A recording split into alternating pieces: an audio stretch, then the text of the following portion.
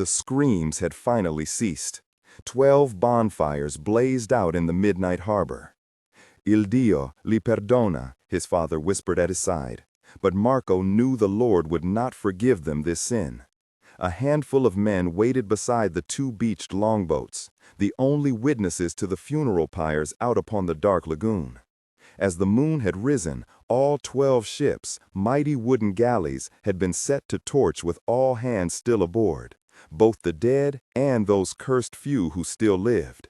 The ship's masts pointed fiery fingers of accusation toward the heavens.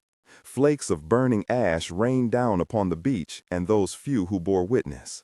The night reeked of burned flesh. 12 ships, his uncle Maceo mumbled, clutching the silver crucifix in one fist. The same number as the Lord's apostles. At least the screams of the tortured had ended. Only the crackle and low roar of the flames reached the sandy shore now. Marco wanted to turn from the sight. Others were not as stout of heart and knelt on the sand, backs to the water, faces as pale as bone. All were stripped naked. Each had searched his neighbor for any sign of the mark. Even the great Khan's princess, who stood behind a screen of sailcloth for modesty, wore only her jeweled headpiece. Marco noted her lithe form through the cloth, lit from behind by the fires. Her maids, naked themselves, had searched their mistress. Her name was Kokajin, the Blue Princess, a maiden of 17, the same age as Marco had been when he started the journey from Venice. The Polos had been assigned by the great Khan to safely deliver her to her betrothed, the Khan of Persia, the grandson of Kublai Khan's brother. That had been in another lifetime. Had it been only 4 months since the first of the galley crew had become sick, showing welts on groin and beneath the arm? The illness spread like burning oil, unmanning the galleys of able men and stranding them here on this island of cannibals and strange beasts. Even now, drums sounded in the dark jungle. But the savages knew better than to approach the encampment, like the wolf shunning diseased sheep, smelling the rot and corruption. The only signs of their encroachment were the skulls, twined through the eye sockets with vines and hung from tree branches, warding against deeper trespass or foraging. The sickness had kept the savages at bay, but no longer. With the cruel fire, the disease was at last vanquished, leaving only this small handful of survivors, those clear of the red welts. 7 nights ago, the remaining sick had been taken in chains to the moored boats, left with water and food. The others remained on shore, wary of any sign among them of fresh affliction. All the while, those banished to the ships called out across the waters, pleading, crying, praying, cursing, and screaming. But the worst was the occasional laughter, bright with madness. Better to have slit their throats with a kind and swift blade, but all fear touching the blood of the sick. So they had been sent to the boats, imprisoned with the dead already there. Then, as the sun sank this night, a strange glow appeared in the water, pooled around the keels of 2 of the boats, spreading like spilled milk upon the still black waters. They had seen the glow before, in the pools and canals beneath the stone towers of the cursed city they had fled. The disease sought to escape its wooden prison. It had left them no choice. The boats, all the galleys, except for the one preserved for their departure, had been torched. Marco's uncle Maceo moved among the remaining men. He waved for them to again cloak their nakedness, but simple cloth and woven wool could not mask their deeper shame.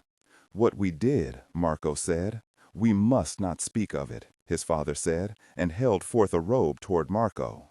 "Breathe a word of pestilence, and all lands will shun us. No port will let us enter their waters. But now we've burned away the last of the disease with a cleansing fire, from our fleet, from the waters. We have only to return home." As Marco slipped the robe over his head, his father noted what the son had drawn earlier in the sand with a stick. With a tightening of his lips, his father quickly ground it away under a heel and stared up at his son, a beseeching look fixed upon his visage. "Never, Marco, never." But the memory could not be so easily ground away. He had served the great Khan, as scholar, emissary, even cartographer, mapping his many conquered kingdoms. His father spoke again. None must ever know what we found. It is cursed. Marco nodded and did not comment on what he had drawn. He only whispered, Città dei Morti.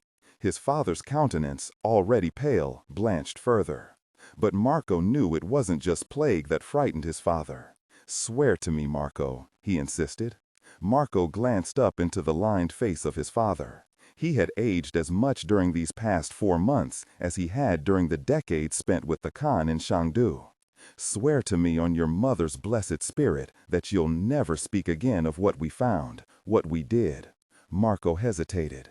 A hand gripped his shoulder, squeezing to the bone. Swear to me, my son, for your own sake. He recognized the terror reflected in his fire-lit eyes, and the pleading. Marco could not refuse. I will keep silent, he finally promised. To my deathbed and beyond. I so swear, father. Marco's uncle finally joined them, overhearing the younger man's oath. We should never have trespassed there, Niccolo, he scolded his brother, but his accusing words were truly intended for Marco. Silence settled between the three, heavy with shared secrets. His uncle was right. Marco pictured the river delta from 4 months back. The black stream had emptied into the sea, fringed by heavy leaf and vine. They had only sought to renew their stores of fresh water while repairs were made to 2 ships. They should never have ventured farther, but Marco had heard stories of a great city beyond the low mountains. And as 10 days were set for repairs, he had ventured with 200 of the Khan's men to climb the low mountains and see what lay behind. From a crest, Marco had spotted a stone tower deep within the forest, thrusting high, brilliant in the dawn's light. It drew him like a beacon, ever curious. Still, the silence as they hiked through the forest toward the tower should have warned him. There had been no drums, like now, no bird calls, no scream of monkeys. The city of the dead had simply waited for them. It was a dreadful mistake to trespass, and it cost them more than just blood. The 3 stared out as the galley smoldered down to the water lines. One of the masts toppled like a felled tree. 2 decades ago, father, son, and uncle had left Italian soil, under the seal of Pope Gregory X, to venture forth into the Mongol lands, all the way to the Khan's palaces and gardens in Chengdu, where they had roosted far too long, like caged partridges. As favorites of the court, the 3 Polos had found themselves trapped, not by chains, but by the Khan's immense and smothering friendship, unable to leave without insulting their benefactor. So at long last, they thought themselves lucky to be returning home to Venice, released from service to the great Kublai Khan, to act as escorts for the Lady Kokajin to her Persian betrothed. Would that their fleet had never left Chengdu. The sun will rise soon, his father said. Let us be gone. It is time we went home. And if we reach those blessed shores, what do we tell Teobaldo? Maceo asked, using the original name of the man, once a friend and advocate of the Polo family, now styled as Pope Gregory X. We don't know he still lives, his father answered. We've been gone so long.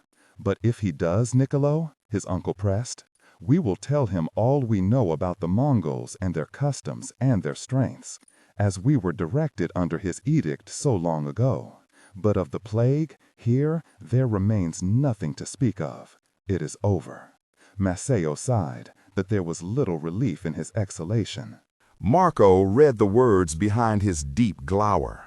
Plague had not claimed all of those who were lost. His father repeated more firmly, as if saying would make it so. It is over. Marco glanced up at the 2 older men, his father and his uncle, framed in fiery ash and smoke against the night sky. It would never be over, not as long as they remembered. Marco glanced to his toes. Though the mark was scuffled off the sand, it burned brightly still behind his eyes. He had stolen a map painted on beaten bark, painted in blood. Temples and spires spread in the jungle, all empty, except for the dead. The ground had been littered with birds, fallen to the stone plazas as if struck out of the skies in flight. Nothing was spared. Men and women and children, oxen and beasts of the field. Even great snakes had hung limp from tree limbs, their flesh boiling from beneath their scales. The only living inhabitants were the ants, of every size and color, teeming across stones and bodies, slowly picking apart the dead. But he was wrong. Something still waited for the sun to fall. Marco shunned those memories. Upon discovering what Marco had stolen from one of the temples, his father had burned the map and spread the ashes into the sea. He did this even before the first man aboard their own ships had become sick. Let it be forgotten, his father had warned then. It has nothing to do with us. Let it be swallowed away by history. Marco would honor his word, his oath. This was one tale he would never speak. Still, he touched one of the marks in the sand. He who had chronicled so much, was it right to destroy such knowledge? If there was another way to preserve it? As if reading Marco's thoughts, his uncle Maceo spoke aloud all their fears. And if the horror should rise again, Niccolo, should someday reach our shores?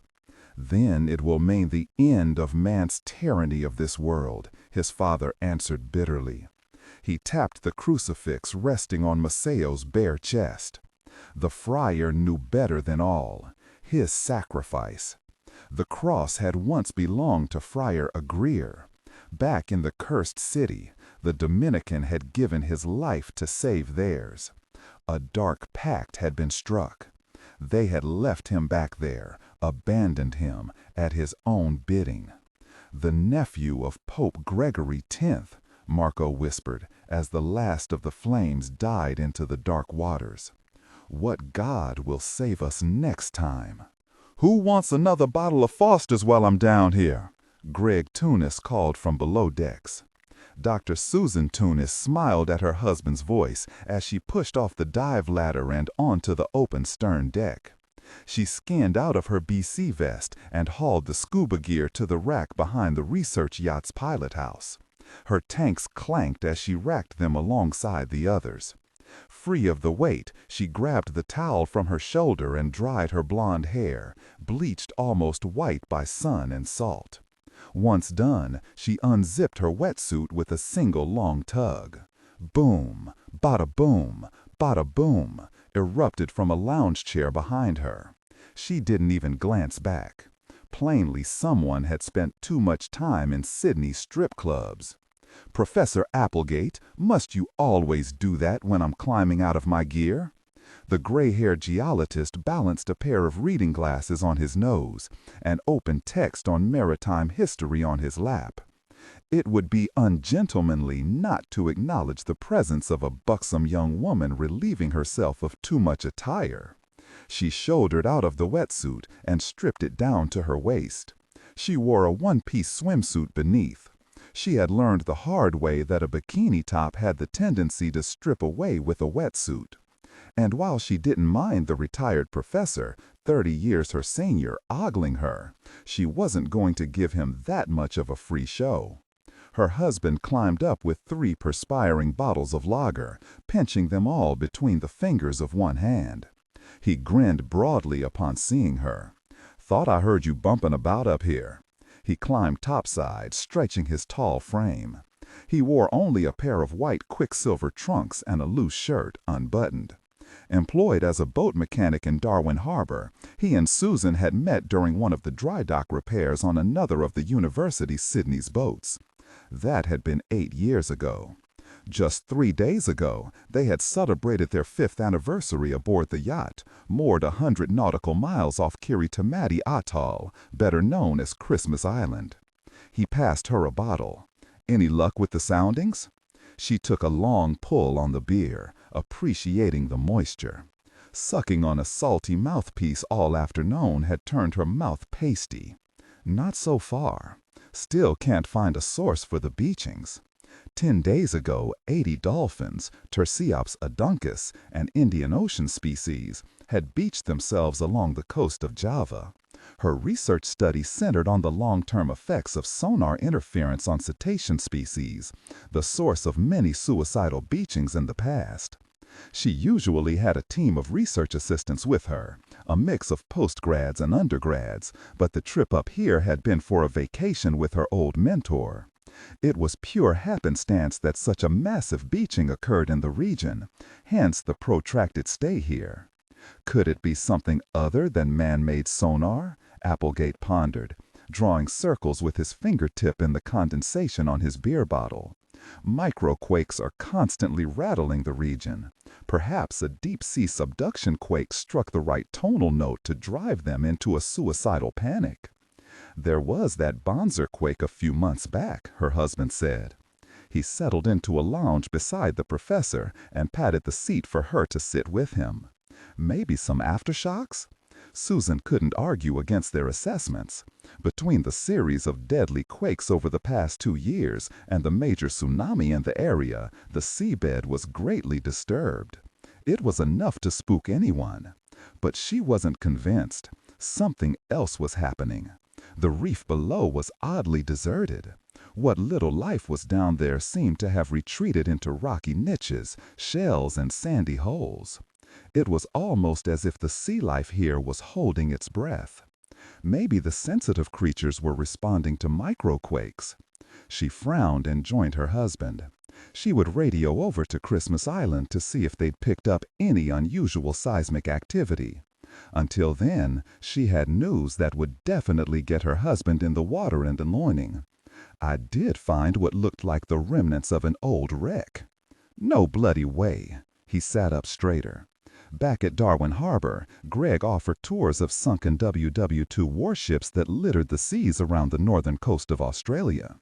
He had an avid interest in such discoveries. Where? She pointed absently behind her, beyond the yacht's far side. About 100 meters starboard of us. A few beams, black and sticking straight out of the sand. Probably shaken free during that last big quake, or perhaps even exposed when the silt had been sucked off of it by the passing tsunami. I didn't have much time to explore. Thought I'd leave it to an expert. She pinched him in the ribs, then leaned back into his chest. As a group, they watched the sun vanish with a last coy wink into the sea. It was their ritual. Barring a storm, they never missed a sunset while at sea. The ship rocked gently. In the far distance, a passing tanker winked a few lights, but they were otherwise alone. A sharp bark startled Susan, causing her to jump. She had not known she was still a bit tense. Apparently the strange, wary behavior of the reef life below had infected her. "Oi, Oscar," the professor called. Only now did Susan notice the lack of their fourth crewmate on the yacht. The dog barked again. The pudgy Queensland heeler belonged to the professor. Getting on in age and a tad arthritic, the dog was usually found sprawled in any patch of sunlight it could find. "I'll see to him," Applegate said. "I'll leave you two lovebirds all cozied up. Besides, I could use a trip to the head. Make a bit more room for another Foster's before I find my bed." The professor gained his feet with a groan and headed toward the bow, intending to circle to the far side, but he stopped, staring off toward the east, toward the darker skies. Oscar barked again. Applegate did not scold him this time. Instead, he called over to Susan and Greg, his voice low and serious. "You should come see this." Susan scooted up and onto her feet. Greg followed. They joined the professor. "Bloody hell," her husband mumbled. "I think you may have found what drove those dolphins out of the seas," Applegate said. To the east, a wide swath of the ocean glowed with a ghostly luminescence, rising and falling with the waves.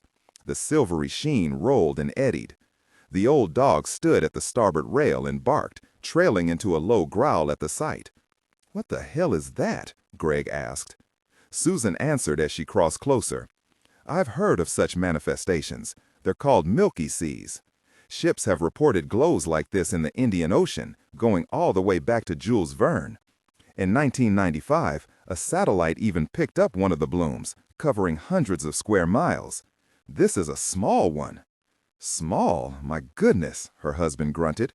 "But what exactly is it? Some type of red tide?" She shook her head. Not exactly. Red tides are algal blooms. These glows are caused by bioluminescent bacteria, probably feeding off algae or some other substrate. There's no danger. But I'd like to. A sudden knock sounded beneath the boat, as if something large had struck it from below. Oscar's barking became more heated. The dog danced back and forth along the rails, trying to poke his head through the posts. All three of them joined the dog and looked below. The glowing edge of the milky sea lapped at the yacht's keel. From the depths below, a large shape rolled into view, belly up, but still squirming, teeth gnashing. It was a massive tiger shark, over 6 meters. The glowing waters frothed over its form, bubbling and turning the milky water into red wine. Susan realized it wasn't water that was bubbling over the shark's belly, but its own flesh, boiling off in wide patches. The horrible sight sank away, but across the milky seas, other shapes rolled to the surface, thrashing or already dead. Porpoises, sea turtles, fish by the hundreds. Applegate took a step away from the rail. It seems these bacteria have found more than just algae to feed on. Greg turned to stare at her. Susan? She could not look away from the deadly vista. Despite the horror, she could not deny a twinge of scientific curiosity. Susan? She finally turned to him, slightly irritated. You were diving, he explained, and pointed. In that water. All day. So, we were all in the water at least sometime. Even Oscar did some dog paddling. Her husband would not meet her gaze. He remained focused on where she was scratching her forearm. The wetsuit sometimes chafed her limbs, but the worry in his tight face drew her attention to her forearm. Her skin was pebbled in a severe rash, made worse by her scratching. As she stared, bruising red welts bloomed on her skin. Susan? She gaped in disbelief. Dear God! But she also knew the horrible truth. It's in me.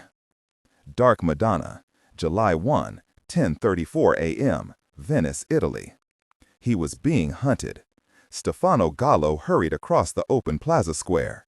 The morning sun already baked the stones of the piazza, and the usual throng of tourists sought shady spots or crowded the gelato shop that lay within the shadow of St. Mark's Basilica. But this, most lofty of all of Venice's landmarks, with its towering Byzantine facade, massive bronze horses, and domed cupolas, was not his goal. Not even such a blessed sanctuary could offer him protection. There was only one hope. His steps became more rushed as he passed by the basilica. The piazza's pigeons scattered from his path as he stumbled through them, heedless of their flapping flight. He was beyond stealth. He had already been discovered. He had spotted the young Egyptian with the black eyes and trimmed beard as he'd entered the far side of the square. Their gazes had locked. The man was now dressed in a dark suit that flowed like oil from his wide, sharp shoulders. The first time the man had approached Stefano, he had claimed to be an archaeology student out of Budapest, representing an old friend and colleague from the University of Athens. The Egyptian had come to the Museo Archeologico searching for a specific bit of antiquity, a minor treasure, an obelisk from his country. The Egyptian, financed by his government, wished it returned to his homeland. He had come with a sizable payment, bonded cashier notes. Stefano, one of the museum's curators, was not above accepting such a bribe. His wife's escalating medical bills threatened to evict them from their small apartment. To collect such secret payment was not untoward. For the past 2 decades, the Egyptian government had been buying back national treasures out of private collections and pressuring museums to return what rightfully belonged in Egypt. So Stefano had agreed, promising at first to deliver it up. What was one small, nondescript stone obelisk? The object had remained crated for almost a full century according to the manifest, and its terse description probably explained why. Unmarked marble obelisk, excavated in Tanis, dated to the late dynastic period, 26th dynasty, 615 BC. There was nothing unusual or particularly intriguing unless one looked closer, followed its trail of provenance. It had come out of a collection that graced one of the Musei Vaticani in Rome, the Gregorian Egyptian Museum. How it ended up in the vaults here in Venice was unknown. Then, yesterday morning, Stefano had received a newspaper clipping sent by private courier in an envelope with a single symbol stamped into a wax seal, the Greek letter sigma. He still did not understand the significance of the seal, but he did understand the import of the enclosed clipping. A single article, dated 3 days prior, reported news of a man's body found on an Aegean beach, his throat slashed, his body bloated and nested with feasting eels. An especially fierce storm surge had returned the body from its watery grave.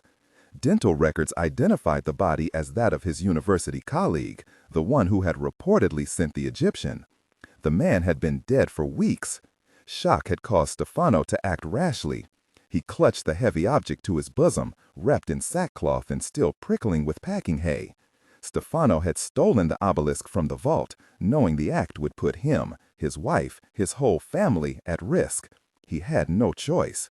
Along with the dire article, the sealed envelope had contained a single message, unsigned, but plainly scrawled in a hurry, in a woman's hand, a warning. What the note contended seemed impossible, incredible, but he had tested the claim himself. It had proved true. Tears threatened as he ran. A sob choked his throat. No choice. The obelisk must not fall into the hands of the Egyptian. Still, it was a burden he refused to shoulder any longer than necessary. His wife, his daughter. He pictured the bloated body of his colleague. Would the same befall his family? Oh, Maria, what have I done? There was only one who could take this burden from him. The one who had sent the envelope, a warning sealed with a Greek letter.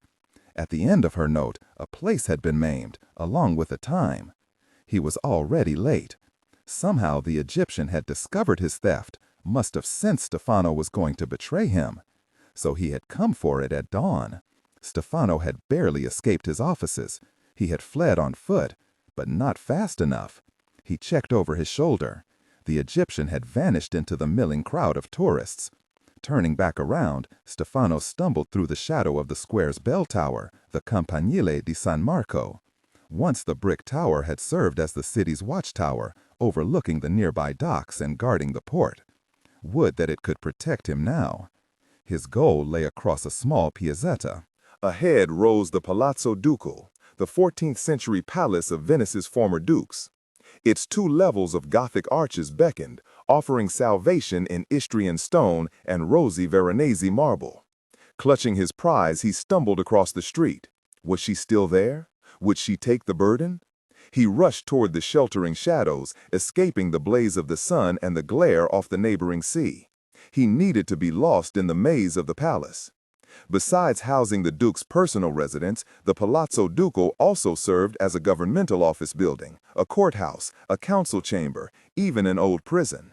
A newer prison rose across the canal behind the palace, connected by an arched bridge, the infamous Bridge of Sighs, over which Casanova had once made his escape, the only prisoner ever to break out of the palace's cells. As Stefano ducked under the overhanging stretch of loggia, he prayed to the ghost of Casanova to protect his own flight. He even allowed himself a small breath of relief as he sank into the shadows. He knew the palace well. It was easy to get lost in its maze of corridors, a ready place for a clandestine rendezvous. Or so he placed his faith. He entered the palace through the western archway, flowing in with a few tourists. Ahead opened the palace's courtyard, with its 2 ancient wells and the magnificent marble staircase, the Scala dei Giganti, the giant stairs. Stefano skirted the courtyard, avoiding the sun now that he had escaped it. He pushed through a small private door and followed a series of administrative rooms. They ended at the old inquisitor's office, where many poor souls had suffered interrogations of the most pained and brutal sort. Not stopping, Stefano continued into the neighboring stone torture chamber. A door slammed somewhere behind him, causing him to jump. He clutched his prize even tighter. The instructions had been specific. Taking a narrow back stairway, he wended down into the palace's deepest dungeons, the pozzi, or whales. It was here the most notorious prisoners had been held. It was also where he was to make his rendezvous. Stefano pictured the Greek sigil. What did it mean? He entered the dank hall, broken by black stone cells, too low for a prisoner to stand erect. Here the imprisoned froze during winter or died of thirst during the long Venetian summers, many forgotten by all except the rats. Stefano clicked on a small pin light. This lowest level of the Pozzi appeared deserted. As he continued deeper, Stefano's steps echoed off the stone walls, sounding like someone following him. His chest squeezed with the fear. He slowed. Was he too late? He found himself holding his breath, suddenly wishing for the sunlight he had fled. He stopped, a tremble quaking through him. As if sensing his hesitation, a light flared, coming from the last cell. "Who?" he asked. "Qui est là?" A scrape of heel on stone, followed by a soft voice, in Italian, accented subtly. "I sent you the note, Signore Gallo." A lithe figure stepped out into the corridor, a small flashlight in her hand. The glare made it hard to discern her features, even when she lowered her flashlight. She was dressed all in black leather, hugging tight to hips and breast. Her features were further obscured by a headscarf, wrapped in a Bedouin style, obscuring her features fully, except her eyes that reflected a glint of her light. She moved with an unhurried grace that helped calm the thudding of his heart. She appeared out of the shadows like some dark Madonna. "You have the artifact?" she asked. I do," he stammered, and took a step toward her. He held out the obelisk, letting the sackcloth fall away. "I want nothing more to do with it. You said you could take it somewhere safe. I can." She motioned for him to set it down on the floor. He crouched and rested the Egyptian stone spire on the floor, glad to be rid of it. The obelisk, carved of black marble, rose from a square base, 10 centimeters per side, and tapered to a pyramidal point 40 centimeters tall. The woman crouched across from him, balancing on the toes of her black boots. She ran her light over its drab surface. The marble was badly chipped, poorly preserved. A long crack jagged through it. It was plain why it had been forgotten. Still, blood had been spilled for it, and he knew why. She reached across to Stefano and pushed his penlight down. With a flick of her thumb, she switched on her flashlight. The white light dimmed to a rich purple. Every bit of dust on his slacks lit up. The white stripes of his shirt blazed. Ultraviolet. The glow bathed the obelisk. Stefano had done the same earlier, testing the woman's claim and witnessing the miracle for himself. He leaned closer with her now, examining the 4 sides of the obelisk. The surfaces were no longer blank. Lines of script glowed in blue-white sigils down all 4 sides. It was not hieroglyphics. It was a language that predated the ancient Egyptians. Stefano couldn't keep the awe from his voice. Could it truly be the writing of the... Behind him, whispered words echoed down from the floor above. A skitter of loose rock trickled down the back stairs.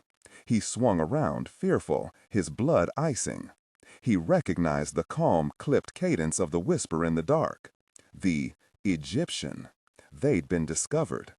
Perhaps sensing the same, the woman clicked off her lamp, dousing the violet light. Darkness collapsed around them. Stefano lifted his penlight, seeking some hope in the face of this dark Madonna. Instead, he discovered a black pistol, elongated with a silencer, aimed at his face, held in the woman's other hand. He understood and despaired. Fooled yet again. "Grazie, Stefano." Between the sharp cough and the spat of muzzle flash, only one thought squeezed through the fatal gap. "Maria, forgive me." July 3, 1:16 p.m., Vatican City.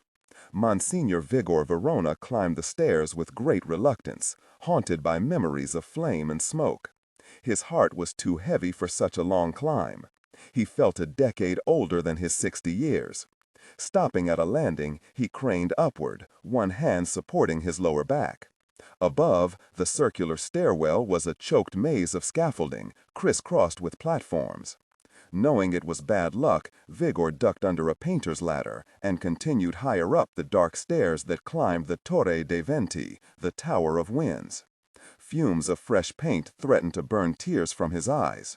But other smells also intruded, phantoms from a past he preferred to forget. Charred flesh, acrid smoke, burning ash. 2 years ago, an explosion and fire had ignited the tower into a blazing torch within the heart of the Vatican. But after much work, the tower was returning to its former glory. Vigor had looked forward to next month, when the tower would be reopened, the ribbon cut by His Eminence himself. But mostly, he looked forward to finally putting the past to rest. Even the famous Meridian Room at the very top of the tower, where Galileo had sought to prove that the Earth revolves around the Sun, was almost fully restored. It had taken 18 months, under the care and expertise of a score of artisans and art historians, to painstakingly reclaim the room's frescoes from soot and ash. Would that all could be so recovered with brush and paint. As the new prefect of the Archivio Secreto Vaticano, Vigor knew how much of the Vatican's secret archives had been lost forever to flame, smoke, and water. Thousands of ancient books, illuminated texts, and archival registrale, leather-bound packets of parchments and papers. Over the past century, the rooms of the tower had served as overflow from the Carbonile, the main bunker of the archives far below. Now, sadly, the library had much more room. Prefetto Verona. Vigor startled back to the present, almost wincing, hearing an echo of another's voice. But it was only his assistant, a young seminary student named Claudio, calling down from the top of the stairs.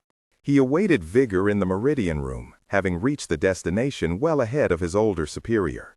The young man held back a drape of clear plastic tarp that separated the stair from the upper room.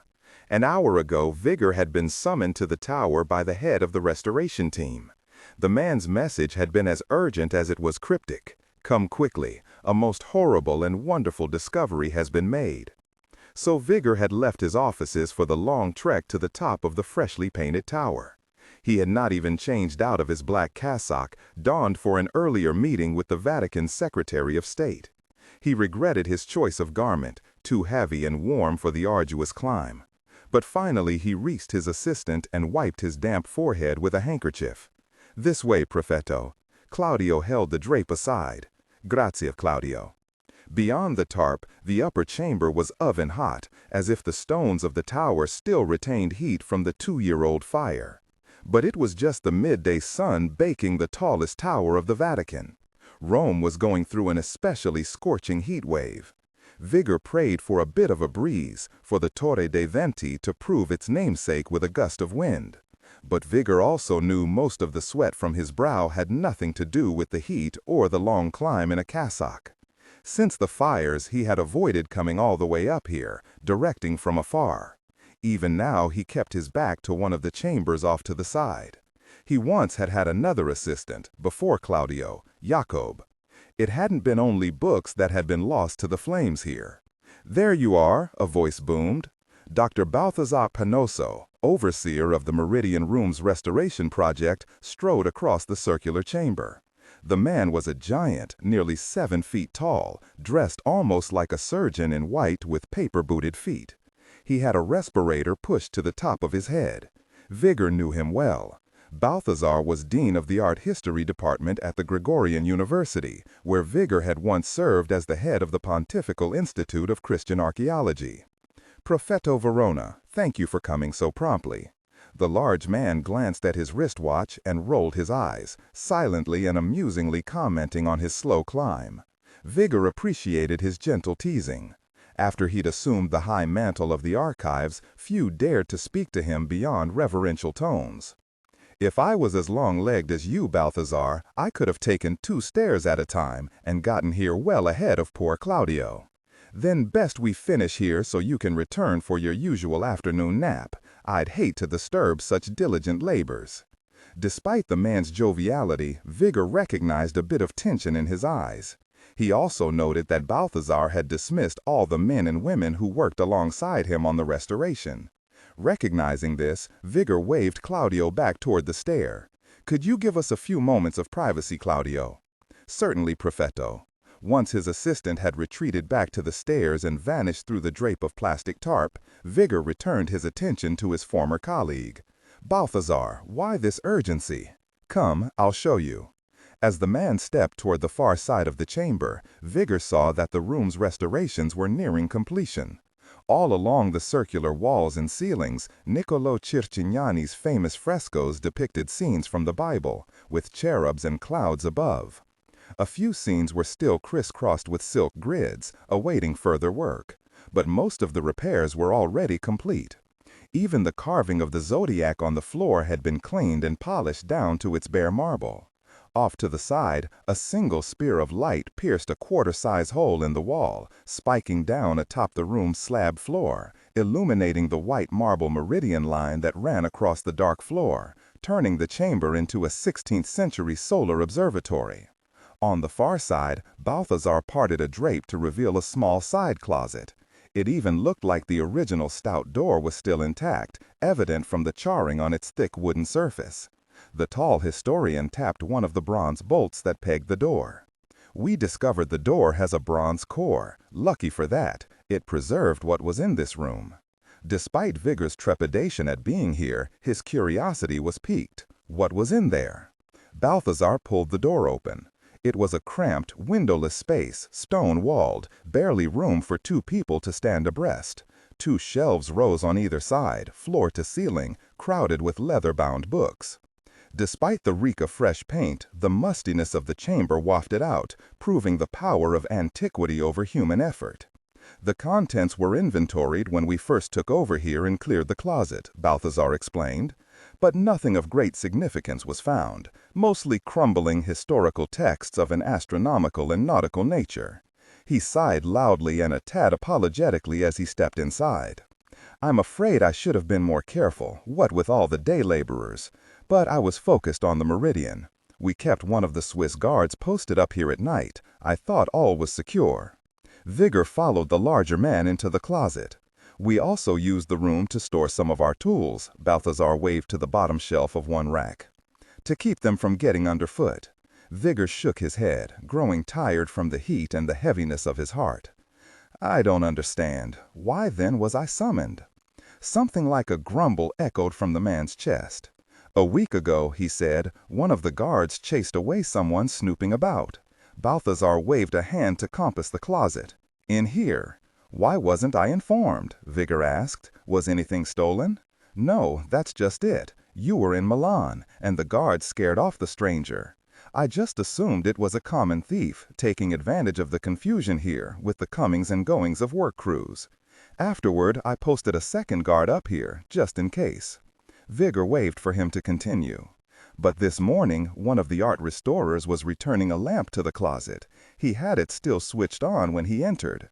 Balthazar reached behind Vigor and shut the door closed, shutting out the light from the other room. He then clicked on a small hand lamp. It bathed the room in purple, lighting up his white coveralls. We use ultraviolet light during art restoration projects. It can help bring forth details the naked eye can miss. Balthazar pointed to the marble floor. But Vigor had already noted what had appeared under the lamp's glow. A shape, painted crudely, shone on the center of the floor. A curled dragon, nearly turned upon its own tail. Vigor's breath choked in his throat. He even stumbled back a step, trapped between horror and disbelief. His ears roared with the memory of blood and screams. Balthazar placed a hand on his shoulder, steadying him. Are you all right? Maybe I should have better prepared you. Vigor stepped out of the man's grip. I'm fine. To prove this, he knelt closer to inspect the glowing mark, a mark he knew too well. The sigil of Ordinus Draconis, the Imperial Royal Dragon Court.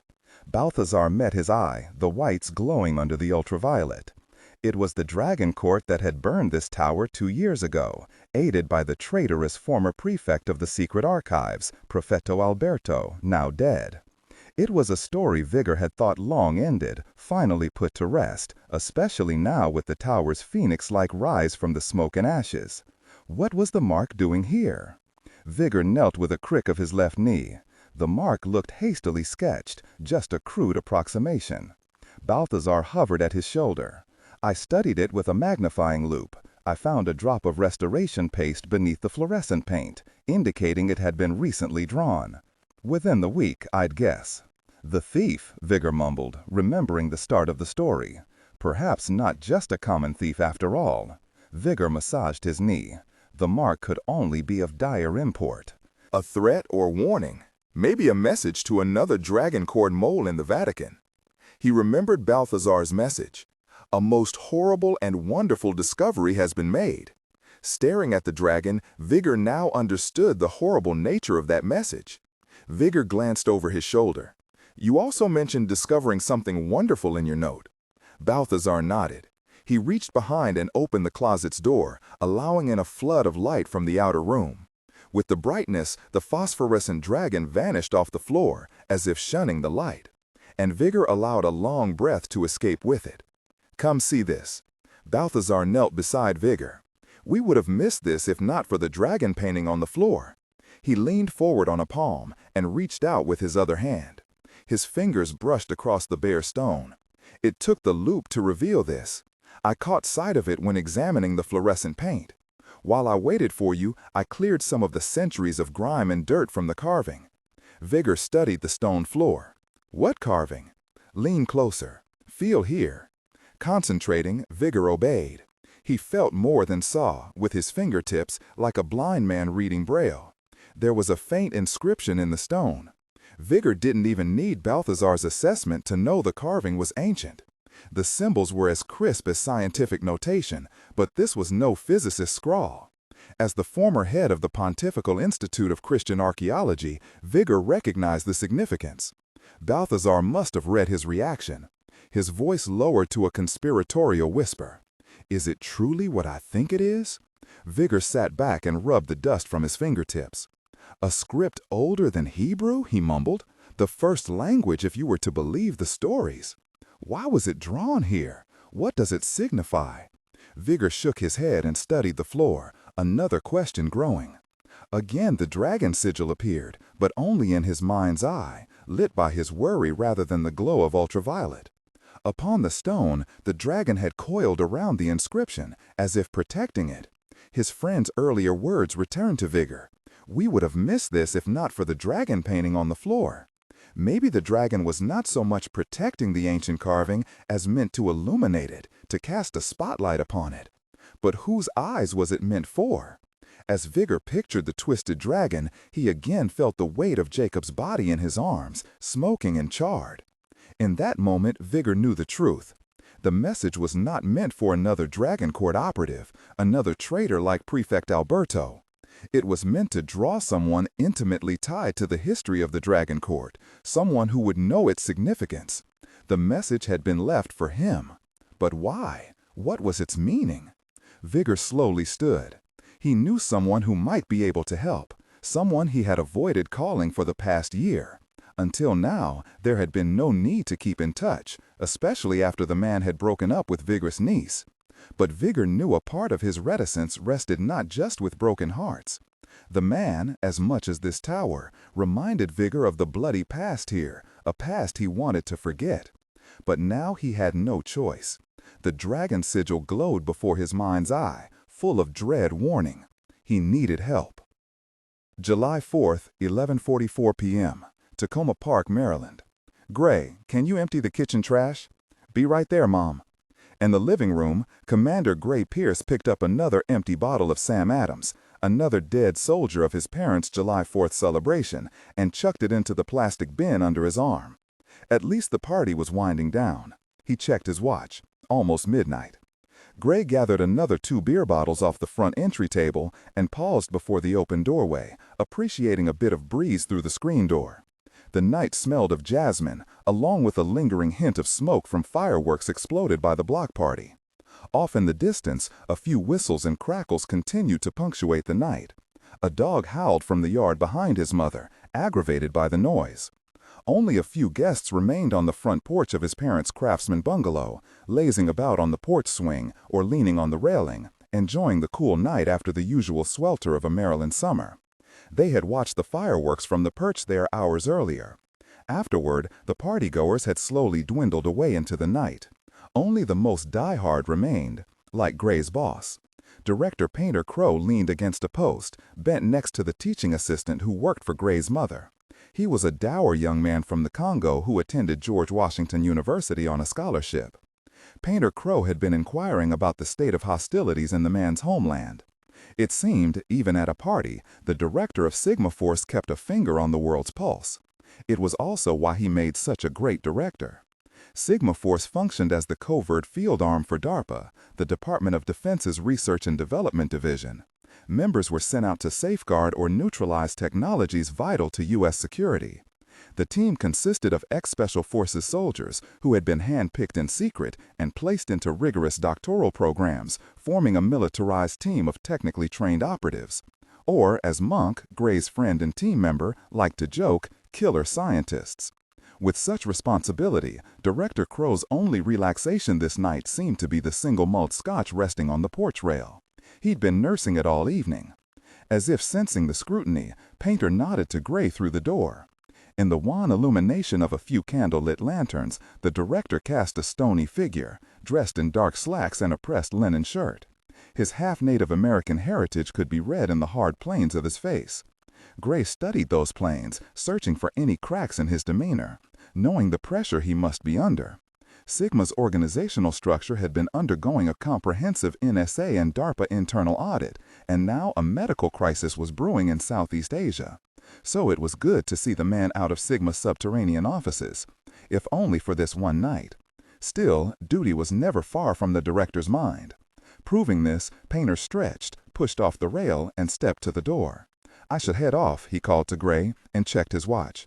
"Thought I'd stop by the office and check to see if Lisa and Monk have arrived safely." The pair of scientists, Drs. Lisa Cummings and Monk Kokales, had been sent to investigate a medical crisis among the Indonesian islands. The pair, traveling as adjuncts to the World Health Organization, had left this morning. Gray pushed through the swinging screen door and shook his boss's hand. He knew Painter's interest in the pair's itinerary stretched beyond his role as field ops director. He read the worry of a man in love. "I'm sure Lisa is fine," Gray assured him, knowing Lisa and Painter had barely been apart of late. That is, as long as she packed her earplugs. Monk's snoring could rattle the engine off a jet's wing. "And, speaking of the one-man bugle corps, if you hear any news, you'll let Kat know." Painter raised a hand. "She's already buzzed my BlackBerry twice this evening, checking if I'd heard any word." He downed his scotch. "I'll call her immediately once I hear."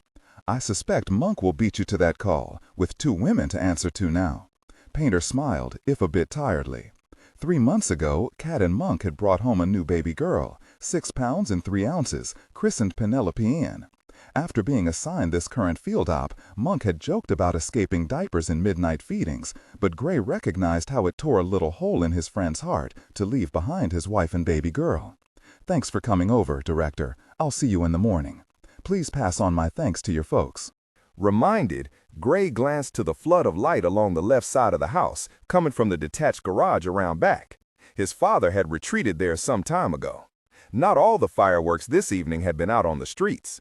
Lately, his father was finding social situations more and more difficult as his Alzheimer's progressed, forgetting names, repeating questions already answered.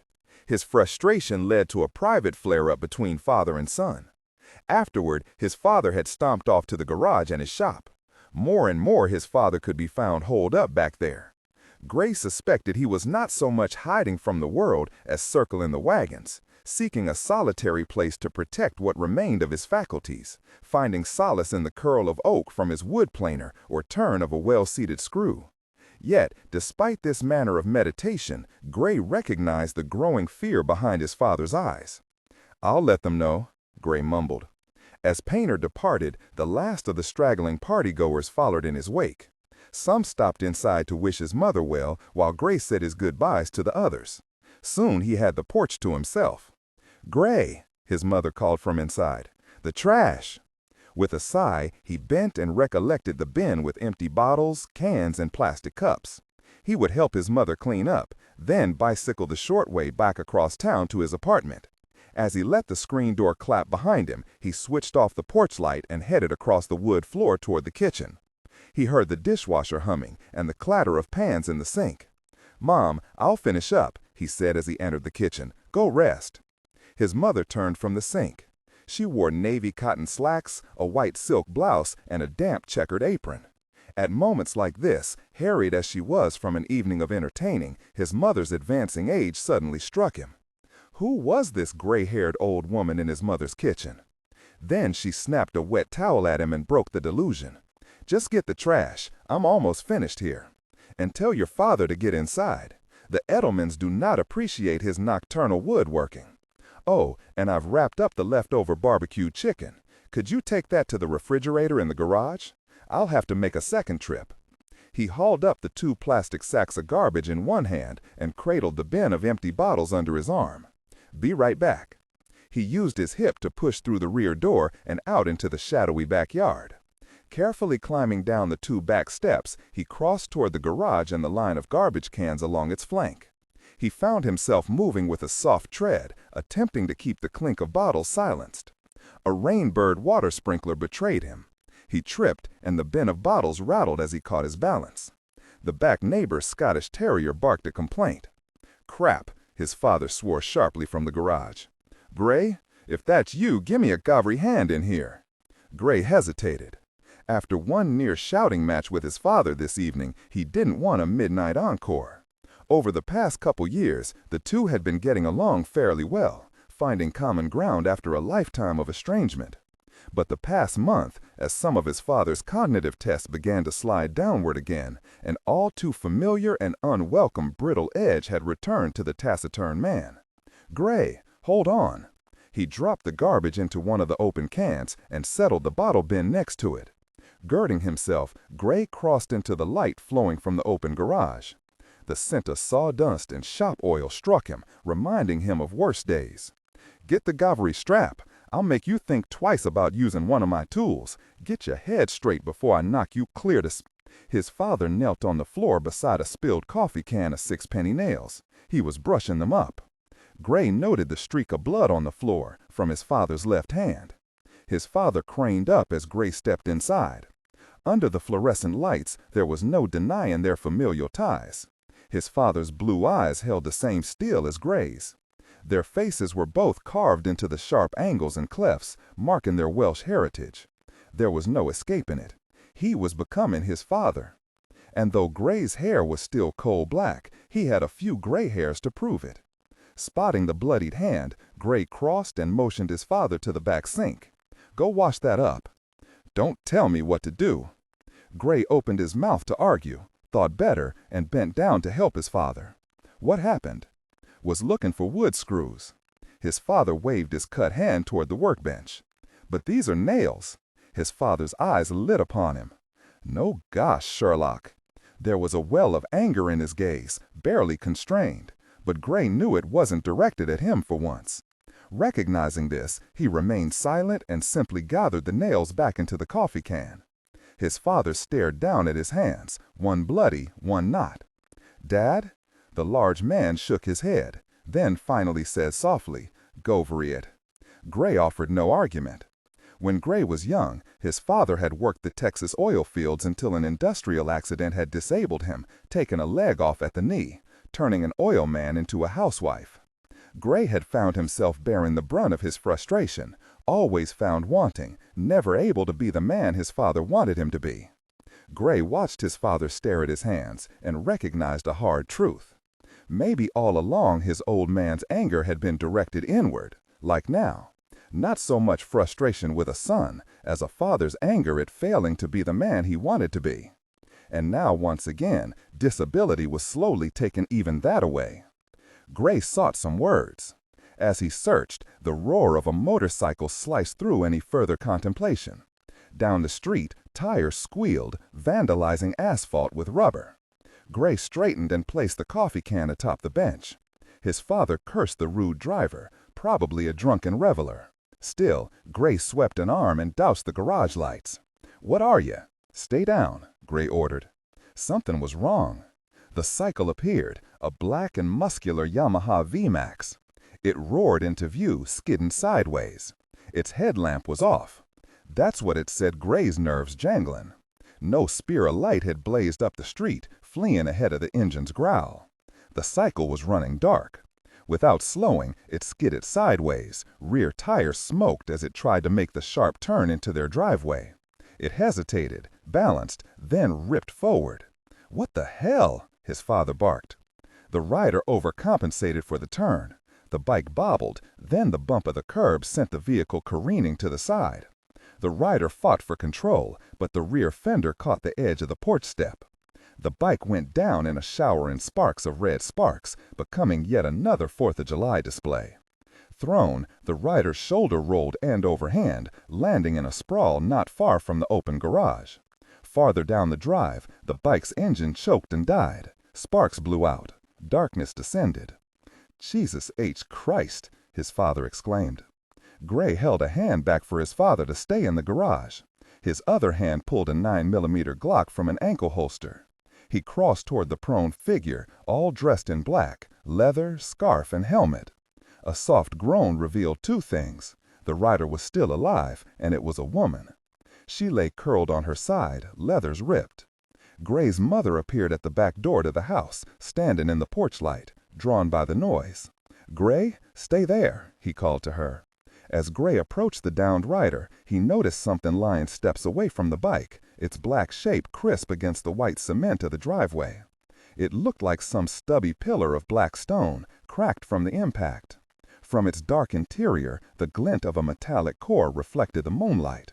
But it was the glint of another bit of silver that caught his eye as he stepped to the rider's side. A small pendant around the woman's neck. In the shape of a dragon, Gray recognized it immediately. He wore the same around his own neck, a gift from an old enemy, a warning and a promise when next their paths crossed. His grip on his pistol tightened. She rolled from her shoulder to her back with another small groan. Blood streamed across the white cement, a black river forging toward the mowed back lawn. Gray recognized a raw exit wound, shot from behind. A hand reached up and pulled back the helmet. A familiar face, tight with agony, stared up at him, framed in black hair. Tan skin and almond eyes revealed her Eurasian descent and her identity. "Sei-chan," he said. A hand reached to him, scrabbling. "Commander Pierce, help me." He heard the pain in her words, but also something he thought he'd never hear from this cold enemy. Terror. Bloody Christmas. Just another lazy day at the beach. Monk Cockalis followed his guide along the narrow strand. Both men wore identical Bio-3 contamination suits. Not the best choice of apparel for strolling along a tropical beach. Under his suit, Monk had stripped to a pair of boxer trunks. Still, he felt overdressed as he slowly baked inside the sealed plastic. Shading his eyes against the midday glare, he stared out at the nearby horror. The western bay of Christmas Island frothed and churned with the dead, as if hell itself had washed up out of the deep. Mounds of fish carcasses marked last night's high tide. Larger hillocks of shark, dolphin, turtle, even a pygmy whale dotted the beach, though it remained hard to tell where one began and the other ended. Flesh and scale melted into a reeking mass of bone and rotting tissue. There were also scores of seabirds, contorted and dead, on the beach and in the water, perhaps attracted by the slaughter only to succumb to the same poisoning.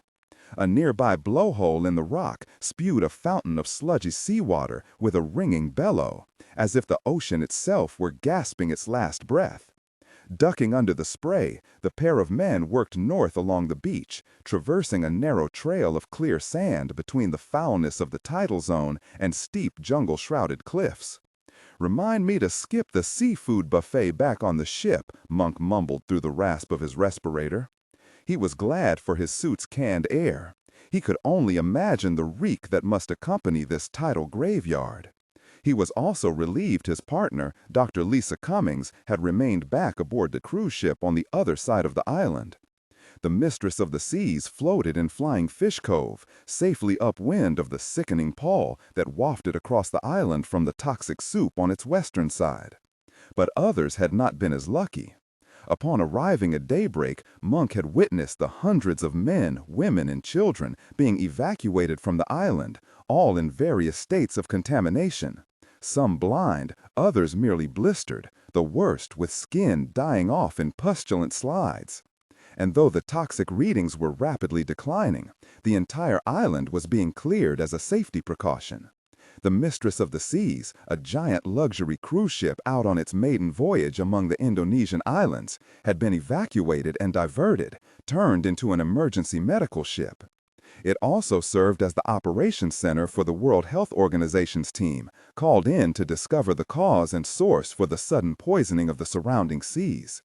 It was also why Monk was out here this morning, seeking some answers in the aftermath of the tragedy. Back aboard the ship, Lisa's skill as a medical doctor was being put to hard use, while Monk's training had him tromping through this cesspool. Because of his expertise in forensics, medical and biological, he had been handpicked for this particular Sigma assignment. The op had been classified as low risk, survey only, an operation to ease him back after taking 3 months off for family leave. He shied away from that last thought. He didn't want to think of his little baby girl while slogging through the filth here. Still, it couldn't be helped. He flashed back to Penelope's blue eyes, pudding cheeks, an impossible corona of blonde hair, so unlike her father's shaved head and craggy features. How could something so beautiful share his genes? Then again, his wife may have stacked the deck in that department.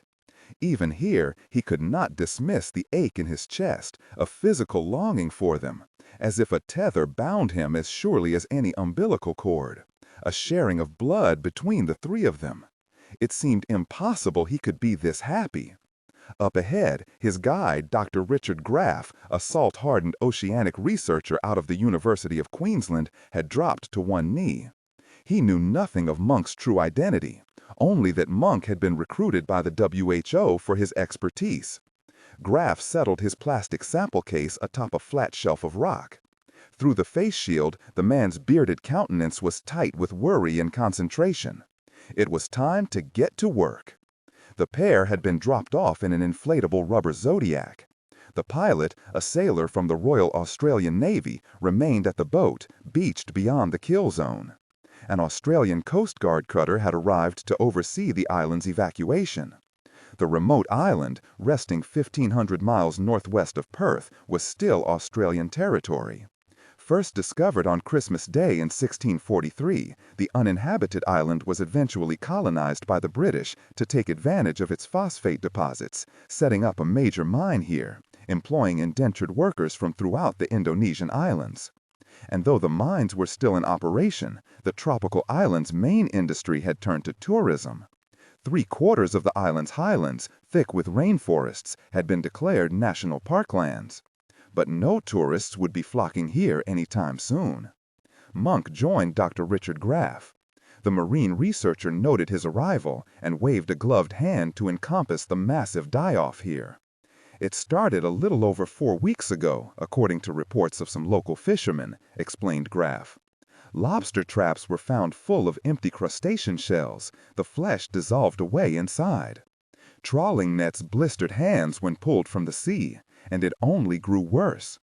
What do you think happened here? A toxic spill of some sort? No doubt it was a toxic assault, but it was no spill. The scientist unfolded a black collection bag, emblazoned with a hazardous chemical warning, then pointed to the nearby surf. The waters frothed with a foamy yellowish slurry, a poisonous stew thick with meat and bones. He waved an arm. That is all Mother Nature's handiwork. What do you mean? You're looking at slime mold, mate. Composed of cyanobacteria, an ancient predecessor of the modern bacterium and algae. 3 billion years ago, such slime flourished throughout the world's oceans. And now it's on the rise again. It was why I was called in here. Such organisms are my primary area of expertise.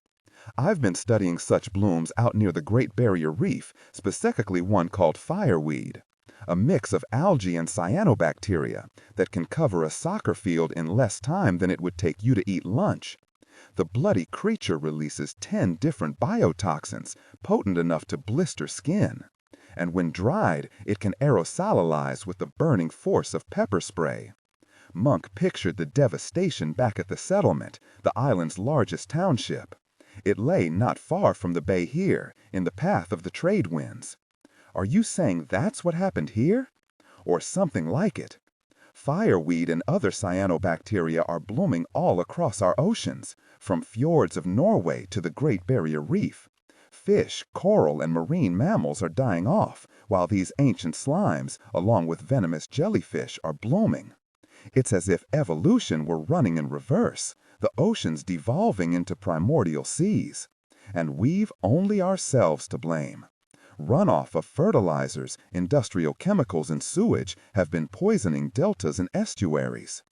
Overfishing of the past 50 years has driven the population of large fish down by 90%. And climate change is acidifying and warming the waters, lessening its ability to hold oxygen, suffocating marine life. We are rapidly killing the seas beyond the ability to heal. With a shake of his head, he stared out at the dead pool. In its wake, we are seeing the return of seas from 100 million years ago, teeming with bacteria, toxic algae, and venomous jellyfish. Such dead spots are found all around the world.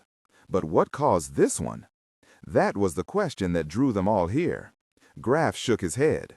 A new, unidentified slime mold, something we haven't seen yet. And that's what scares me.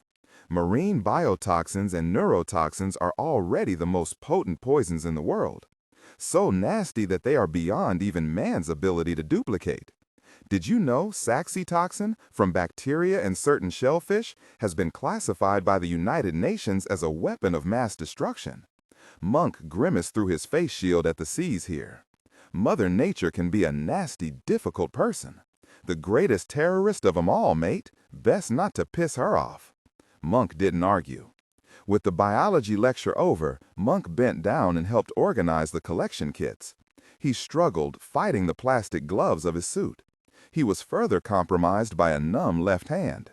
Maimed after a previous mission, he now wore a 5-fingered prosthesis, state-of-the-art, chocked full of the latest in DARPA gadgetry. But synthetics and bioelectronics were not flesh. He cursed a bit as he fumbled a syringe into the sand. Careful with that, Graf warned. I don't think you want to puncture your suit, not out here. Though the toxic readings are receding, we'd best be cautious. Monk sighed. He would be glad to be out of this monkey suit, back aboard the ship, back to his own suite.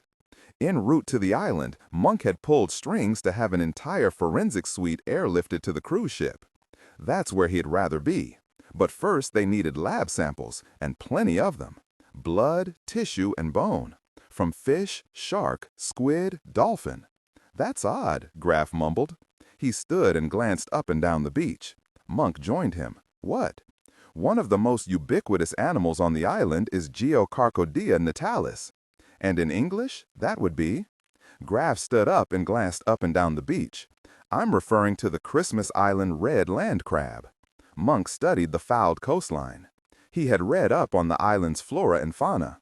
The terrestrial red crab was the star of the island, growing to the size of dinner plates. Their annual migration was one of the wonders of the natural world.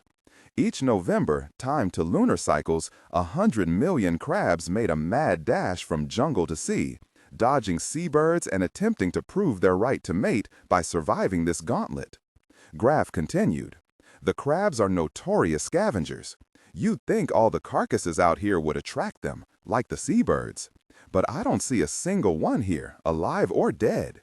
Maybe they sensed the toxin and kept to their jungles.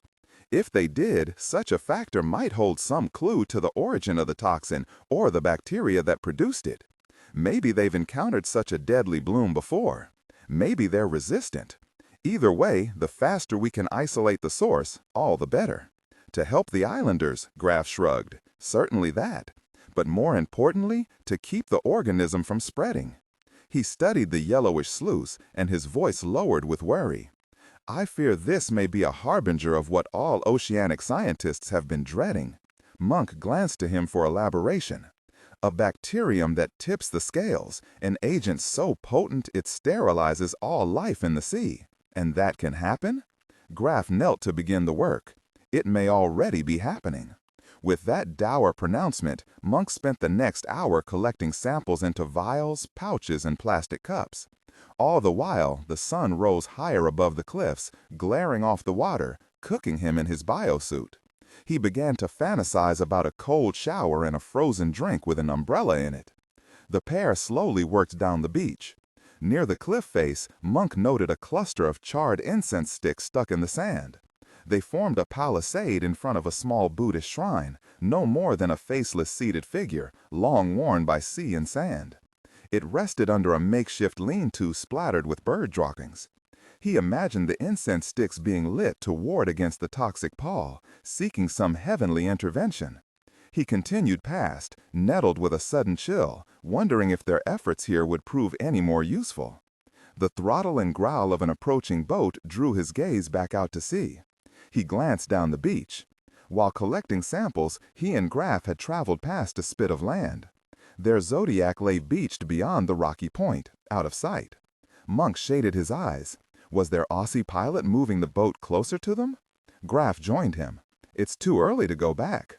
The spat of rifle fire echoed over the water as a blue-hulled, scarred speedboat shot around the point. Monk spotted 7 men in the rear, their heads wrapped in scarves. Sun glinted off assault rifles. Graff gasped, backing into him. Pirates? Monk shook his head. Oh, that's just great. The boat turned toward them and skimmed through the chop.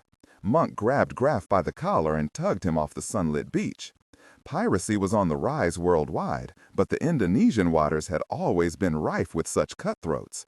The many islands and small atolls, the 1,000 secret ports, the thick jungles, all of it created the perfect breeding ground.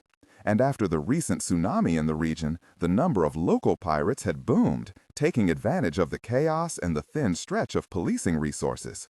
It seemed this current tragedy proved no different. Desperate times bred desperate men. But who was desperate enough to risk these waters? Monk noted the gunmen were wrapped from head to toe in their own makeshift biosuits. Had they heard the toxic levels were dropping here and decided to risk an assault? As Monk retreated from the water's edge, he glanced in the direction of their beached boat. Among the islands, their Zodiac boat would fetch a pretty penny on the black market, not to mention all their expensive research equipment. Monk also noted the lack of return fire by their Zodiac's pilot. Caught by surprise, the Australian sailor must have been taken out in the first assault. He also had their only radio. Cut off, they were on their own. Monk pictured Lisa aboard the cruise ship. The Australian Coast Guard cutter patrolled the waters around the tiny port. At least she should be safe. Unlike them. Cliffs cut off any retreat. To either side, empty beaches stretched. Monk dragged Graff behind a tumbled boulder, the only shelter. The speedboat aimed toward them. Gunfire chattered, pocking the sand in an arrow toward their hiding place. Monk pulled them lower. So much for that lazy day at the beach. 11:42 a.m. Dr. Lisa Cummings smeared the anesthetic cream across the back of the crying girl. Her mother held her hand. The woman was Malaysian and spoke in soft whispers, her almond eyes pinched and wary. The combination of lidocaine and prilocaine quickly soothed the burn across the child's back, dissolving the girl's pained cries into sobs and tears. She should be fine, Lisa said, knowing the mother was employed as a waitress at one of the local hotels and spoke English. Make sure she takes the antibiotics 3 times a day. The woman bowed her head. Terima kasih. Thank you. Lisa nodded her toward a group of men and women in blue and white uniforms, the staff of the Mistress of the Seas. One of the crew will find a cabin for you and your daughter. Another bow of her head, but Lisa was already turning away, stripping off her gloves with a snap. The dining room on the Lido deck of the Mistress of the Seas had become the major triage point for the entire ship. Each evacuee from the island was examined and divided into critical and non-critical cases. Lisa, with the least experience in crisis medicine, had been assigned to first aid. To assist her, she was given a nursing student from Sydney, a skinny young man of Indian descent named Jespal, a volunteer from the WHO medical staff. They made an odd couple, one blonde and pale, the other dark-haired and coffee-skinned. But they operated like an experienced team. Jesse, how are we doing on the cephalexin? Should last, Dr. Lisa. He shook the large bottle of antibiotics with one hand while filling out paperwork with the other. The young man knew how to multitask. Snugging the green scrub pants higher on her hips, Lisa glanced around her. No one waited for immediate care. The rest of the dining room remained in a state of subdued chaos, punctuated by cries and occasional shouts, but for the moment their station was an island of calm. I think the bulk of the islanders have been evacuated, Jesse said. I heard the last 2 tenders from the docks arrived only half full. I think we're seeing the dribs and drabs from the smaller outlying villages. Thank God for that. She had treated over 150 patients during the course of the interminable morning. Cases of burns, blisters, racking coughs, dysentery, nausea, a wrist sprain from a fall at the docks. Yet she had only seen a fraction of all the cases. The cruise ship had arrived at the island last night, and the evacuation had been well underway by the time she arrived at daybreak, flown in by helicopter. It required her to hit the ground running. The tiny, remote island had held over 2,000 inhabitants. Though quarters were tight, the ship should accommodate the entire population, especially as the number of dead had tragically climbed past 400 and was still rising. She stood for a moment, hugging her arms around herself, wishing it were Painter's strong arms instead, embracing her from behind, his cheek rough with stubble at her neck. She closed her eyes, tired. Even though he was absent, she borrowed a bit of his steel. While laboring, case after case, it had been easy to turn clinical, to detach, to simply treat and move on. But now, in this moment of calm, the enormity of the disaster struck her. Over the past 2 weeks, the illnesses here had started small, a few burns from immediate exposure. Then, in just 2 days, the seas had churned up a toxic cloud, erupting in a final volcanic expulsion of blistering gas that killed 1/5 of the population and injured the rest. And though the toxic cloud had blown itself out, secondary illnesses and infections had begun afflicting the sick: flus, burning fevers, meningitis, blindness. The rapidity was disturbing. The entire third deck had been designated a quarantine area. What was she doing here? When this medical crisis first arose, Lisa had petitioned Painter for this assignment, stating her case. Besides her medical degree, she held a PhD in human physiology, but more importantly, she had extensive field experience, especially in marine sciences. She had labored for half a decade aboard a salvage ship, the Deep Fathom, doing physiological research. So she had a sound argument for her inclusion here. But it was not the only one. For the past year, Lisa had been landbound in Washington and found herself slowly being consumed by Painter's life. And while a part of her enjoyed the intimacy, the two becoming one, she also knew she needed this chance away, both for herself and for her relationship. A bit of distance to evaluate her life, out of Painter's shadow. But maybe this was too much distance. A sharp scream drew her attention toward the double doors into the dining room. 2 sailors hauled in a man atop a stretcher. He writhed and cried, skin weeping, red as a lobster shell. It looked as if his entire body had been parboiled. His bearers rushed him toward the critical care station. Reflexively, she ran the treatment through her head, going clinical again. Diazepam and a morphine drip. Still, deeper inside, she knew the truth. They all did. The suffering man's treatment would be merely palliative, to make him comfortable. The man on the stretcher was already dead. "Here comes trouble," Jessie mumbled behind her. Lisa turned and spotted Dr. Gene Lindholm striding toward her, an ostrich of a man, all legs and neck with a shock of feathered white hair. The head of the WHO team nodded at her, indicating she was indeed his target. What now? She didn't particularly care for the Harvard-trained clinician. He came with an ego to match. Upon arriving, rather than helping here, he had sequestered himself with the owner of the cruise line, maverick Australian billionaire Ryder Blunt. The billionaire, notorious for his hands-on approach to business, had been aboard the ship for its maiden cruise. And while he could have left when the ship was commandeered, the billionaire had remained on site, turning the rescue event into a marketing opportunity, and Lindholm cooperated. However, such cooperation did not extend to Monk and Lisa. The WHO leader resented the strings that were pulled to include the pair on his team. But he'd had no choice but to acquiesce. Still, that didn't mean he had to be pleasant about it. "Dr. Cummings, I'm glad to find you here idling with nothing to do." Lisa bit back a retort. Jessie snorted. Lindholm glanced to the nursing student as if he'd been unaware of the man's presence, then just as quickly dismissed him and returned his focus to Lisa. I was instructed to include you and your partner in any findings related to the epidemiology for this disaster. And as Dr. Kokalis is out in the field, I thought I should bring this to your attention. He thrust out a thick medical folder. She recognized the logo for the small hospital that served Christmas Island. Staffed with only on-call doctors and a pair of full-time nurses, the hospital had been quickly swamped, requiring the more severe cases to be airlifted to Perth. But that became impractical after the full brunt of the biological meltdown struck the island. Once the cruise ship had arrived, the hospital had been the first to be evacuated. Lisa flipped open the folder and saw the patient's name listed as John Doe. She quickly scanned the history, the little that there was. The patient, a man in his late 60s, had been found 5 weeks ago wandering naked through the rainforest, clearly suffering from dementia and exposure. He could not speak and was severely dehydrated. He subsequently slipped into an infantile state, unable to care for himself, eating only if fed by hand.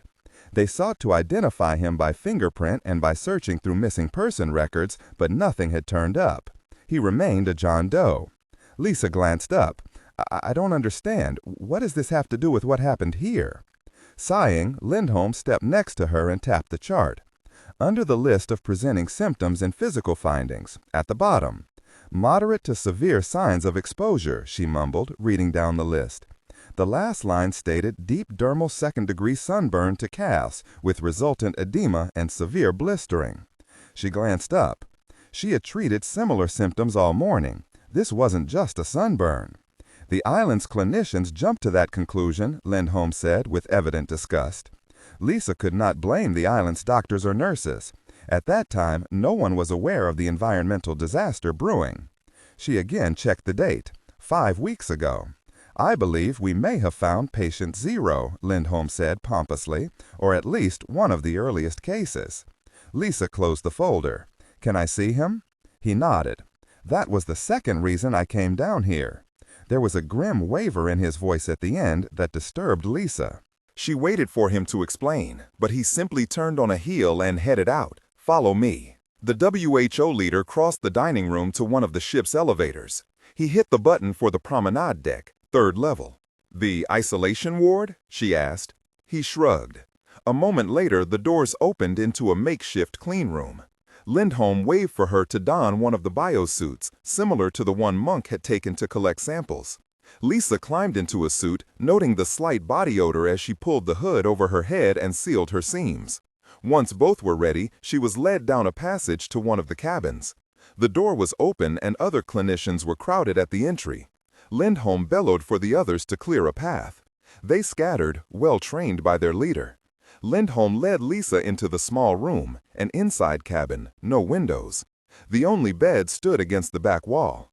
A figure lay under a thin blanket. He looked more cadaverous than alive. But she noted the shallow rise and fall of the blanket, a panting, weak breath. Intravenous lines ran to an exposed arm. The skin on the limb so wan and wasted as to the point of translucency. She instinctively looked to his face. Someone had shaved him, but hastily. A few nicks still oozed. His hair was gray and wispy, like a chemo patient, but his eyes were open, meeting hers. For a moment she thought she noted a flash of recognition, the barest startle. Even a hand lifted feebly toward her. But Lindholm strode between them. Ignoring the patient, he peeled back the lower half of the blanket to expose the man's legs. She was expecting to see scabbed skin, healing from a second-degree burn, like she had been treating all day. But instead she saw that a strange purplish bruising stretched from the man's groin to toe, pebbled with black blisters. If you had read further into the report, Lindholm said, you would have discovered these new symptoms arose 4 days ago. The hospital staff surmised tropical gangrene, secondary to the deep infection in the burns. But it's actually necrotizing fasciitis, she finished. Lindholm sniffed tightly and lowered the blanket. Exactly, that's what we thought. Necrotizing fasciitis, better known as flesh-eating disease, was caused by bacteria, usually beta-hemolytic streptococci. What's the assessment? She asked. A secondary infection through his earlier wounds? I had our bacteriologist brought in. A quick gram stain last night revealed a massive proliferation of Propionibacterium. She frowned. That makes no sense. That's just an ordinary epidermal bacterium, non-pathogenic. Are you sure it wasn't just a contaminant? Not in the numbers found in the blisters.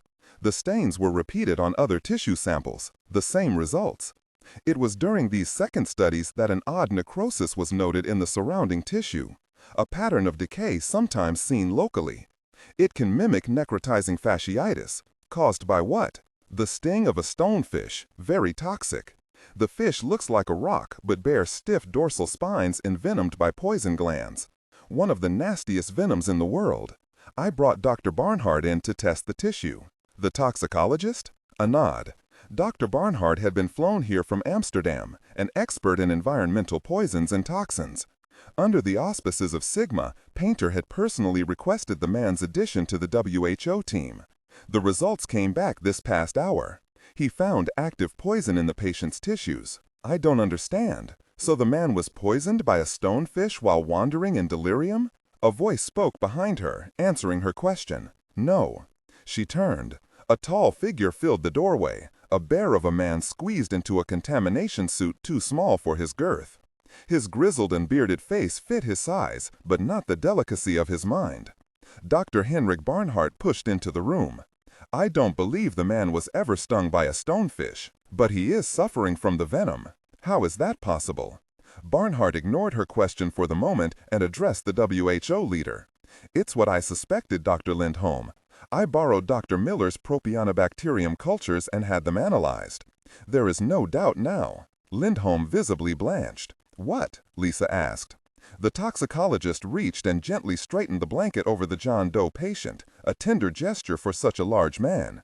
The bacteria, he said, the Propionibacterium is producing the equivalent of stonefish venom, pumping it out in quantities enough to dissolve this man's tissues. That's impossible, Lindholm snorted. That's what I said. Lisa ignored him. But Propionibacterium doesn't produce any toxins. It's benign. I can't explain how or why, Barnhart said. Even to begin any further assessment, I would need a scanning microscope at least. But I assure you, Dr. Cummings, this benign bacteria has somehow transformed into one of the nastiest bugs on the planet. How do you mean transformed? I don't think the patient caught this bug. I think it was a part of his normal bacterial flora. Whatever the man was exposed to out there, it changed the bacterium's biochemistry, altered its basic genetic structure and made it virulent, turned it into a flesh-eater. Lisa still refused to believe it, not without more proof. My partner, Dr. Kokalis, has a portable forensic lab assembled in our suite. If you could. Lisa felt something brush the back of her gloved hand. She almost jumped away, startled.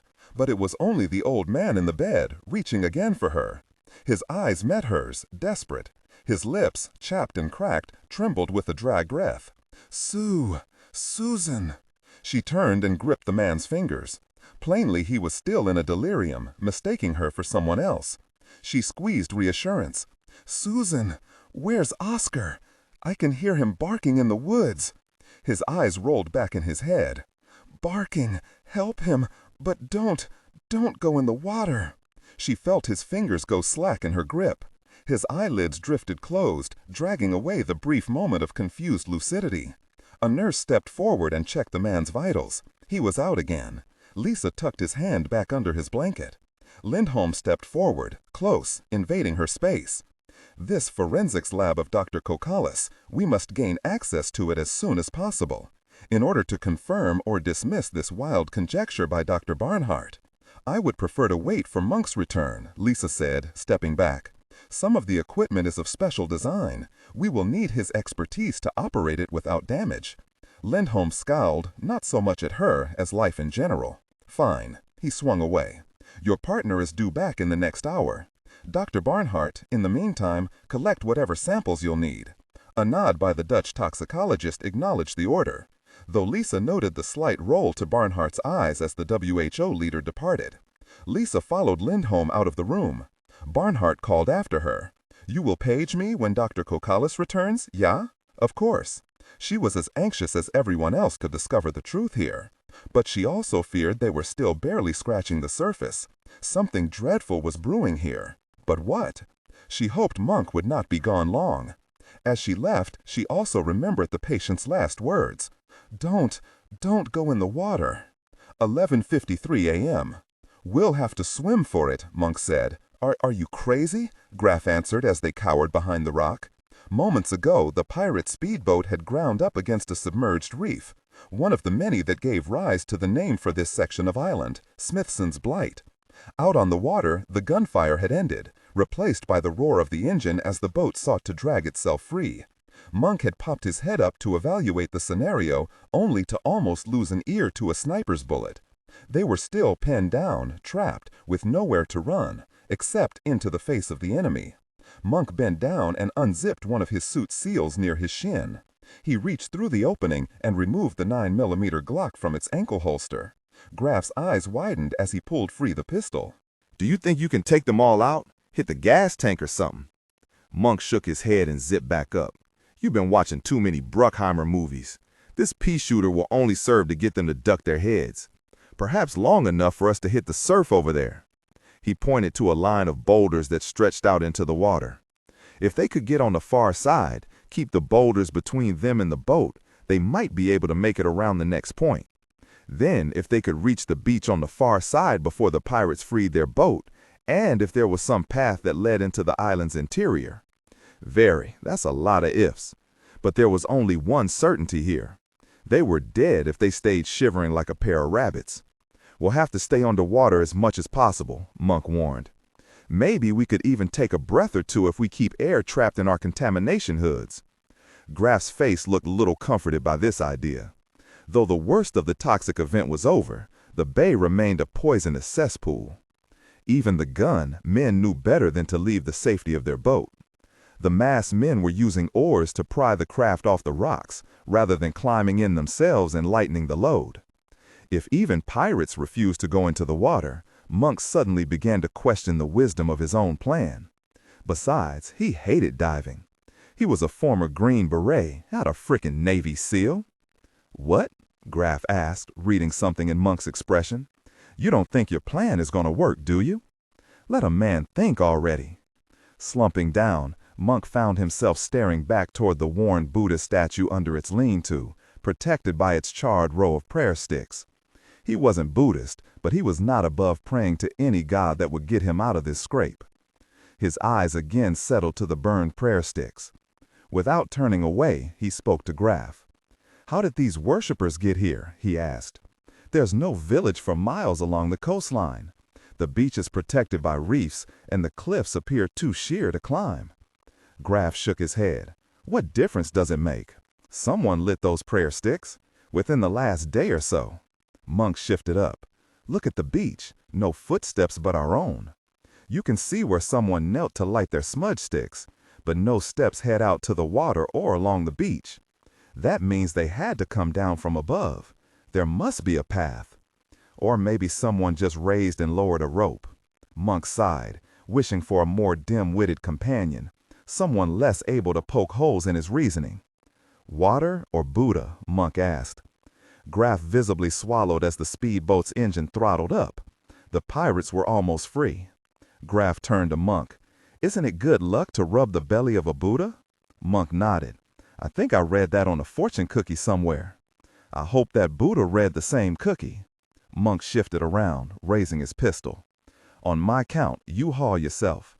I'm going to be at your heels, blasting at the boat. You just concentrate on getting to that Buddha and finding that path. And I'll pray the worshippers didn't use a rope to—" "Don't say it or you'll jinx us." Graf clammed up. "Here we go." Monk braced himself, bouncing a bit to get circulation into his legs. He counted off. 3, 2, 1. Graf took off, bolting out like a jackrabbit. A bullet rang off the rock at the man's heels. Monk cursed and jerked up. "You were supposed to wait for go," he mumbled, squeezing the trigger and firing toward the trapped boat. "Civilians!" He peppered the boat, driving the snipers onto their bellies. He watched one man throw his hands up and go toppling overboard. A lucky shot on Monk's part. Return fire consisted of a few wild blasts, fired in an angry panic. Ahead, Graf reached the Buddha and skidded in the sand, slipping past the prayer sticks. Twisting around, he caught his balance and leapfrogged behind the lean-to. Monk took a more direct route and crashed through a sandy thorn bush. He landed next to Graf. "We made it," Graf gasped out with way too much surprise in his voice. "And pissed him off very good." Monk pictured the man going overboard into the toxic soup. Possibly in retribution, rifle blasts tore through the lean-to and exploded the vines and leaves draped along the cliff wall. Monk and Graf sheltered together, protected by Buddha's wide stone belly. Surely there was symbolism in this last act, but that was about all Buddha had to offer. Monk studied the cliffs behind the wooden shack. Sheer and unscalable. No path.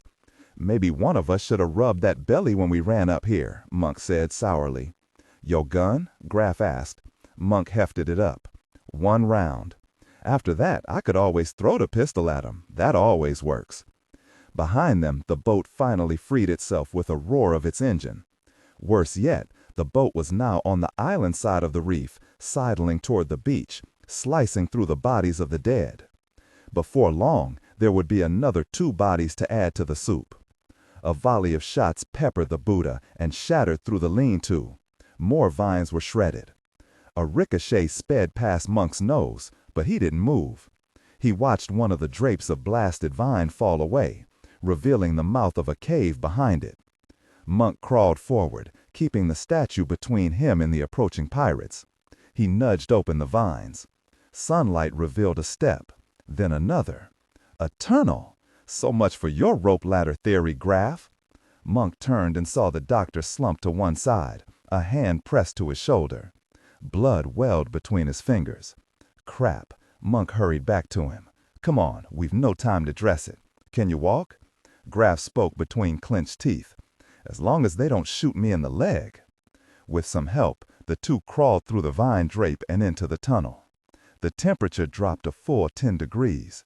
Monk kept a grip on Graf's elbow. The man trembled and shook, but he followed Monk's lead and hurried up the steps into the dark. Behind them, he heard the scrape of hull on sand and the victorious shouts of the pirates, confident their prey was trapped. Monk continued up, around and around, feeling in the dark. It would not take long for the pirates to find the tunnel. But would they pursue or simply take off? The answer came soon enough. Lights flared below, along with more furtive barked orders. Monk hurried. He heard the anger in the voices. He had indeed pissed them off. Slowly, the darkness overhead turned to gray. Walls became discernible. Their pace increased. Graf was mumbling under his breath, but Monk could not understand the man's words. A prayer, a curse, he would take either if it would work. At last the upper end of the stairs appeared. The pair burst out of the tunnel and into the fringe of rainforest that frosted the cliff. Monk pushed on, grateful for the dense cover of the jungle. As he entered the forest, he saw the toxic kill zone was not limited to the beach below. Dead birds littered the forest floor. Near his toes lay the furred body of a flying fox, crumpled like a crashed jet fighter. But not all the forest denizens were dead. Monk stared ahead. The forest floor churned and eddied in a red tide of its own. But this was no bacterial bloom. Millions of crabs covered the forest floor, every square inch. Some were latched onto trunks and vines. Here were the missing Christmas Island red crabs. Monk remembered his earlier study.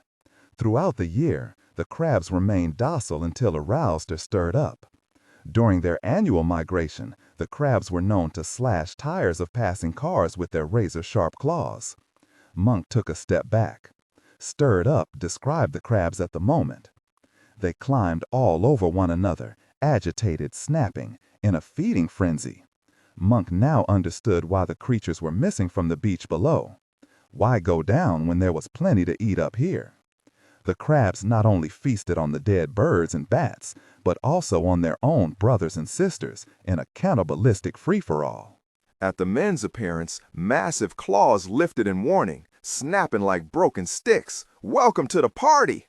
Behind them, from the tunnel opening, excited voices echoed forth. The pirates had spotted the tunnel's end. Graf took a step forward, clutching his shoulder.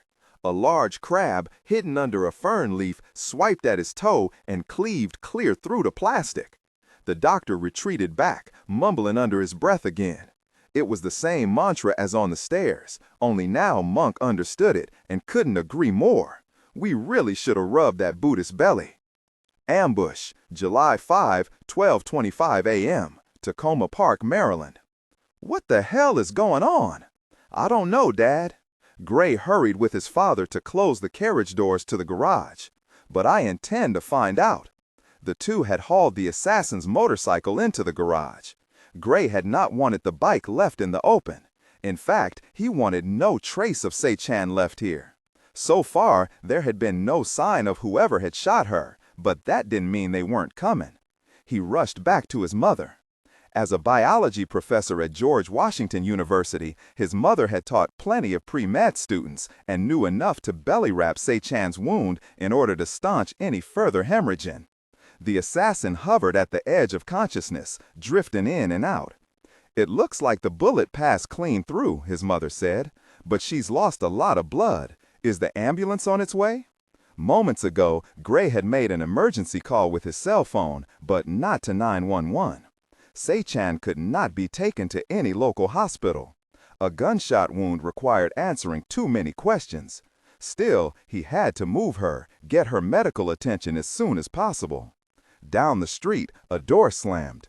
Gray listened, jumpy at any noises, his senses stretched to a piano wire tautness. Someone called out, laughing. "Gray, is the ambulance on its way?" his mother persisted in a harder tone.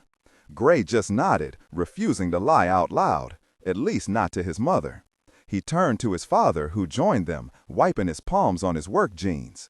His parents thought he was a laboratory technician for a DC research company, a lowly position after being court-martialed out of the Army Rangers for striking a superior officer. But that had not been the truth either, only a cover. His parents knew nothing about his true profession with Sigma, and Gray meant to keep it that way, which meant he needed to bug out of here ASAP. He had to get moving. "Dad, can I borrow the T-Bird? All this 4th of July commotion, emergency services are overloaded.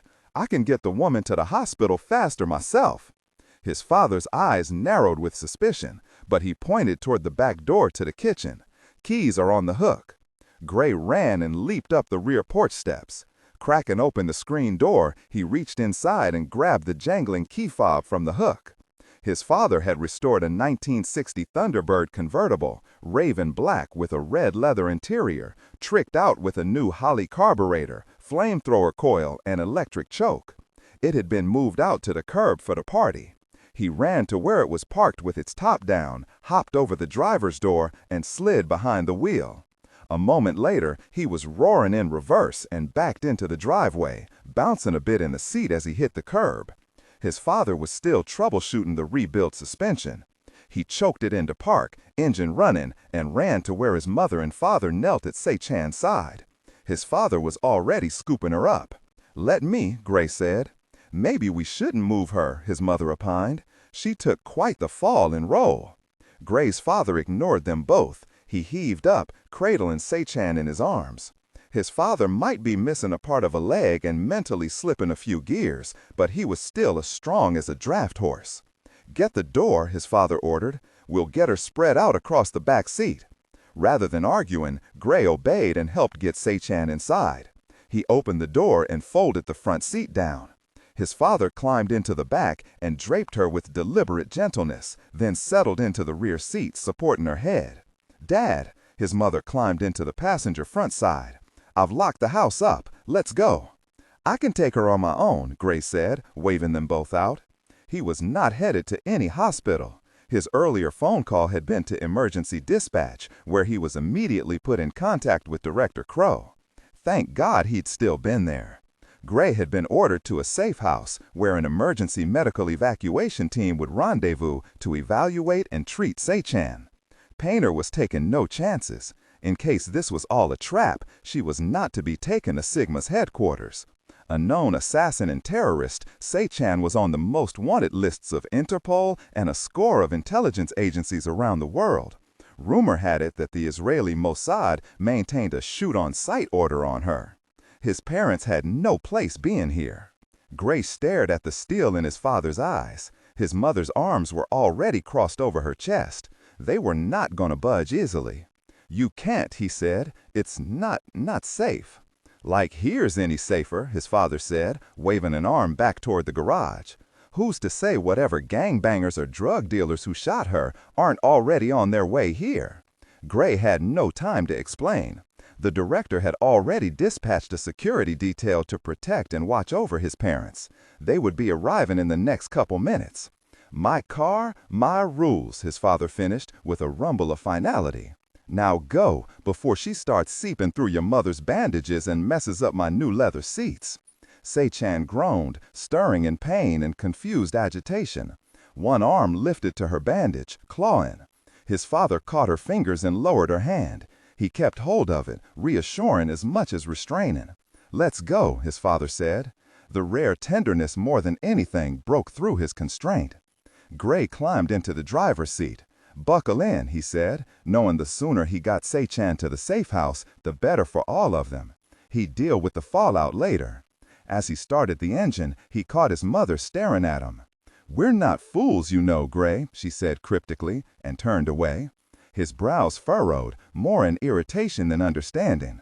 He shifted the car into gear and shot down the driveway. He took the turn onto the street rather sharply. "Careful," his father barked. "Those are new Kelsey wire wheels. If you very scratch them up." Gray sped down the street. He made several fast turns, minding the wheels. It felt good to be moving. The 390 V8 growled like a beast. An ember of grudging respect for his father's handiwork burned through his exasperation.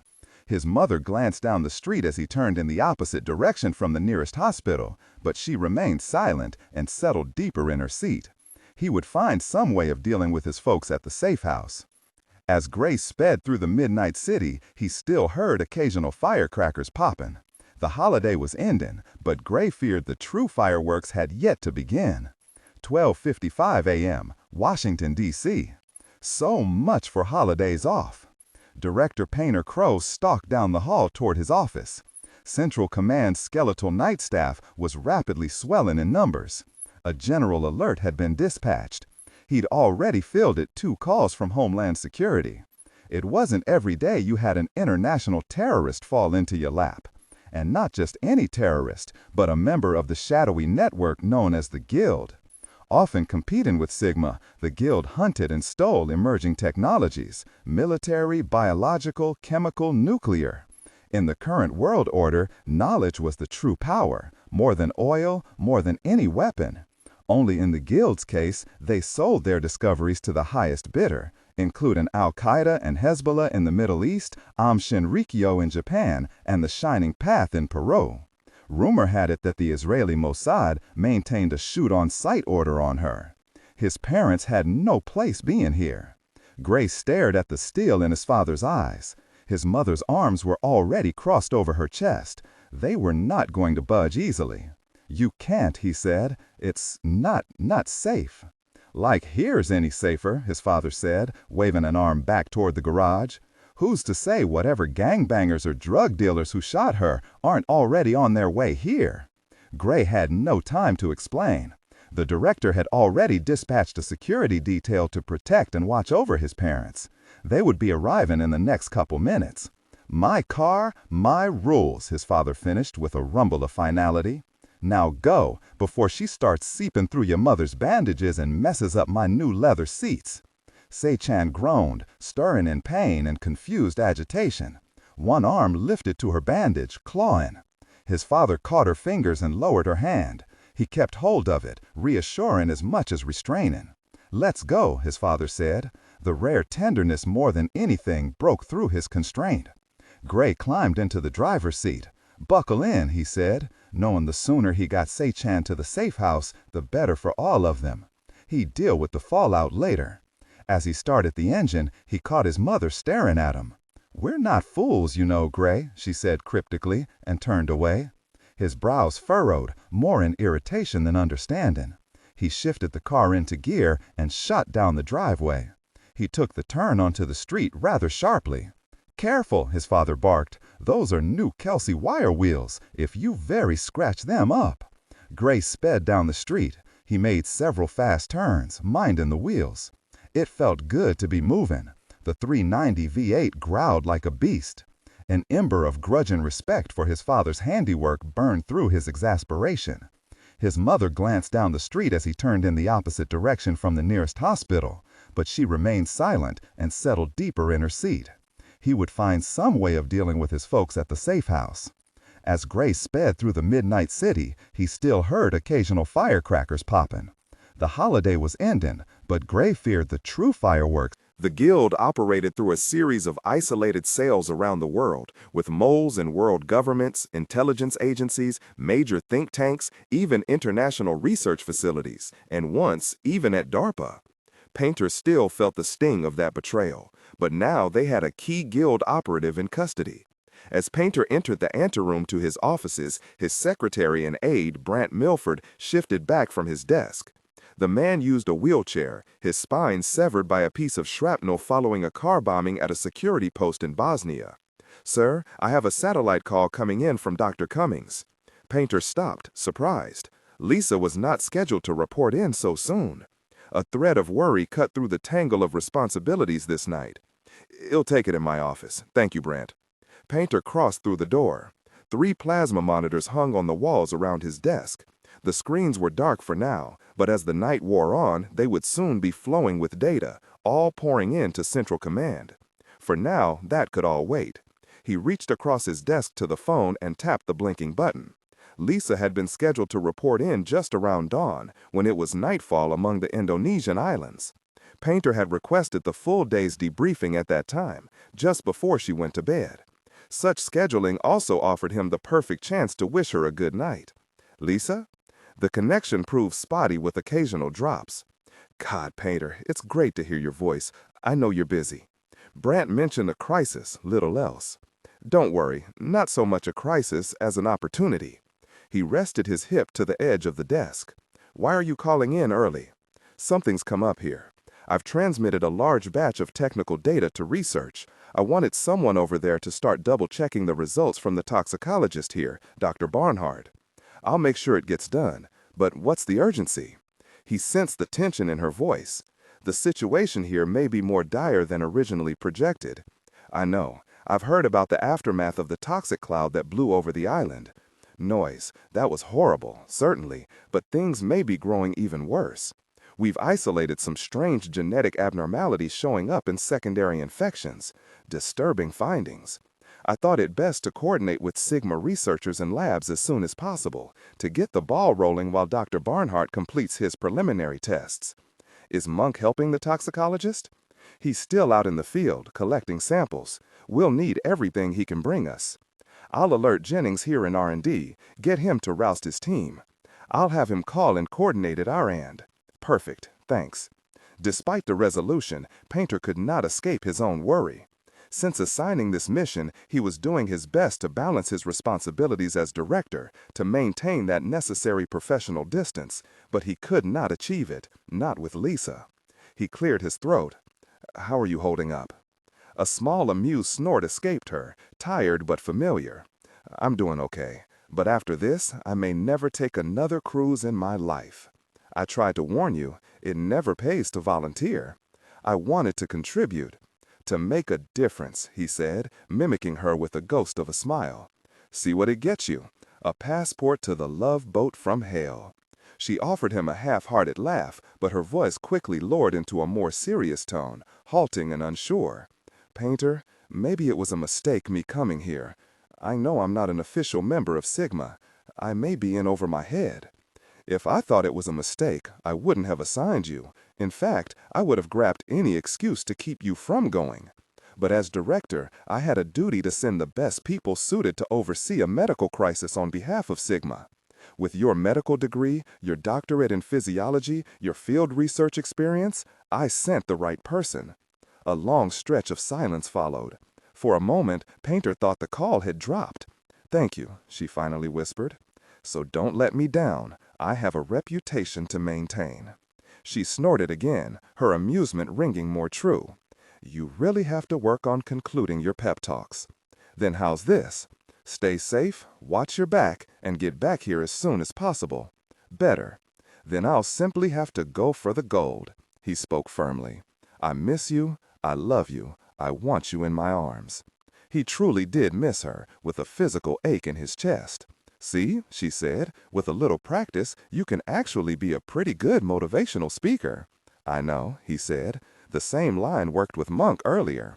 A true laugh followed. It helped shatter his worry from a moment ago. She would do fine. He had faith in her. And in addition, in Painter's stead, Monk would keep her safe. That is, if Monk ever wanted to show his face again.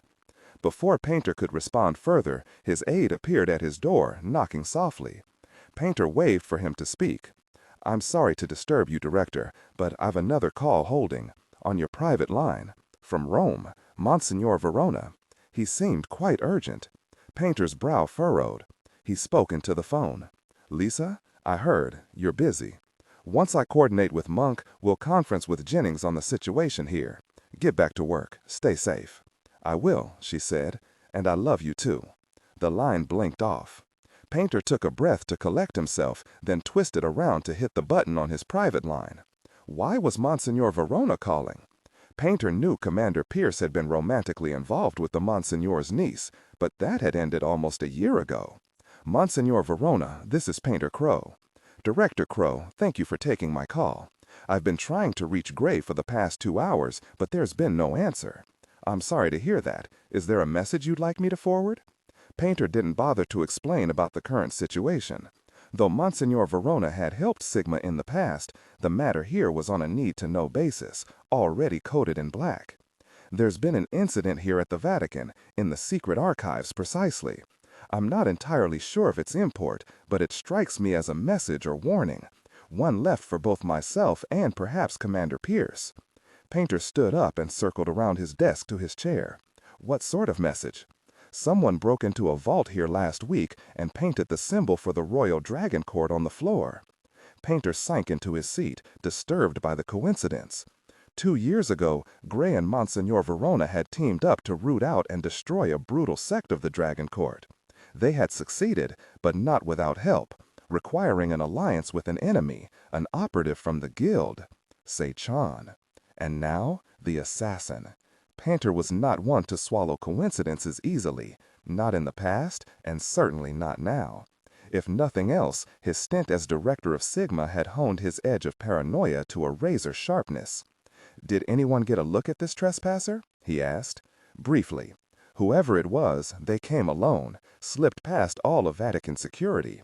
We captured only a shadowy image on one security camera. This was no casual thief. Only one person I know could have crossed into the inner sanctum and out again with no more than a shadow captured. The same someone connected to our joint involvement with the Dragon Court in the past. So it seemed the Monsignor was no less suspicious than Painter. And the dragon painting on the floor, Vigor continued. It was plainly a message, perhaps even a reminder of a debt owed. You believe it was the guild operative, Sei-chan, he said, the one who helped you defeat the Dragon Court? Exactly. If we could find her, ask her. Painter knew that any further secrets would only hamper discovering the true threat. It seemed the need-to-know status of the situation had just extended to Rome. Sei-chan is here, he said, cutting the Monsignor off. We have her in custody. What? He quickly related the night's return of the assassin, dropping out of nowhere, bloodied and on the run. Vigor was stunned for a moment, then spoke in a rush. She must be interrogated, if for no other reason than to ask her why she painted the message on the floor. Well, do that. Once she's treated, we'll conduct a thorough interview. Behind very stout bars. You don't understand. There's something larger going on, possibly larger than the guild itself. What do you mean? The dragon symbol was painted around an ancient inscription carved into the floor of the archive vault. Carved possibly back when the Vatican was first being built, back to the time of Galileo. The symbols are the characters from what some conjecture might be the most ancient of all written languages, older than Proto-Hebrew, a writing that may even predate mankind. Painter heard the anxiety in the other's voice. What do you mean, predate mankind? How could that be? Vigor answered him. Painter kept the shock out of his reaction, along with his disbelief. He ended the call with a deep frown. The Monsignor's assertion was plainly impossible, but true or not, he immediately understood the Monsignor's distress. They needed to question Se-chan as soon as possible before anything else happened to her. Painter hurriedly confirmed ETA on the medical team, then had his aide patch him through to the guard stationed at the safe house. Who was on duty out there? He called for Brandt to contact security and have them forward video feed from the safe house to his plasma screens. As Painter waited, vigorous final words echoed through him. Those symbols carved into the stone. Painter shook his head. Impossible. They are the language of the angels. 1:04 a.m. Gray sped down Greenwich Parkway into the exclusive Foxhall Village subdivision. He reached the end and made a left turn onto a tree-lined street. He slowed. He let the Thunderbird's idling engine carry him forward. The safe house appeared ahead, a two-story red brick Tudor with forest green shutters, a match to the woods of Glover Archibald Park upon which the home backed. With the top down, he could smell the damp forest. Nearing the house, he noted the front porch light was on, as was a lamp in the upper corner window. The all-clear sign. He turned and bumped into the driveway, earning a groan from their injured passenger. "Where are we?" his mother asked. Gray braked under an overhanging porte-cochere on the left side of the house. A side door to the house lay steps away. He had attempted repeatedly to get his parents to vacate the car, but with every hospital and medical center they passed, they only became more stubborn. Or at least his mother did. His father remained at the same level of mule-headedness. "This is a safe house," he said, seeing little reason to dissemble now. "Medical help should be on its way. Stay put for now." Gray cut the engine and climbed out. On the far side of the car, the side door to the house opened. A large, shadowy figure filled the doorway. A hand rested on a holstered weapon at his hip. "You, Pierce?" the man asked, gruff and short, eyeing the additional passengers with suspicion. "Yes." The figure stepped out into the light.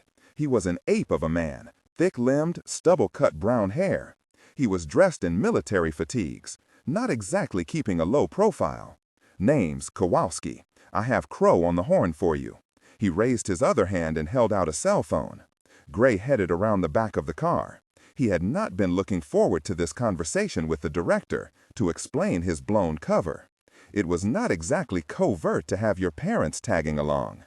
Even the guard stationed here seemed baffled by the elderly pair sharing the open convertible. He studied the new arrivals with his brows bunched into a knot over his forehead. He scratched his chin.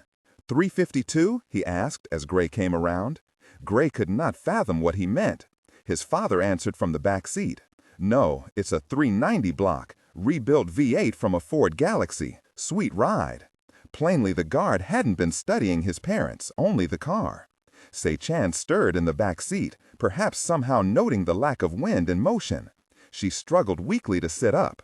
"Can you help get her inside?" Gray asked the guard.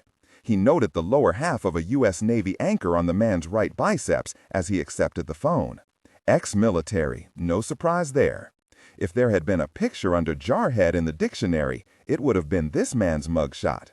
His mother opened the passenger door. "Where's that medical help?" She seemed to find little hope in the large form of the guard, even clutching her purse a bit tighter to her side. Gray held up a palm, asking for patience. "Ma'am," Kowalski said, and pointed to the kitchen. "There's a med kit on the kitchen table. Morphine stabs and smelling salts. I've laid out a suture pack." His mother eyed the man with a more studied appraisal. "Thank you, young man." With a more withering glance in Gray's direction, his mother headed inside. Stepping out of the way, Gray spoke into the phone. "Director Crow, Commander Pierce here. Is that your mother who just got out of the car? How the heck?" Gray searched up and spotted the video camera hidden under the porte-cochere. It must be sending a live feed to Central Command. He could feel heat rise at his collar. "Sir, never mind. Explain later." "Gray, we've intel out of Rome related to our new arrival. How is the prisoner holding up?" Gray eyed the back of the convertible. The guard and his father were discussing the best way to move Se-chan's limp form. He noted the fresh bloom of blood in the center of her belly wrap.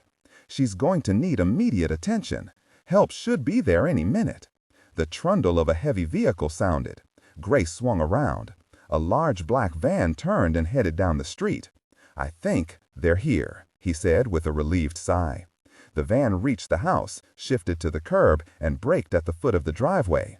Gray felt a twinge of unease, hating to be blocked in, but he recognized the van. It was Sigma's medical response team.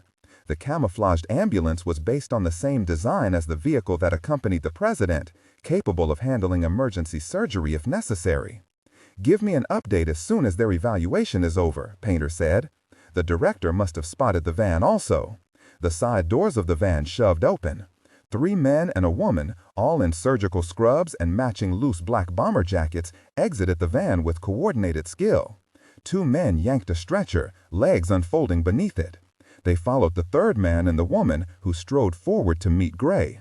The man held his hand out. "Dr. Amin Nasser," he said. Gray shook his hand, appreciating the cool, dry grip. Calm and in control. The doctor could be no older than 30, yet he carried himself with firm authority. His complexion was the hue of polished mahogany, unlike the woman, whose skin is more the color of warm honey. Gray studied her. Though of Asian heritage, the woman plainly sought to downplay it. She had shaved her head to a crew cut and bleached her remaining hair an ice blonde. Entwining tattoos also circled her wrists in a Celtic pattern. While such severity had never appealed to Gray before, there remained something strangely seductive about her. Perhaps it was the emerald of her eyes, a feature that needed no other embellishment. Then again, it may have been the way she moved, leonine, muscular, balanced. Like much of Sigma, she must have had some military training. The woman nodded to Gray. No introduction was offered. "I've been informed of the situation," the team leader continued, his words precise, plainly foreign-born, with a trace of an accent. "I'll ask you all to stand back and let us work. We will transfer the patient to the surgical bay inside the van. I will send out Ani with a status report shortly." He finally acknowledged the woman. The other 2 men rushed past with the stretcher. The doctor followed, while Ani remained where she was, leaning on a hip. The cell phone in Gray's hand began to vibrate as he stepped aside. The team leader spoke rapidly. Gray finally recognized the accent of the team leader, Dr. Amin Nasser. He was Egyptian. 1:08 a.m. Painter stood in front of the wall monitor directly behind his desk.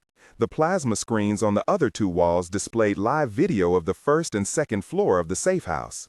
The one behind his desk pixelated with digital feed from the exterior camera. "Pick up the phone, Gray," he yelled at the screen.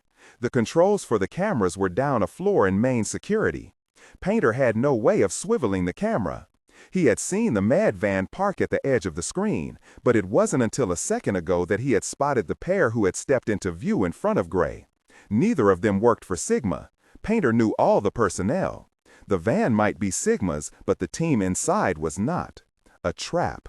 On the screen, Gray flipped open the cell and raised it to his ear. "Director Crow?" Before Painter could answer, a thin foot kicked out and smashed the phone against Gray's head. With a snap of cellular crackle, he went down, caught off guard. "Gray!" The image on the screen suddenly jumped, then went black. 1:09 a.m. The first shot took out the camera. Head ringing, Gray heard the muffled cough and splintering shatter. He twisted around. "What the heck?" his father bellowed as the camera's debris rained down on him. He was still crouched in the back seat with Saichan. The guard, Kowalski, was on the other side of the car. He froze like a deer in headlights, a grizzled 200-pound deer. But the pistol at the back of his neck was a strong deterrent against moving. The orderlies had shoved the stretcher into the side yard. One held a gun on Kowalski, the other waved for Gray's father to get out of the car. "Stay where you are," a harsh voice warned behind him. Gray glanced over his shoulder. The woman, Ani, held a black Sig Sauer at his face, standing out of reach of a leg sweep, but close enough that she would not miss a headshot. Recognizing this, Gray faced the Thunderbird. Dr. Nasser carried a matching pistol in his hand. Gray somehow knew that it was the weapon that had shot Saichan. Nasser came around to Gray's father's side. He searched down to where Saichan lay sprawled. He shook his head sadly, then pointed to the gunman on that side. "Get the old man out of the car. See if the difficult person has the obelisk, then drag her to the van." Obelisk? Gray watched as his father was manhandled out of the back seat. He prayed his father would not aggravate the situation. But it proved unnecessary. Plainly stunned, his father offered no resistance. She doesn't have it, the man in the back seat finally said, straightening up.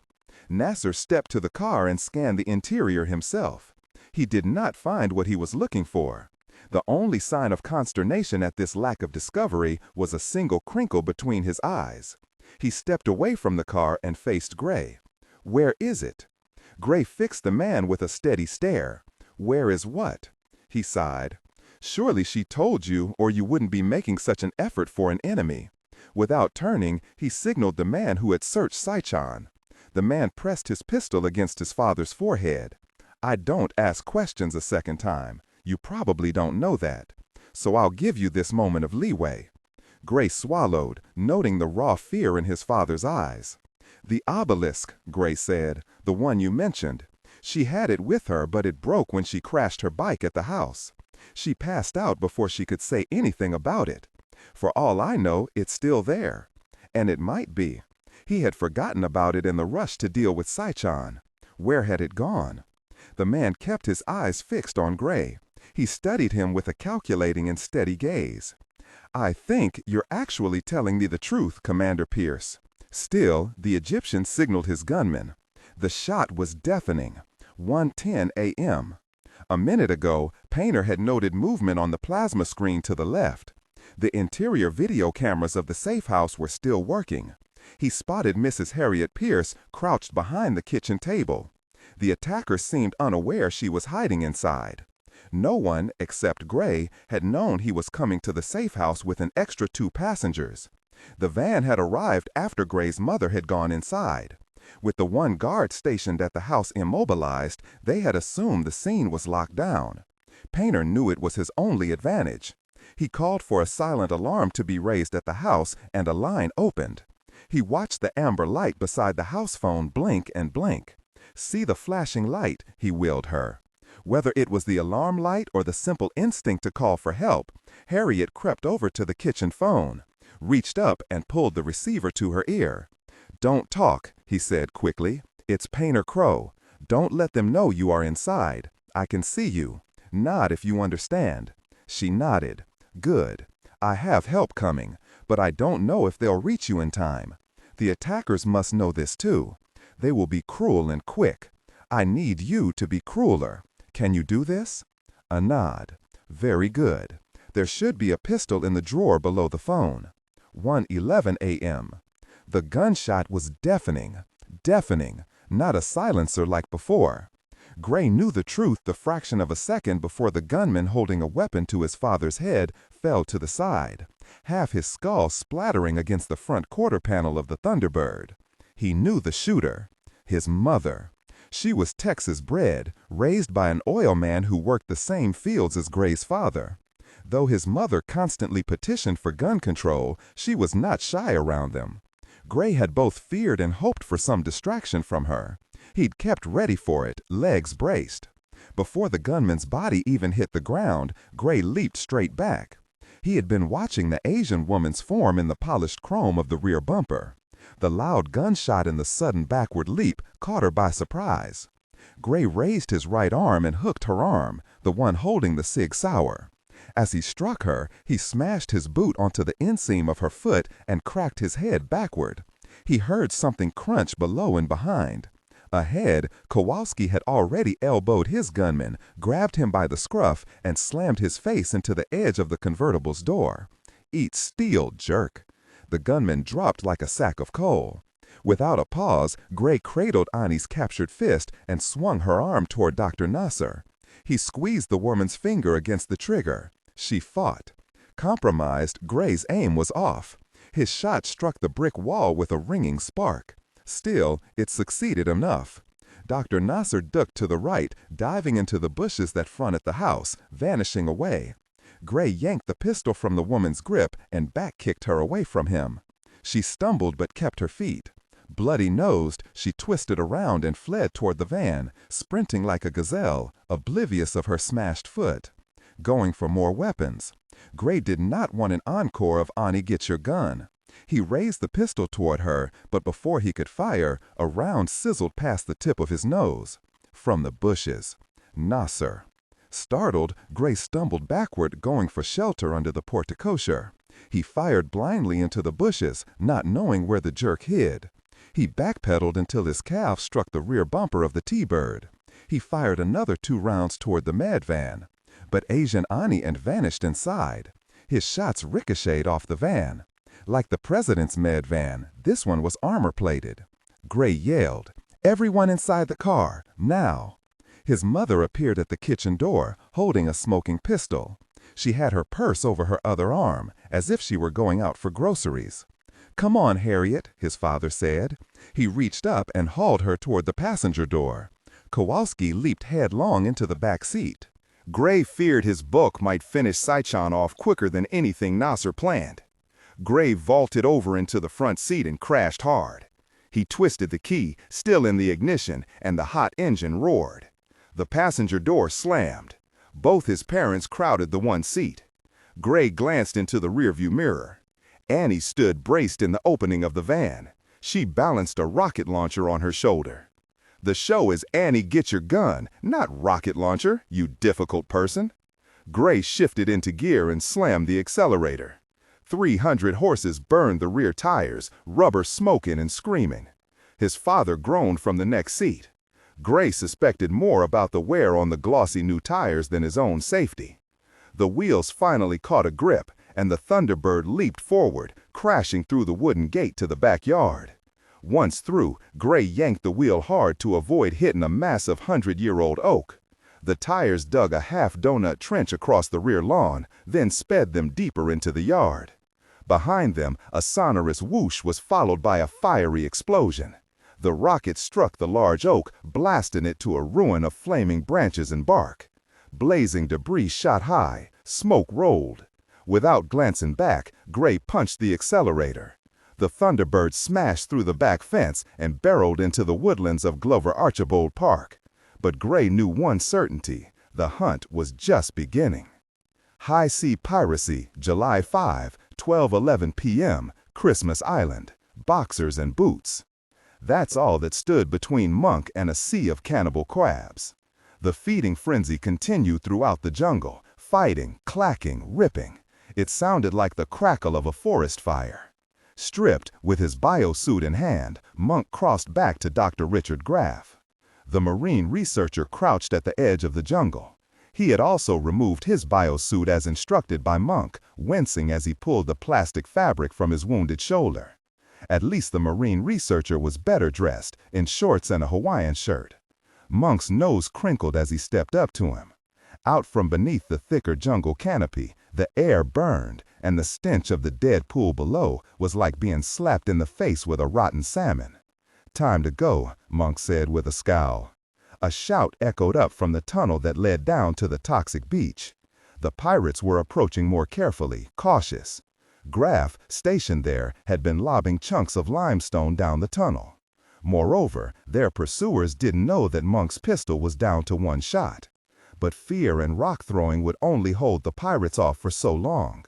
For the 100th time, Monk wondered at the strange persistence of their attackers. Hunger and desperation certainly made men do stupid things. But if the pirates wanted to raid and steal the Zodiac, to get a hold of their supplies and equipment for the Indonesian black market, then nothing was now stopping them. Most of these local pirates, brutal and ruthless as they might be, operated on a smash-and-grab modus operandi. So why this persistence? To just silence them? To cover their tracks? Or was it something more personal? Monk pictured the one-masked man toppling into the waters, clipped by one of his wild shots. Or was it revenge? Whatever the reason, the raiding party was not settling for just the spoils. They wanted blood. Graff choked at the burning air as he straightened. "Where are we going?" "Back to visit our friends." Monk led Graff into the jungle fringe. Steps away, the crimson sea of crabs chattered and clattered. If anything, their numbers had grown over the past few minutes, perhaps drawn by their voices or the fresh blood from Graff's seeping shoulder. The marine researcher balked at the edge of the clearing. "There's no way through those crabs. Those giant claws can rip through leather. I've seen them take off fingers, and they were fast." Monk danced back as a pair of crabs, locked in mortal combat, rushed past them, sharp legs a blur, as fast as any jackrabbit. "It's not like we have much choice," Monk said. "And there's something wrong with these crabs," the researcher continued. "I've witnessed some of their aggression during migrations, but nothing of this caliber." "You can psychoanalyze them later," Monk pointed to a large neighboring tree, a Tahitian chestnut. The evergreen was draped with many low branches. "Can you climb that?" Graff clutched his wounded arm to his belly, trying to keep from moving it too much. "I'll need help." "But why? It won't hide us from the pirates. We'll be sitting ducks." "Just climb." Monk walked him to the tree and helped him scale the first few terraces. The branches were thick and easy to grab. Graff managed well even on his own, climbing higher. Monk dropped down, landing near a crab. It raised both pincers in threat. "No leaving the party early, buddy." Monk kicked him back into the hordes of his brethren, then called back to Graff. "Can you see the tunnel opening?" "I think—" "Yes, I can." Graff shifted in the tree. "You're not leaving me up here, are you?" "Just whistle when you see the pirates." "What are you? Just do it for goodness sake." Monk regretted the harshness of his tone. He had to remind himself that the man was not military. But Monk's mind was stacked with worries of his own. He pictured his wife and baby girl. He was not about to lose his life to a bunch of cutthroats or a forest full of red lobster entrees. Monk crossed to the jungle clearing and stepped to the edge of the churning, snapping horde. He lifted his pistol in one hand and balanced his grip with his prosthetic one. He tilted his head and breathed through his nose. "Come on, let's see what you got." He heard a noise from the chestnut tree behind him. It sounded like air leaking out of a half-deflated balloon. "They're coming," he heard the man whisper, tension plainly sucking the wind out of his whistle. Monk aimed across the clearing. He had one round, one shot. Across the forest glade, a pair of air tanks rested against the foot of a boulder. Earlier, as they were stripping out of their suits, Monk had Graff pass him his biosuit's air tank. The portable air cartridges were lightweight, constructed of an aluminum alloy.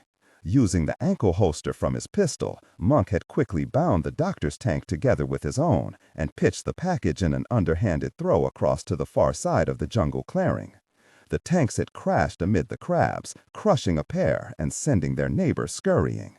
Monk took a bead upon the tanks now, steadying his aim with both flesh and prosthetics. "They're here," Graff moaned. Monk squeezed the trigger. The blast froze the image in his mind for a split second. Then one of the pressurized tanks spat a brief flash of flame. The bound tanks spun and clattered, hissing and jumping. It was enough.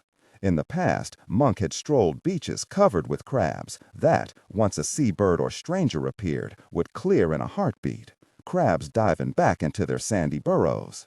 It was the same here. Those crabs nearest a commotion fled, climbing over their neighbors, jarring them into a panic. Soon a trickle became a stampede. The crabs, already riled up, fled on instinct. The sea of crabs turned their tide toward Monk, literally becoming a surging, churning wave of claws, climbing over one another to escape. He fled back to the chestnut tree, pincer snapping at his heels. He leaped and scurried up into the branches. One crab latched onto his boot. He cracked the shell against the trunk. It fell away. The pincer was still snagged tight to his boot. He felt the sharp edge cutting into his heel. Gosh. Below, the tide of crabs swept past, obeying some instinct, possibly tied to their annual migration patterns. They fled toward the sea. Monk climbed up to join Graff. The researcher had one arm hooked around the trunk.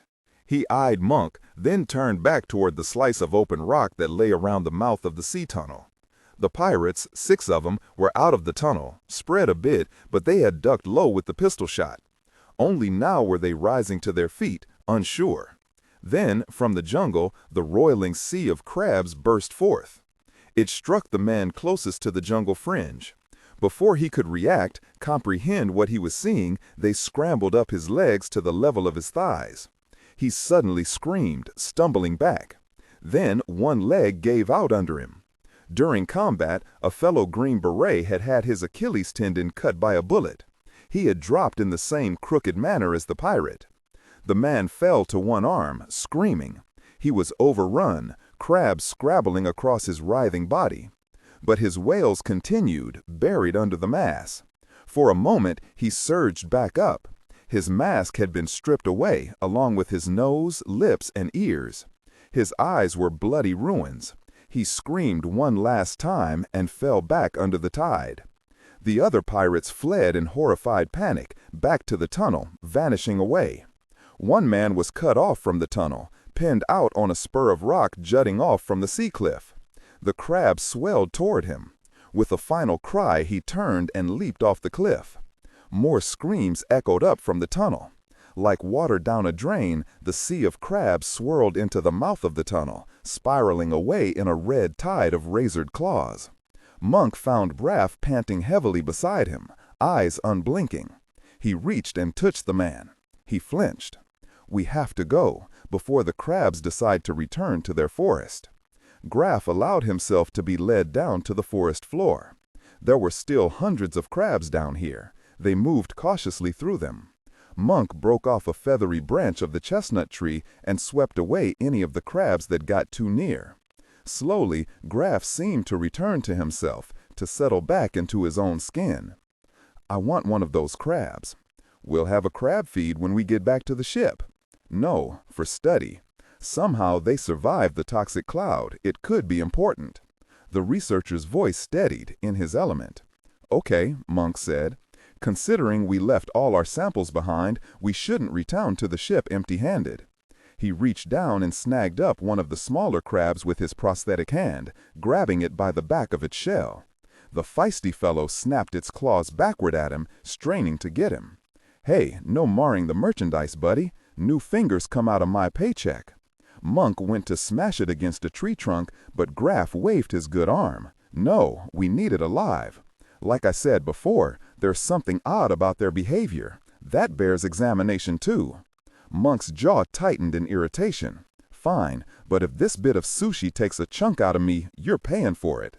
They continued through the plateau forest, wending across the island. After 40 minutes of trekking, the forest thinned and a panoramic clifftop view opened. The island's main township, named simply The Settlement, spread out along the beach and port. Out in the surrounding sea, beyond Flying Fish Cove, the white castle that was the mistress of the seas floated, a cloud in a midnight blue sky. Home, sweet home. Movement drew Monk's eyes to a group of smaller boats, a dozen, rounding Rocky Point, each leaving a contrail of white wake. The group traveled in a wide V, like an attack wing of fighter jets. A matching group appeared on the other side of the township's port. Even from here, Monk recognized the shape and color of the crafts. Blue speedboats, long in keel and shallow draft. "More pirates," Graff moaned. Monk stared between the two converging groups, two pincers, even more deadly than any red crab. He gaped at what was trapped between them. The mistress of the seas. 1:05 p.m. Lisa stared at the radiograph X-ray. The portable light box was set up on a desk in the cabin. Behind her, a figure lay sprawled on the bed, a sheet fully covering the patient. Dead. "It looks like tuberculosis," she said. The radiographs of the man's lungs were frothy with large white masses or tubercles. Or maybe lung cancer. Dr. Henrik Barnhart, the Dutch toxicologist, stood at her side, leaning a fist on the table. He had called her down here. "Yeah, but the patient's wife said he'd shown no signs of respiratory distress prior to 18 hours ago. No coughing, no expectorating, and he does not smoke. And he was only 24 years old." Lisa straightened. They were in the cabin alone. "And you've cultured his lungs?" "I used a needle to aspirate some of the fluid from one of the lung masses. The content was definitely purulent, cheesy with bacteria. Definitely a lung abscess, not cancer." She studied Barnhart's bearded face. He stood with a bit of a hunch, as if his bearish size somehow embarrassed him, but it also gave him a conspiratorial posture. He had not invited Dr. Lindholm into these discussions. "Such findings are consistent with tuberculosis," she said. TB was caused by a bacterium, Mycobacterium tuberculosis, a highly contagious germ. And while the clinical history here was definitely unusual, TB could be dormant for years, slow growing. The man could have been exposed years ago, been a ticking time bomb, Then his exposure to the toxic gas could have stressed his lungs enough to cause the disease to spread. The patient would have definitely been contagious at the end, and neither she nor Dr. Barnhart wore contamination suits. Why hadn't he warned her? It wasn't tuberculosis, he answered. Dr. Miller, our team's infectious disease expert, identified the organism as Serratia marchescens, a strain non-pathogenic bacteria. Lisa remembered her discussion earlier regarding the patient with normal skin bacteria that was churning out flesh-eating poisons. The toxicologist confirmed the comparison. Again, we have a benign, non-opportunist bacterium turning virulent. But, Dr. Barnhart, call me Henri, and I'm not just suggesting this. I've spent the past hours searching for similar cases. I found 2 others. A woman with raging dysentery, literally sloughing out her intestinal lining, caused by Lactobacillus acidophilus, a yogurt bacterium that is normally a healthy intestinal organism. Then there is a child demonstrating violent seizures whose spinal tap is churning with Acetobacter aceti, a benign organism found in vinegar. It's literally pickling her brain. As she listened, Lisa found her vision narrowing, focusing on the implication. And these can't be the only cases, Henri said. She shook her head, not disagreeing, only in the growing, terrifying certainty of the truth of his words. So something is definitely turning these benign bacteria against us, turning friend into foe. And if this turns into an all-out war, we are vastly outnumbered. She glanced up to him. The human body is composed of 100 trillion cells, yet only 10 trillion are ours. The other 90% are bacteria and a few other opportunistic organisms. We live cooperatively with this foreign environment. But if this balance should tip, should turn against us, we need to stop it. It's why I called you down here, to convince you. If we're going to move forward, Dr. Miller and I need access to your partner's forensic suite. We must begin answering critical questions. Was this a toxic or chemical alteration to these bacteria? If so, how do we treat it? And what if it's contagious? How do we isolate or quarantine against it? He grimaced through his beard. We need answers, now. Lisa checked her watch. Monk was already an hour late. Either he's lost in his work or appreciating the island's beauty and beaches. But now was not the time for sightseeing. She nodded to Henri. I'll have someone radio Dr. Kokalis, get him back here ASAP. But in the meantime, you're right, let's get started. She led the way out of the cabin. Monk's forensic suite was near the top of the ship, 5 decks up. Sigma had commissioned one of the largest cabins to accommodate his equipment. Some of the crew had even unbolted beds and furniture to open space for the makeshift lab. The suite also had a wide balcony overlooking the starboard side. Lisa wished she was there now, needing sunlight, a fresh breeze on her face, something to chase away the mounting fear. As she headed toward the ship's elevator, she knew she'd have to call Painter yet again. She could not bear this responsibility on her own. She needed the full support of Sigma's RD team. Plus, she wanted to hear his voice again. She pressed the button to call the elevator. As if the button were attached to a detonator, a loud boom echoed from the other side of the ship, from the direction of the ship's docking bay, where the tender boats ferried folks between the shore and the ship. Had there been an accident? What was that? Henri asked. A second, louder explosion rattled on their side of the ship, somewhere near the bow. Screams distantly echoed. Then Lisa heard a familiar sound, the strafing ping of automatic fire. We're under attack, she said. 1:45 p.m. Monk bounced the rusted Land Rover down the steep slope. He had hot-wired the old truck from a parking lot near the island's phosphate mine, abandoned during the evacuation. They sped along a dirt track that led down the backside of the mine toward the coastal township. Dr. Richard Graff was belted into the seat next to him, one arm raised to the roof to help hold him in place. Slow down. Monk ignored him. He needed to reach the coast. The two had broken into one of the mine's workshops and tried the phone. No service. The island was all but empty at this point. They were at least able to find a first aid kit in the shack. Graff's shoulder was slattered in antibiotic salve and wrapped up in gauze. The researcher had managed his own care while Monk had hot-wired the truck. Graf still had the first aid kit clutched to his belly with his wounded arm. Once emptied, it served as a nice cage for their crab specimen. A curve of jungle road forced Monk to downshift. He flew around the bend, carting the truck up on 2 wheels by a couple inches. They slammed back down, jostled in their restraints. Graf gasped, "You're not going to do anyone any good if you bury our front end into the jungle." Monk slowed, not because of Graf's words of caution, but because the road ended at a paved crossroads. They had reached a remote section of the island's coastal highway, a narrow 2-lane blacktop. The dirt track dropped just to the south of Flying Fish Cove. To the north, the bulk of the township rose, a mix of seaside hotels, Chinese restaurants, dilapidated bars, and tourist traps. But Monk's attention remained focused out into the waters, beyond Flying Fish Cove. The mistress of the seas was surrounded by burning ships, blasted yachts, and the ruins of the Australian Coast Guard cutter. Smoke choked high into the midday sky. Like circling sharks, a score of blue speedboats sped and roared through the water. A single yellow and red helicopter, a Eurocopter A-Star, circled the cove, an angry hornet stirring up the smoke.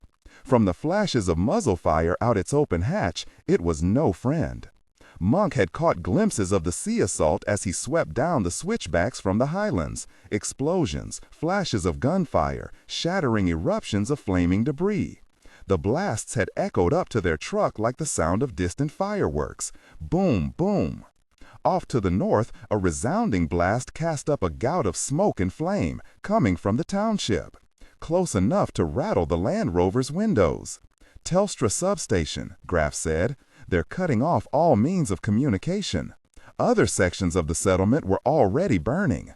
These were no ordinary pirates. It was a full-on assault. Who the hell were they? Monk shifted back into gear and headed away from the township along the coastal road. "Where are you?" Graf began to ask. Monk rounded a bend. A small beachside hotel, isolated within a couple of tamed acres of rainforest, appeared ahead. Monk took a sharp turn at a sign that read, "The Mango Lodge and Grill." He sped down the entry road. The hotel rose into view, a 2-story building that dissolved into a few freestanding jungle bungalows. A swimming pool glistened. The place appeared deserted. "You'll be safe here," Monk said as he braked to a stop at the side of the hotel under the shielding bower of the lodge's namesake, a mango tree. Monk hopped out. "Wait!" Graf struggled with his door, finally fighting it open. He all but fell out of the Land Rover. He chased Monk down. Monk did not slow. He half-trotted toward the beach. Like all seaside hotels, the Mango Lodge and Grill offered all the activities a beachcomber might want: snorkeling, kayaking, sailing. At the rear of the establishment, Monk spotted the hotel's activity center, a small cinder block outbuilding with a thatched roof. It was boarded up because of the evacuation. On the fly, Monk snatched up a pole used to clean the pool. In no time, he was prying boards free and smashing through the glass door. Graf caught up with him. Monk reached out and hauled the researcher inside, out of the sun. The helicopter roared past overhead, low, its rotor wash whipping palm fronds. Then it swept away, continuing its patrol of the shoreline. "Keep out of sight," Monk warned. Graf nodded vigorously. Monk stalked through the front of the activity center, packed with beach towels, sunglasses, suntan oils, and a host of souvenirs. The place smelled of coconut and damp feet. Monk circled the counter and proceeded through a doorway draped in rattling beads. He found what he was looking for. Scuba gear hung along the back wall. Monk kicked off his boots. On the beach side of the room, lined up before a roll-up door, rested a variety of crafts for fun in the sun. Monk bypassed the paddle boats, a pair of kayaks, and stopped before the lone jet ski watercraft. It rested on a wheeled trailer, ready for easy hauling to and from the water. At least the seas on this side of the island were clean of that toxic soup. Monk turned to Graf. "I'm going to need your help." 18 minutes later, Monk rubbed his elbow across the grease-stained window in the roll-up door. His wetsuit squeaked against the glass. Craning his neck, Monk waited for the helicopter to circle by overhead and swing back north toward Flying Fish Cove. The cove lay out of direct sight, hidden by Smith Point. All that Monk could make out of the war zone was the smudged pall of smoke rising over the ridgeline. At last, the helicopter turned tail and headed back toward the cruise ship. Okay, here we go. Monk bent down and hauled the door up, snapping it into place overhead. Behind him, Graft lifted the trailer hitch and Monk swung around to the front. He grabbed the back of the jet ski and together they ran the trailer down to the water.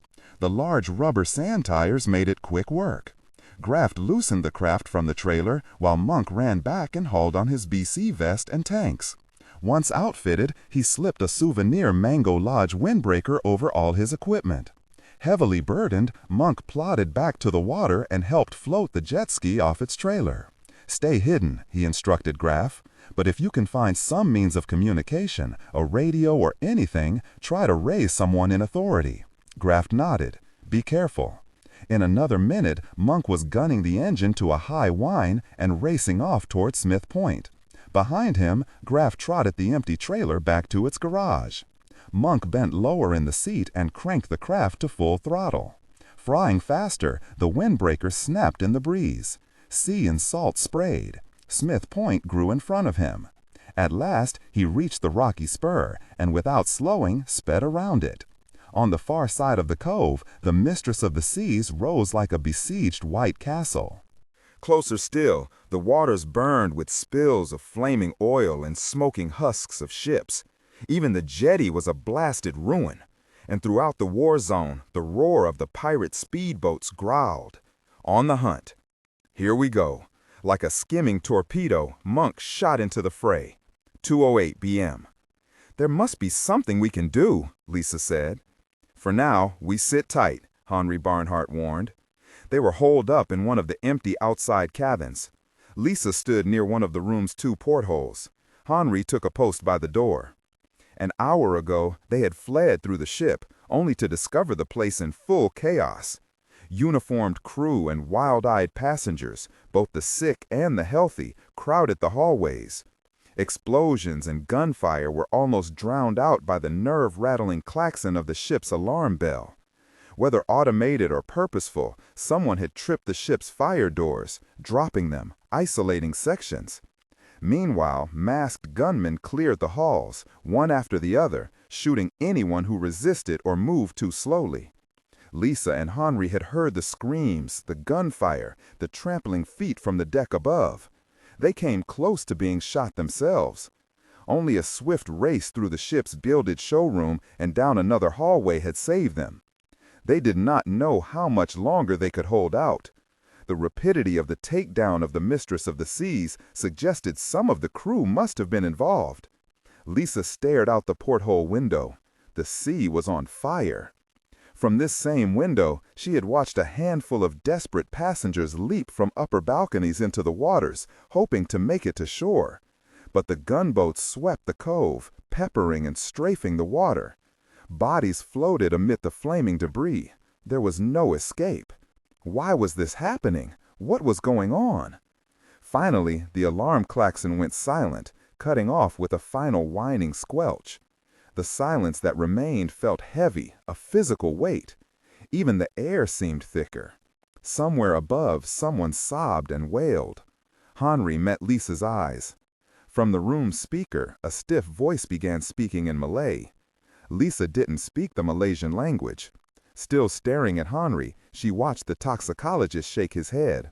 He was just as lost. But whatever was said was eventually repeated in Mandarin Chinese. They were the 2 most common languages spoken on the island. Finally, the speaker switched to English, heavily accented. The ship is now ours. Each deck is patrolled by guards. Anyone caught out in the halls will be shot on sight. No one will come to harm as long as we are obeyed. That is all. The speech ended with a snap of static. Henry tested to make sure the cabin door was locked, then stepped toward Lisa. The ship's been hijacked. Someone must have been planning this for some time. Lisa flashed back to the Achille Lauro, an Italian cruise ship hijacked by Palestinian terrorists back in 1985. And more recently in 2005, Somalian pirates attacked another cruise ship off the East African coast. She turned to the porthole, staring out, and studied the boats patrolling the waters below, operated by teams of masked gunmen. They appeared to be pirates, but she suspected otherwise. Maybe some of Painter's paranoia had rubbed off on her. This was all too coordinated for a random act of piracy. Surely, Henry said, they'll ransack the ship and steal everything not locked down, then flee back among the islands. If we can keep alive, avoid any confrontation. The speaker screeched again, and a new voice spoke through the general. Shipboard communications. In English. It didn't repeat in Malay or Chinese. The following passengers will report to the ship's bridge. They will be expected here in the next 5 minutes. They will come with their hands on their heads, fingers clasped. Failure to appear will result in the death of 2 passengers for every minute you are late. We will shoot the children first. The names were stated. Dr. Jean Lindholm, Dr. Benjamin Miller, Dr. Henry Barnhart, and last, Dr. Lisa Cummings. You have 5 minutes. The radio went silent again. Lisa still faced the porthole. This is no hijacking, and these were no ordinary pirates. Before she turned away from the window, she spotted a jet ski racing across the water toward the cruise ship. A rooster tail of water jetted high behind it, making it easy to spot. It weaved through the debris with skill. She could not make out who was aboard the craft. The rider was hunkered low, and with good reason. 2 speedboats were in tight pursuit, crashing through flames and smoking planks. Muzzle flashes sparked from the boat. She shook her head at the jet skier's foolishness. From over the top of the cruise ship, a helicopter dove into view, sweeping down toward the jet ski. She didn't want to watch, but she felt some obligation, some acknowledgement of the rider's suicidal assault. The helicopter tilted in a sharp arc, side door open. A blast of smoke spat from its interior. Grenade launcher. Wincing, Lisa glanced down in time to see the jet ski explode in a fiery ball of smoke and charred metal. She swung away, numb and trembling all over. She faced Henry. They had no other choice. Let's go. 2:12 p.m. Monk sank into the depths of the sea, dragged down by his weight belt and tanks. He did not fight it and held his breath. Overhead, the blue of the water blazed with fire. Shrapnel from the blasted jet ski sizzled through the water. 2 meters away, the watercraft sank nose first into the depths. As Monk followed, he struggled out of his Mango Lodge windbreaker. There was no reason to keep his tanks hidden any longer. He pulled up his scuba mask and swept his arm out to gather his air hose. He used the regulator to blow his mask clear, then secured it. The depths turned crystalline clear. He seated the regulator and drew his first breath. More a sigh of relief. Had his bit of subterfuge worked? A moment ago, as the helicopter had dove toward him, drawn like a hawk to a mouse, Monk had eyed the gunman in the open hatchway. As the grenade launcher was pointed at him, Monk flipped the jet ski over at the last second, diving beneath it and into the depths. The explosion had still struck him like an anvil to the head, ears popping. He sank toward the sea bottom. Flying Fish Cove had deep water moorings to a depth of 30 meters, but he didn't need to go that deep. Monk adjusted his buoyancy compensators, swelling his vest with air from his tanks. His descent slowed to a hover. He craned up and watched the bottoms of the trolling speedboats, propellers churning the water white. They circled and circled, looking for any signs of the jet ski's rider, ready to fire if he surfaced. But Monk wasn't planning on surfacing, and if his ruse had worked, no one knew he had scuba gear. Monk twisted around, checked his glowing wrist compass, and headed along the bearings he had already calculated, toward the Mistress of the Seas.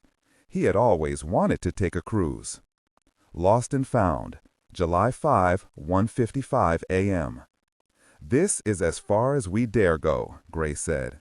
He had spent the last 7 minutes creeping and edging the Thunderbird to Glover Archibald Park, following an old weedy service road, bushes scraping against the flanks of the convertible.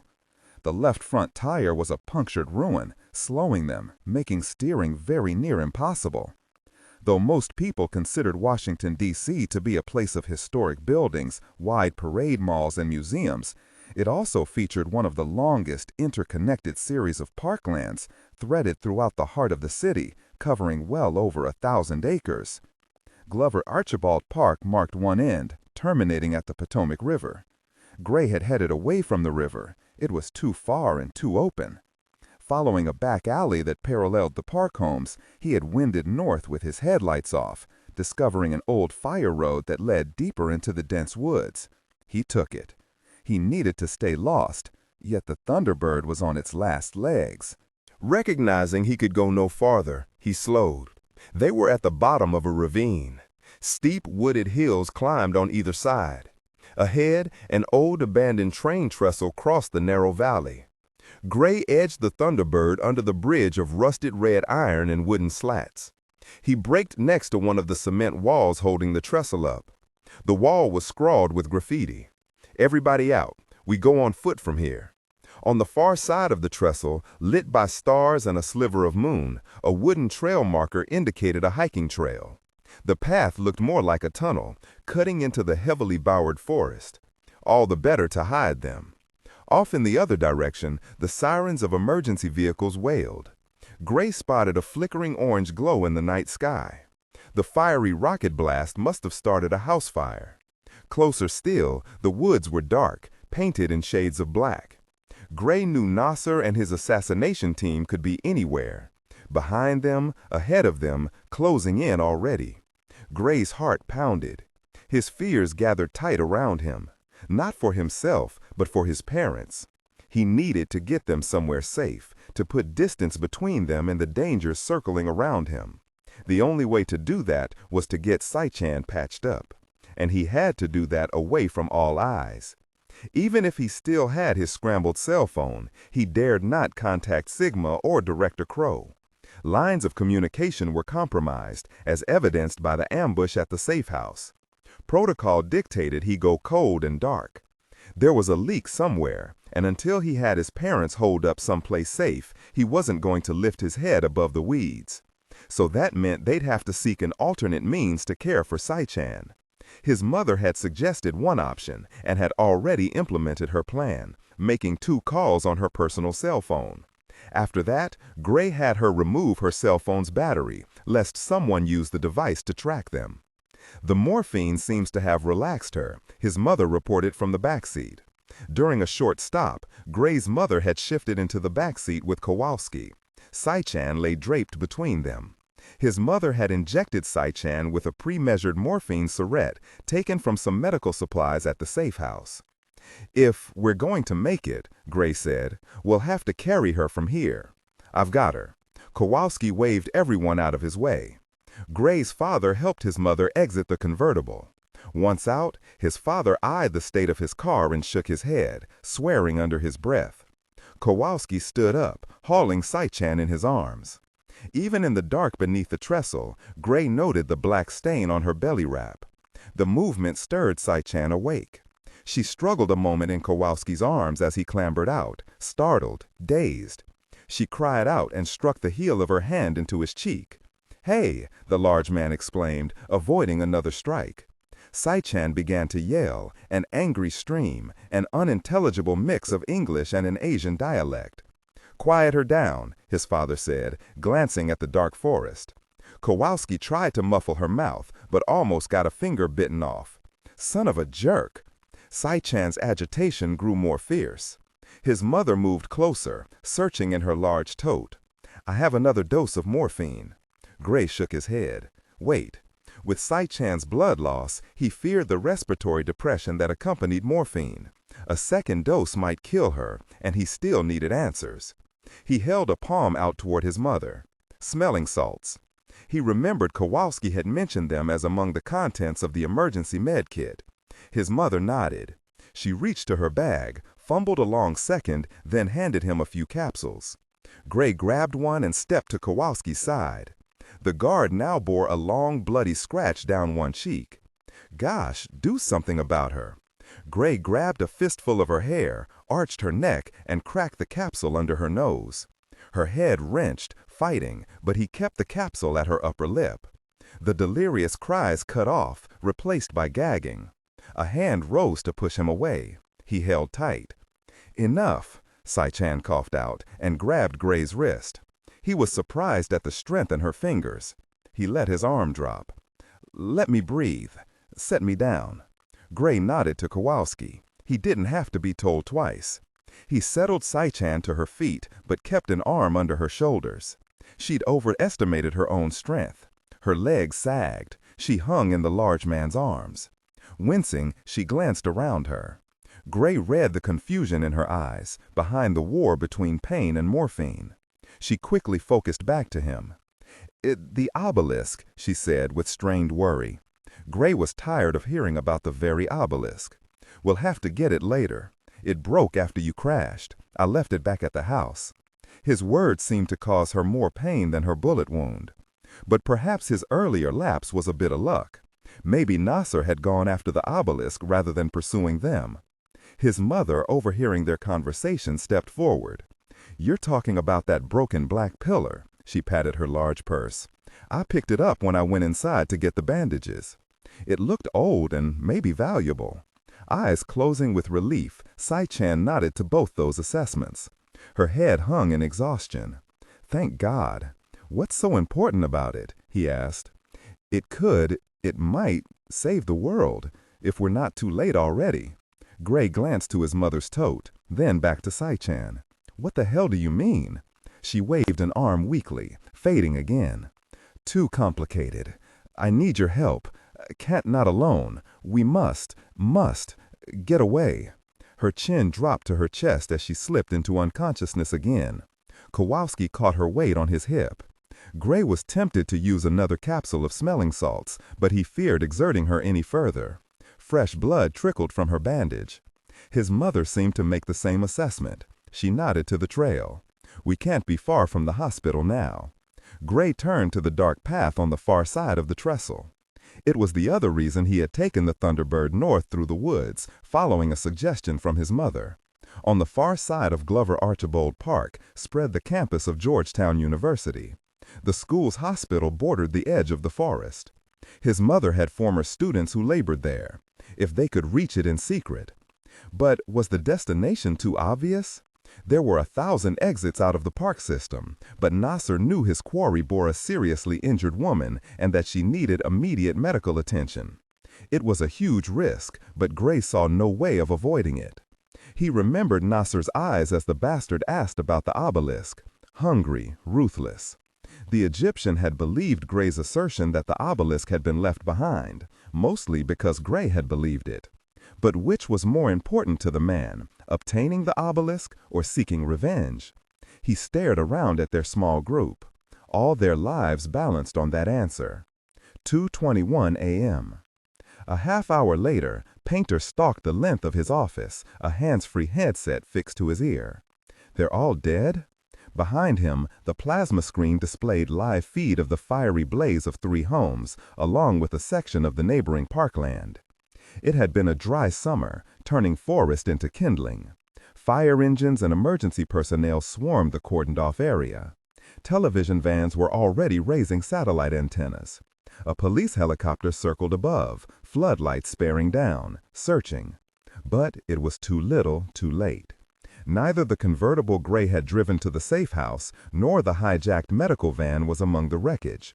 The raging fires hampered further investigation. The only solid news was bad. The original med van team had been discovered in an abandoned field, each shot in the head. He had 4 folders on his desk. He sank to his seat.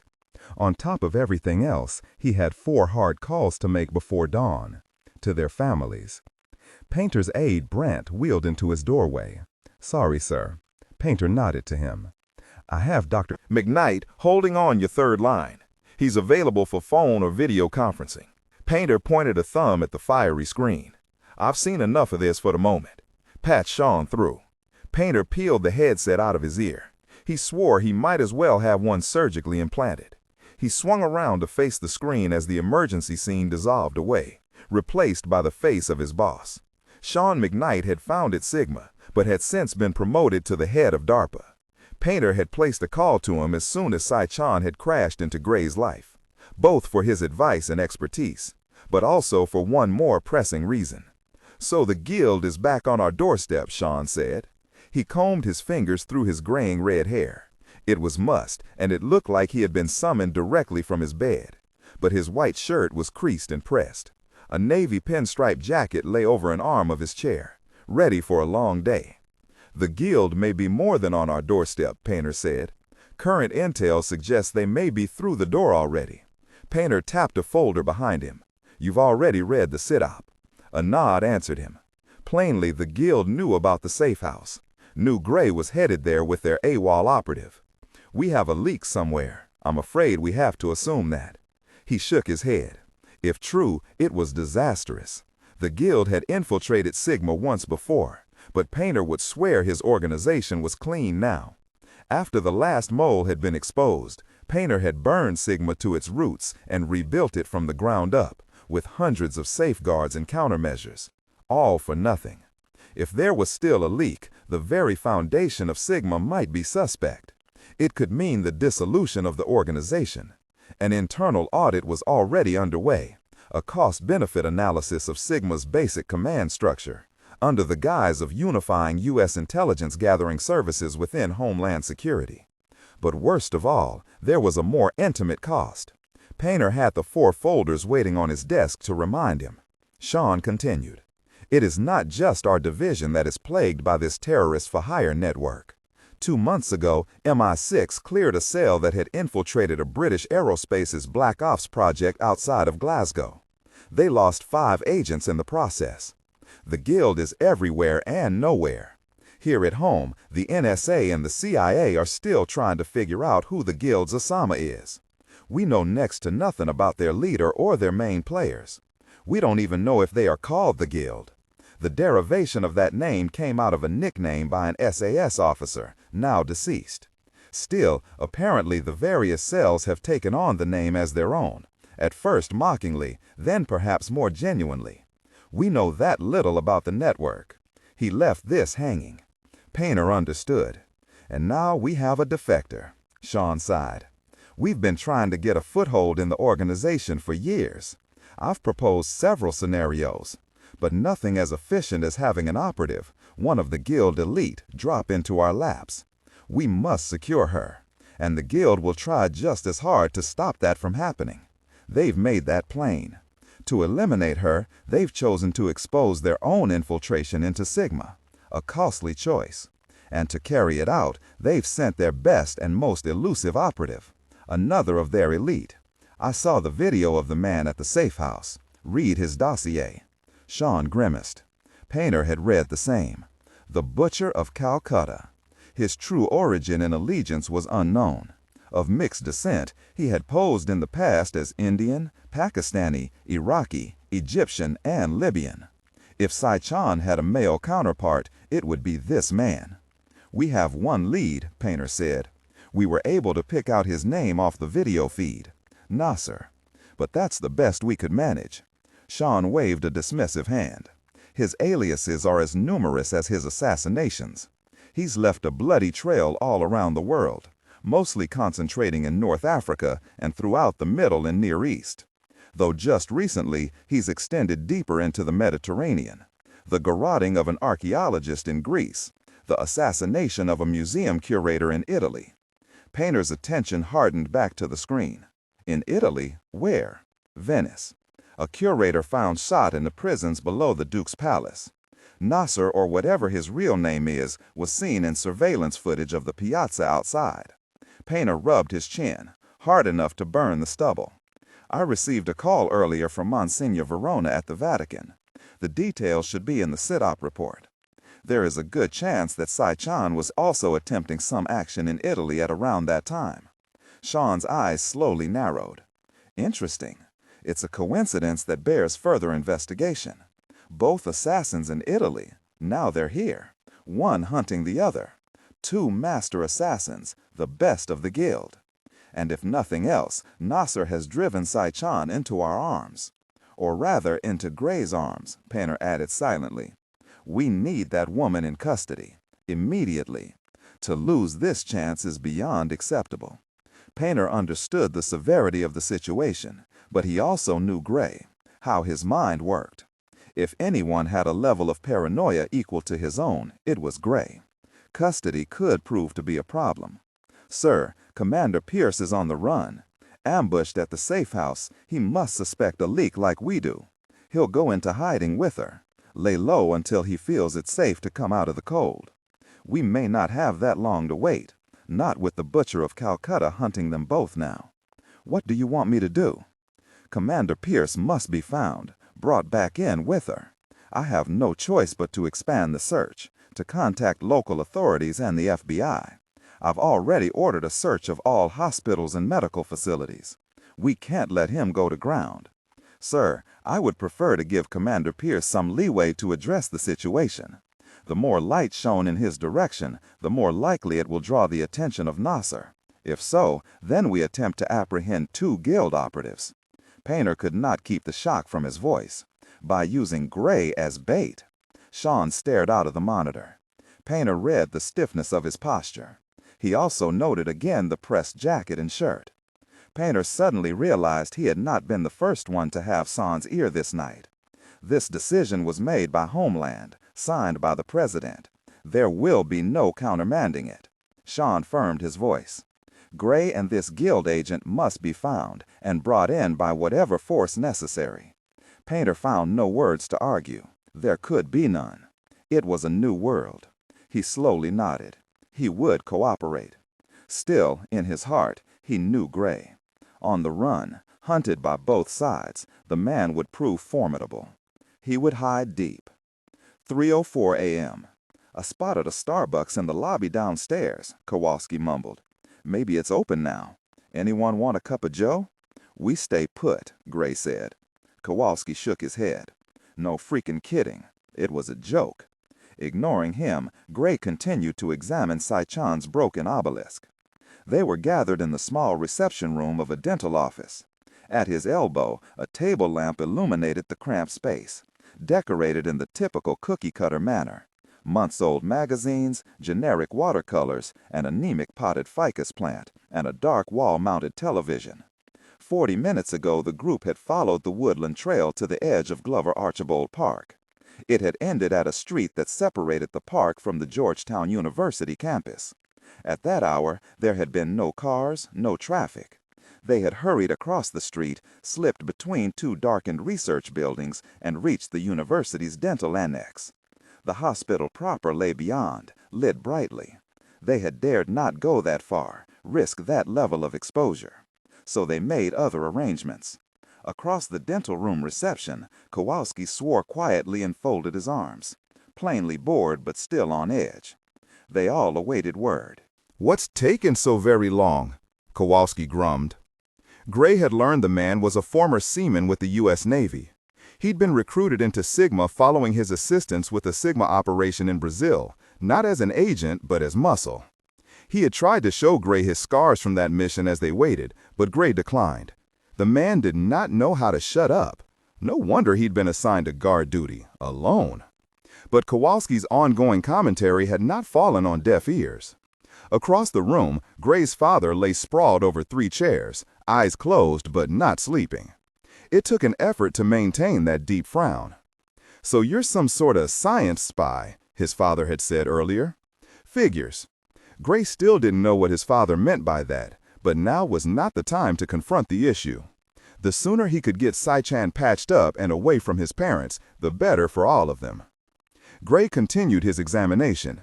He turned the obelisk around, studying every surface. The black stone was ancient, pitted and scored, but was otherwise nondescript.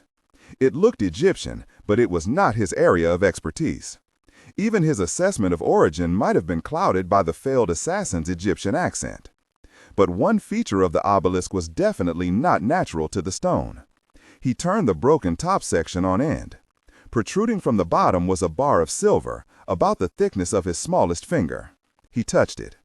Gray knew it was the tip of the proverbial iceberg.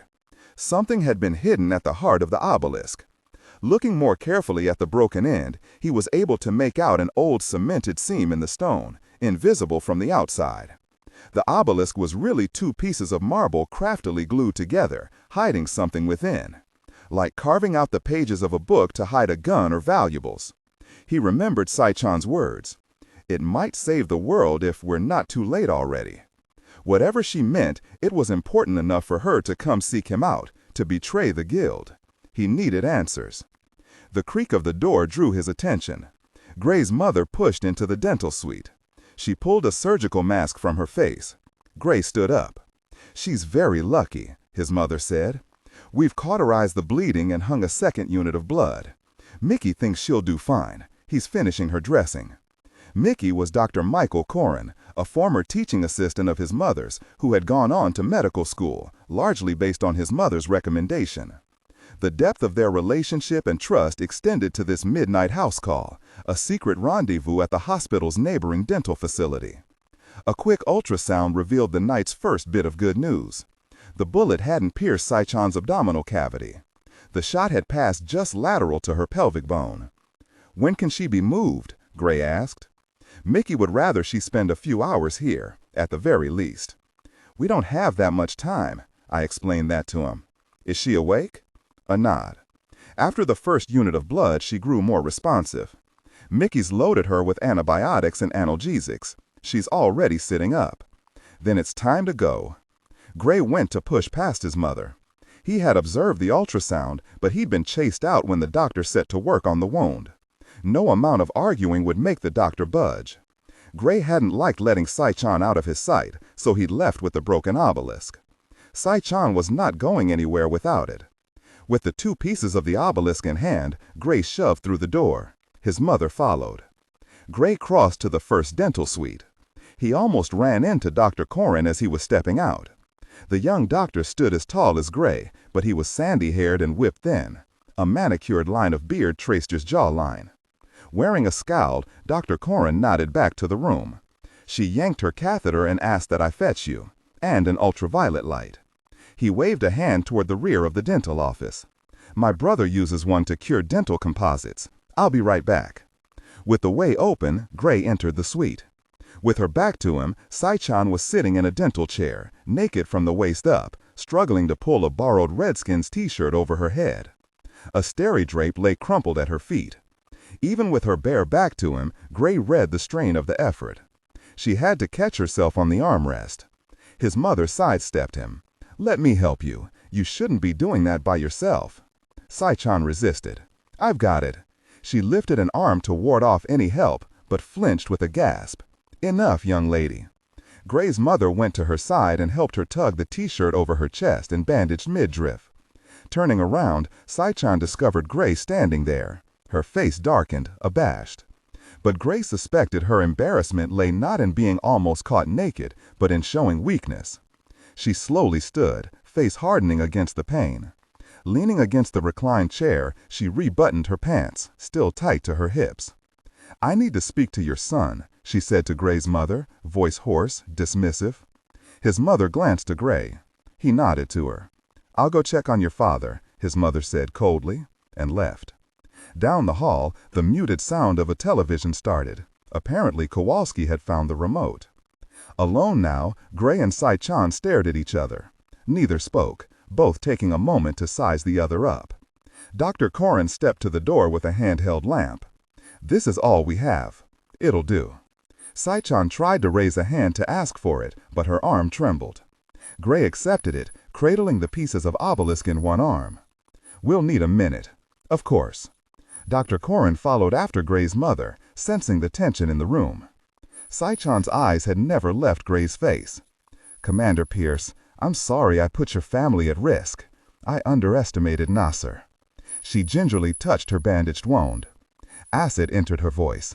"I won't make that mistake again. I thought I had lost him in Europe." "You didn't," Gray snapped back. Her eyes narrowed. "I didn't because Sigma Command is compromised. The Guild used your own resources to track and expose me. The blame does not fall squarely upon me." Gray had no argument against that. She touched her forehead as if she had forgotten something, but Gray suspected she was stalling, weighing what to say and what to leave out. "You must have 1,000 questions," she mumbled. "Only one. What the gosh is going on? Her left eyebrow lifted. A strangely familiar gesture, a reminder of their shared past. To answer that, we have to start there. She nodded to the obelisk. If you'll set it on the instrument table. Needing answers, Gray obeyed, balancing the broken piece atop the base. The lamp, she said. A moment later, with the overhead lights off, Gray bent over and studied the rows of illuminated letters glowing upon the black stone, across all 4 surfaces. He did not recognize the lettering as any hieroglyphs or runes he'd ever seen. He glanced across at her. The whites of Sai-chan's eyes glowed in the ultraviolet backwash. What you're looking at is angelic script, she said, the language of the archangels. Gray's brow crinkled with his disbelief. I know, she said, insane. The script's origin traces back to both early Christianity and ancient Hebrew mysticism. If you want to know more, skip it. I'd rather find out what you meant when you said that the obelisk could save the world. She leaned back, glancing away, then her eyes flicked to him. Gray, I need your help. I have to stop them, but I can't do it alone. Do what alone?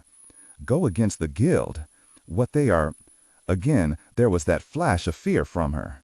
Gray frowned. When he'd first run into Sai-chan, she had been attempting to explode weaponized anthrax over Fort Detrick. Considering such callousness, what would scare her now? I helped you in the past, she said, trying the guild card.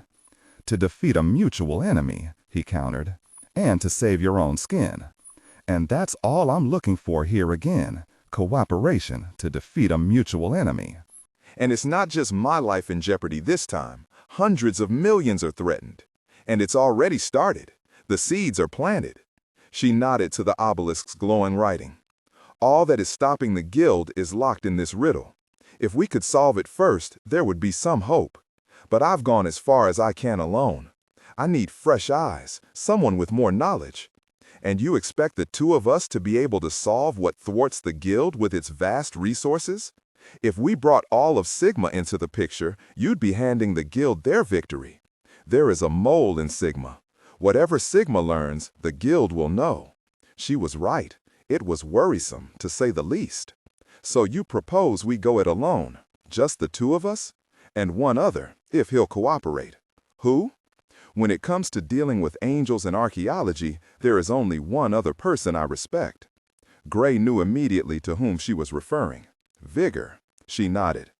I left Monsignor Verona a calling card, a mystery to begin solving on his own. If you cooperate, we'll continue on. She touched the obelisk, wobbling the broken half. To the next step on the angelic path. And where's that? Another shake of her head. She certainly was not going to make this easy. I will tell you when we are away. As it is, we must get moving. The longer we sit in one place, the greater risk of our exposure. She reached for the obelisk. Gray beat her to it. He snatched up the larger half of the broken obelisk and raised it over his head. He'd had enough. Destroy it if you want, Sai-chan warned. I still won't tell you anything more. Not until we're safely away and you agree to help. Gray ignored her. I assume you already made copies of the script here, probably even photos. Several, in fact, she said. Good. He brought his arm down and smashed the obelisk against the floor. It shattered into several pieces, skittering across the linoleum. A small gasp of surprise escaped Sai-chan, indicating she had no clue anything was hidden inside the statue. What have you done? Gray bent down and picked through the pieces to retrieve the chunk of silver from the debris. He straightened. In his fingers, he held what was hidden inside the stone. He was momentarily stunned silent. He lifted the large silver crucifix. Sai-chan's eyes widened with recognition. She jerked closer, oblivious of any pain. It cannot be. You found it. Found what? Friar Agrier's cross. Her voice lowered, both angry and mortified. I had it all along. Who is Friar Agrier? Friar Antonio Agrier, the priestly confessor to Marco Polo. Marco Polo? Tired of the riddles and half-statements, Gray snapped harshly. Sai-chan, what in the world is going on? She waved to a side chair, where her ripped leather bomber jacket had been tossed. We have to get out of here.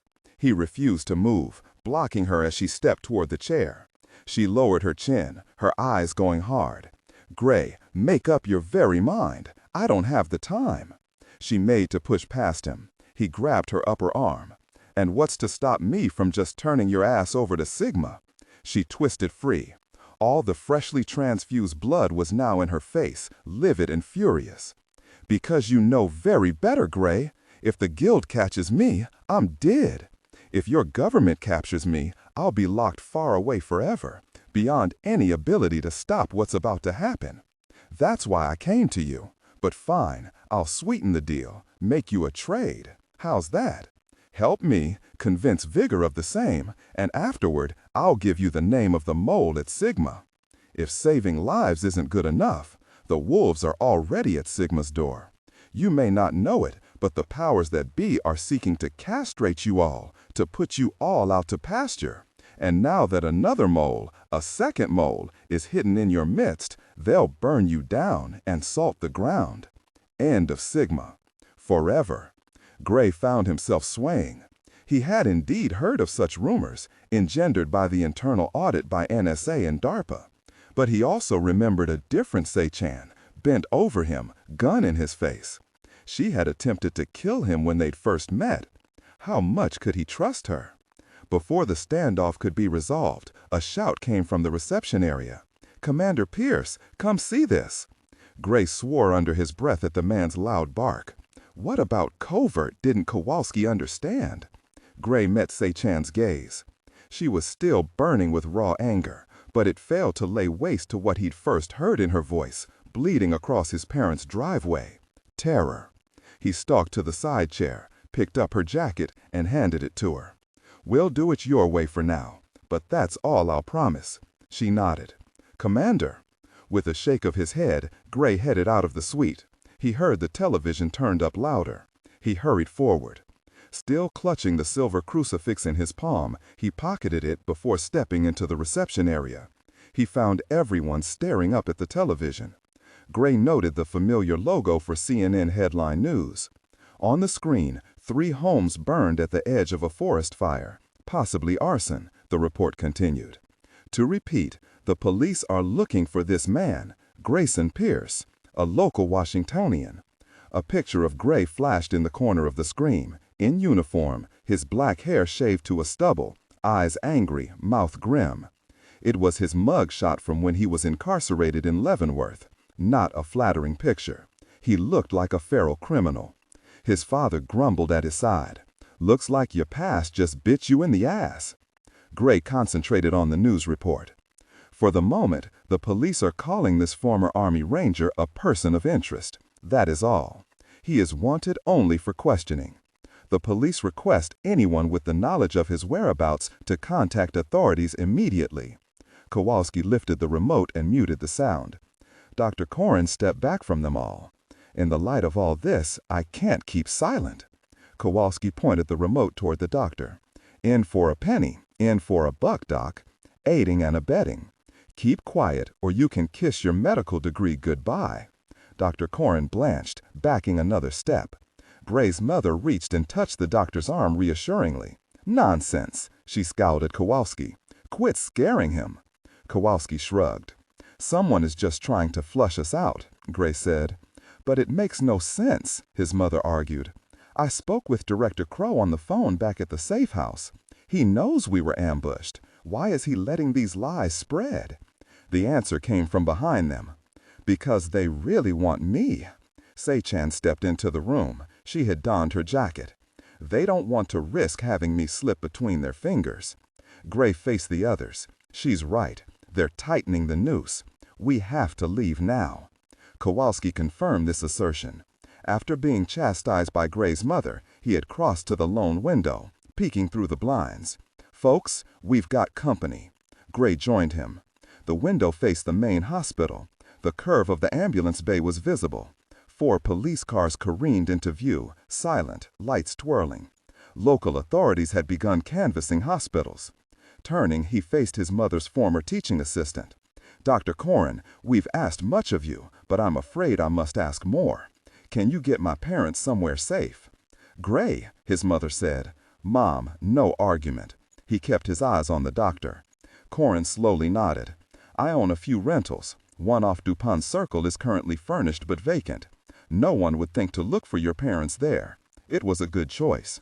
And Dad, Mom, no outside communication. Use no credit cards. He turned to Kowalski. Can you watch over them? Kowalski sagged, plainly disappointed. Not very guard duty again. Gray started to order, but his mother cut him off. We can take care of ourselves, Gray. Seichan is still in poor shape. You may need an extra pair of hands more than we will. And the apartment building has around-the-clock security, Dr. Corin added, a bit too briskly. Guards, cameras, panic alarms. Gray suspected the doctor's support was less for his parents' security than to keep Kowalski off his property. Even now, Dr. Corin was careful to remain a few steps away from the man. And his mother was right. With Seichan compromised, they might need the large man's strength. He was Sigma's muscle, after all. Might as well put him to work. Kowalski must have read something in Gray's expression. About time. He rubbed his hands together. Let's get this party started then. First, we'll need guns. No, first we need a car. Gray turned again to Dr. Corin. The doctor did not hesitate. He pulled out a keychain. Doctor's lot, slot 104, a white Porsche Cayenne. He was more than happy to part with their company. Another was not. His mother hugged him hard and whispered in his ear, "Keep safe, Gray." Her voice lowered to a breath, "And don't trust her, not fully." "Don't worry," he said, agreeing to both. A mother always worries. Still in her arms, he whispered one final instruction, meant only for her ears. She nodded, and with a final squeeze, she let him go. Gray turned to discover his father's hand out. He shook it. It was their way. No hugs. He was from Texas. His father turned to Kowalski. "Don't let him do anything stupid," he said. "I'll try my best." Kowalski nodded to the door. "We ready?" As he turned away, his father placed a hand on Gray's shoulder and gave it a firm squeeze, followed by a pat goodbye. It was as close to "I love you" as he'd get from the man, and it warmed Gray more than he'd care to admit. Without another word, he led the others out. 3:49 a.m. Still no word on Commander Pierce's whereabouts, Brant reported over his intercom. Painter sat at his desk. The lack of news both disheartened and relieved him. Before he could analyze his own internal reaction, Brent continued, "And Dr. Jennings has just arrived. Send him in." Dr. Malcolm Jennings, head of R&D, had called half an hour ago, eager for a meeting, but Painter had to put him off because of the crisis at the safe house. Even now, Painter could only give him 5 minutes. The door opened and Jennings strode into the office, a hand already up. I know you're busy, but this couldn't wait." Painter motioned to the seat before his desk. The former forensic pathologist lowered his lanky frame into the chair, but he remained perched at its edge, plainly anxious. A file folder was clutched in his hand. Jennings, close to 60 years old, had been with Sigma since before Painter took over as director. He adjusted his glasses, whose half-moon lenses were tinged a slight shade of blue, better to prevent eye strain during computer use. They also complemented his dark olive skin and graying hair, giving him a hip professorial air. But right now, the pathologist merely looked worn from the long night, though there remained a manic vein of excitement in his eyes. "I assume this meeting is about the files Lisa transmitted from Christmas Island," Painter began. Jennings nodded and opened the folder. He slid over 2 photographs, gruesome shots of some man's legs, riddled with what appeared to be gangrene. "I've gone through both the toxicologist's and the bacteriologist's notes. Here is a patient whose skin bacteria suddenly turned virulent, consuming the soft tissues of his own legs. I've never seen anything like it." Painter studied the pictures, but before he could even ask a question, the doctor was back up on his feet, pacing.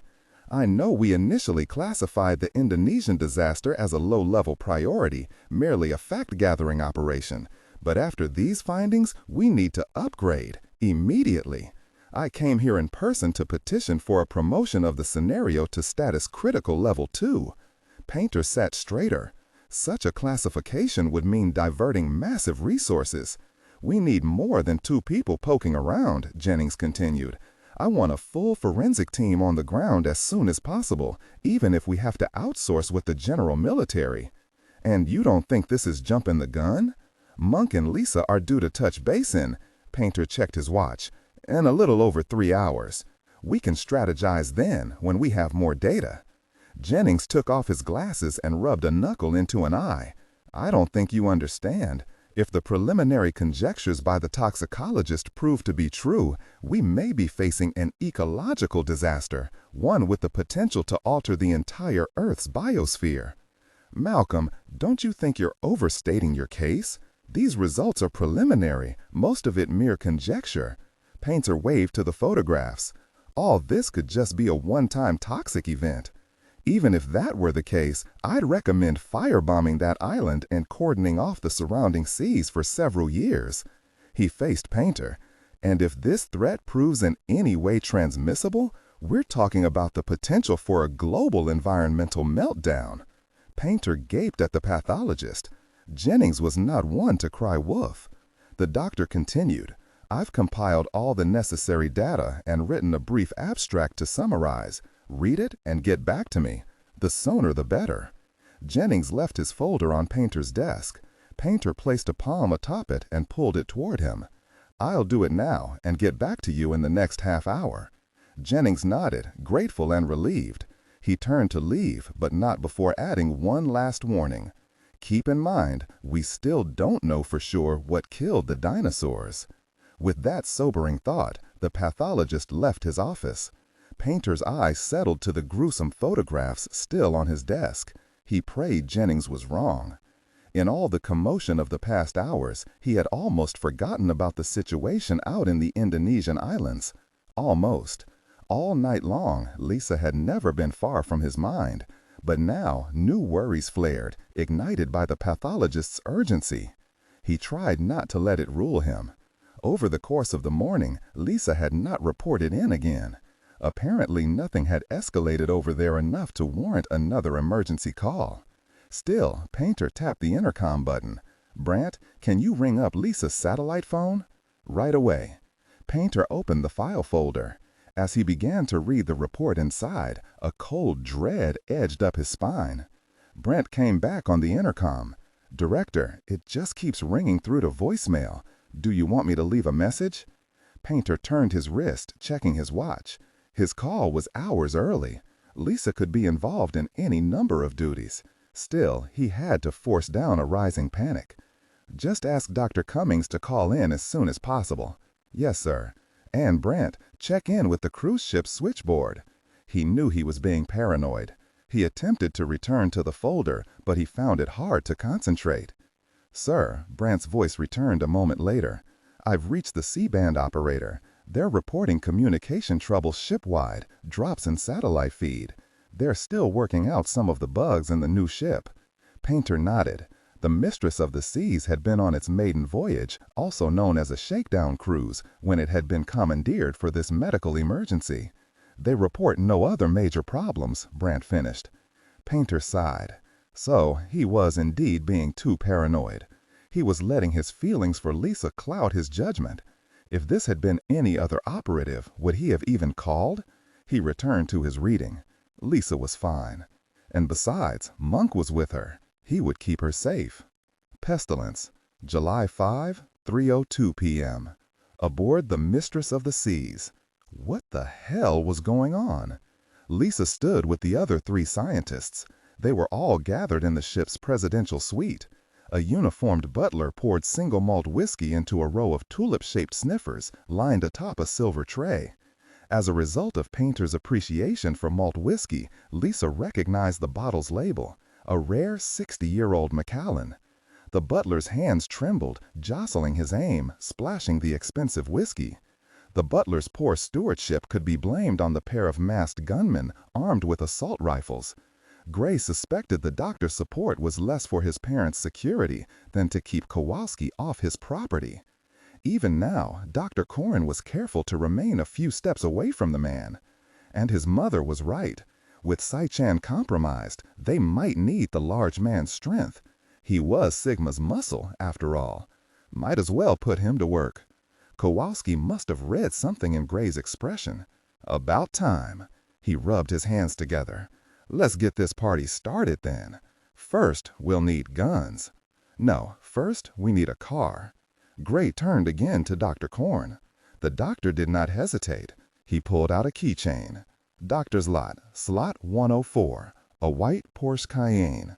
He was more than happy to part with their company. Another was not. His mother hugged him hard and whispered in his ear, "Keep safe, Gray." Her voice lowered to a breath, "And don't trust her, not fully." "Don't worry," he said, agreeing to both. A mother always worries. Still in her arms, he whispered one final instruction, meant only for her ears. She nodded, and with a final squeeze, she let him go. Gray turned to discover his father's hand out. He shook it. It was their way. No hugs. He was from Texas. His father turned to Kowalski. "Don't let him do anything stupid," he said. "I'll try my best." Kowalski nodded to the door. "We ready?" As he turned away, his father placed a hand on Gray's shoulder and gave it a firm squeeze, followed by a pat goodbye. It was as close to "I love you" as he'd get from the man, and it warmed Gray more than he'd care to admit. Without another word, he led the others out. 3:49 a.m. Still no word on Commander Pierce's whereabouts, Brent reported over his intercom. Painter sat at his desk. The lack of news both disheartened and relieved him. Before he could analyze his own internal reaction, Brent continued, and Dr. Jennings. They stood guard at the double doors that led into the suite. Across the room, French doors opened onto a balcony wide enough to park a municipal bus where another gunman patrolled. Inside, teak cabinetry and leather furniture appointed the grand suite. Vases of miniature island roses decorated the room, while a Mozart sonata whispered softly from hidden speakers. The scientists clustered in the room's center. It could have been the beginning of any university cocktail party, except for the raw fear in everyone's faces. Earlier, Lisa and Henry Barnhart had obeyed the summons to climb to the ship's bridge. What else could they do? Up in the bridge, they found the WHO leader, Dr. Lindholm, already there, wiping blood from his nose, plainly clubbed in the face. Benjamin Miller, the infectious disease expert, arrived shortly thereafter. They had been met by a towering figure, the leader of the pirates. He was the size of a linebacker, heavily muscled, with thick, cruel hands. He wore a khaki uniform, jungle camouflaged pants tucked into black boots. He did not bother with a mask. His hair was the color of wet mud, clipped short. His skin polished bronze, except for a green and black tattoo across the left side of his face. It was of a Maori design, known as moko, all swirls and wind-blown lines. He had ordered them to this suite to wait in seclusion. Lisa had been happy to abandon the bridge. A pitched battle must have been waged atop the ship, evidenced from the bullet-pocked windows and equipment. She had also noted the wide smear of blood across the bridge's floor, where a body had been dragged away. Herded over to the presidential suite, Lisa had been surprised to discover one last captive caught in the net. The owner of the cruise line, Ryder Blunt, stood beside his butler and gathered up a handful of the crystal snifters. Dressed in jeans and a rugby shirt, he looked like a young sun-bleached Sean Connery. He crossed over and passed around the snifters of whiskey. "I think we can all use a little of this Macallan heat," he said, puffing around the smoldering stump of a cigar. "If only to steady our nerves. And if not that, at least well drink through my best stores before the bloody bastards discover it." Like most people, Lisa knew Ryder's story. Only 48, the Aussie had earned his fortune during the silicone boom, developing encryption software for downloading copyrighted material. He then parlayed his profits into a series of wildly successful real estate and commercial ventures, including the cruise line. A lifetime bachelor, he was also renowned for his maverick ways, swimming with great whites, helo skiing to remote parts of the world, base jumping off buildings in Kuala Lumpur and Hong Kong. Yet he also had a reputation for generosity, joint venturing a slew of philanthropic pursuits. So it was no wonder he lent his ship to assist during this medical crisis. Though in hindsight, he might now regret his generosity.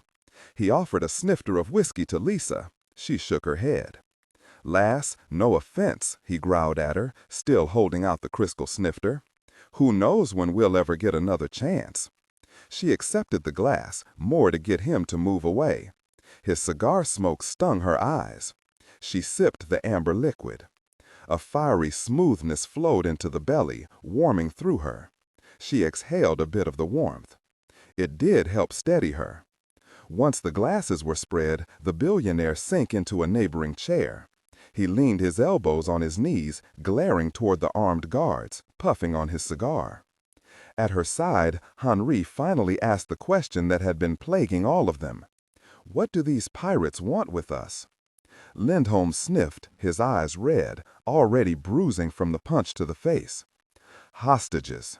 He glanced sidelong toward the seated billionaire. "Perhaps, in the case of Sir Ryder," Henri agreed, lowering his voice, using the man's knighted title. "But then why even bother with us? Our net worth combined wouldn't even equal the man's pocket change." Lisa wafted cigar smoke from her face. They clearly wanted all the main scientists here. But how did they know whom to summon? "They could have obtained a manifest from the ship's crew," Lindholm said sourly. He cast a second sidelong glance toward Ryder. No doubt some of his crew were in league with the raiders. Ryder heard and mumbled to himself, "And if I ever find out who they are, I'll have them strung up from the yardarms." But wait, if they wanted all the main scientists here, why wasn't Dr. Graff summoned with us? Benjamin Miller asked, naming the marine researcher who had left to collect samples with Monk. He turned to Lisa. "Or your partner, Dr. Kokalis? Why summon us, but not the others?" Miller sipped from his glass, his nose crinkling at the potency of the single malt. The Oxford-trained bacteriologist was not an unhandsome man, with thick auburn hair and green eyes. He stood barely over 5 feet, but he appeared even shorter due to the roll of his shoulders and hunched posture, possibly earned from decades of crouching over a microscope. "Dr. Miller is right," Henri said. "Why weren't they called?" "Maybe the jerks knew they weren't on board," Lindholm said. "Or maybe they'd already been captured." Miller glanced apologetically in Lisa's direction. "Or were killed." Lisa's chest hollowed out with worry. She had hoped Monk had escaped the trap, was even now summoning help, but she placed little faith in this dream. Before the assault, Monk had already been late getting back to the ship. Henri shook his head and downed his drink in one swallow. He lowered his glass. "No use speculating on their fate. But if our captors knew our colleagues were out in the field, then that suggests whatever is going on here is more than a hostage situation." "But what else could they want?" Miller asked. The thumping of an approaching helicopter drew all their gazes toward the open balcony doors. It was too throaty for the smaller Eurocopter that had added air support to the sea battle. As a group, they moved to the doorway. Ryder stood up with a fierce exhalation of smoke and joined them. A fresh breeze blew off the sea, smelling of salt and the barest hint of chemical bitterness. The aftermath of the toxic expulsion, or perhaps it was just from the oil burning on the water. Nearby, the Australian Coast Guard cutter, gutted by a rocket blast, still smoked and foundered on its side, half sunk. From over the top of the ship, a gray helicopter with double rotors, front and rear, military design, canted into view. It veered out over the water, stirring the smoke. It passed toward the seaside township, aflame in several spots now, then swung around, satisfied with whatever it had surveyed. It sped back to the ship and disappeared out of sight. From the path of its roar, it settled to the helipad atop the ship. The thumping of the blades slowed and quieted. In its absence, Lisa recognized a new rumble. A slight vibration tickled the soles of her feet. "We're moving," Henri said. Ryder swore around his clamped cigar. Lisa saw it was true. Very slowly, like the hands of a clock, the view of the burning township was shifting. "They're taking the ship out," Miller said. Lindholm clenched a fist to his chest. Lisa felt a similar fear. There remained a certain level of security in knowing land was so near, but even that was being taken from them. Her breathing grew heavier, yet drew less air. Surely someone would soon realize what had transpired and come to investigate. In fact, she was due to call Painter in only 3 hours. When she didn't call in, the pace of their movement accelerated as the giant cruise ship fought its own inertia and began to roll away from the island. She checked her watch, then turned to Ryder. "Mr. Blunt, how fast can your ship travel?" He stubbed out his cigar in an ashtray. The Hales Trophy benchmark for racing the transatlantic crossing in a cruise ship is 40 knots, bloody fast. "And the mistress?" she asked. Ryder patted one of the bulkhead walls. Pride of the fleet. German-designed engines, monohull construction. She is capable of 47 knots. Lisa calculated in her head. If she didn't phone in 3 hours, when would Painter begin to worry? In 4 or 5 hours? She shook her head. Painter wouldn't wait a minute longer. 3 hours, she mumbled to herself. But was that still too late? She turned to Ryder. "Is there a map in here?" Ryder pointed and led the way. "A globe, in the library alcove." He took her to a niche off the main room lined with teak bookshelves. A standing wooden globe rested in the center. She leaned over it and rotated the world to bring up the Indonesian islands. She calculated in her head and measured with her fingers. In 3 hours, we'll be lost among the Indonesian chain of islands. The region, dominated by the bigger islands of Java and Sumatra, was literally a maze of smaller atolls and islets.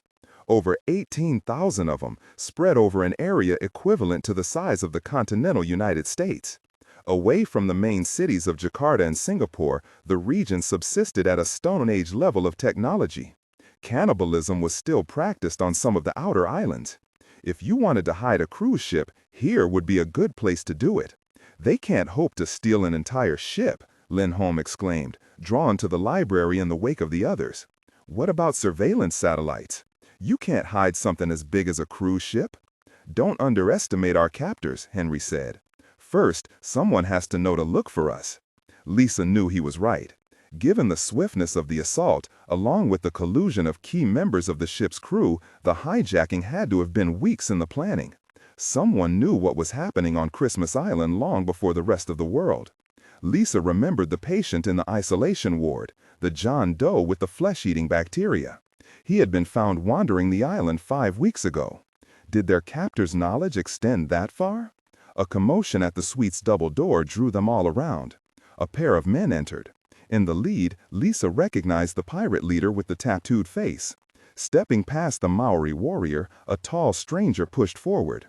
He swept off a wide-brimmed Panama hat and passed it to a woman who appeared from beyond the tattooed man's shoulder. Striding forward, the newcomer had apparently come dressed for a garden party. Dapperly attired in a loose-fitting white linen suit with a matching cane, his salt-and-pepper hair cut rakishly long to the collar. His burnished features and close-set eyes cast him as Indian or perhaps Pakistani. He crossed to the group, thumping his cane, but plainly not needing the support. All for show. His eyes glinted with a misplaced cheeriness. "Namaste." He greeted them in Hindi with a slight bow of his head. "Thank you all for joining me here." As the stranger settled to a stop, he nodded to the owner of the Mistress of the Seas. "Sir Ryder, I appreciate your hospitality and the use of your fine ship. We will do our best to return your ship to you unscathed." Ryder merely glowered, sizing up the man. Turning, the stranger acknowledged the scientists. "As we embark on this great endeavor, it is a privilege to have such leading experts from the World Health Organization gathered in one room." Lisa noted Henry's brows pinch both in wariness and confusion. The stranger's eyes settled last upon Lisa. "And of course, we must not forget our colleague from U.S. Covert Operations.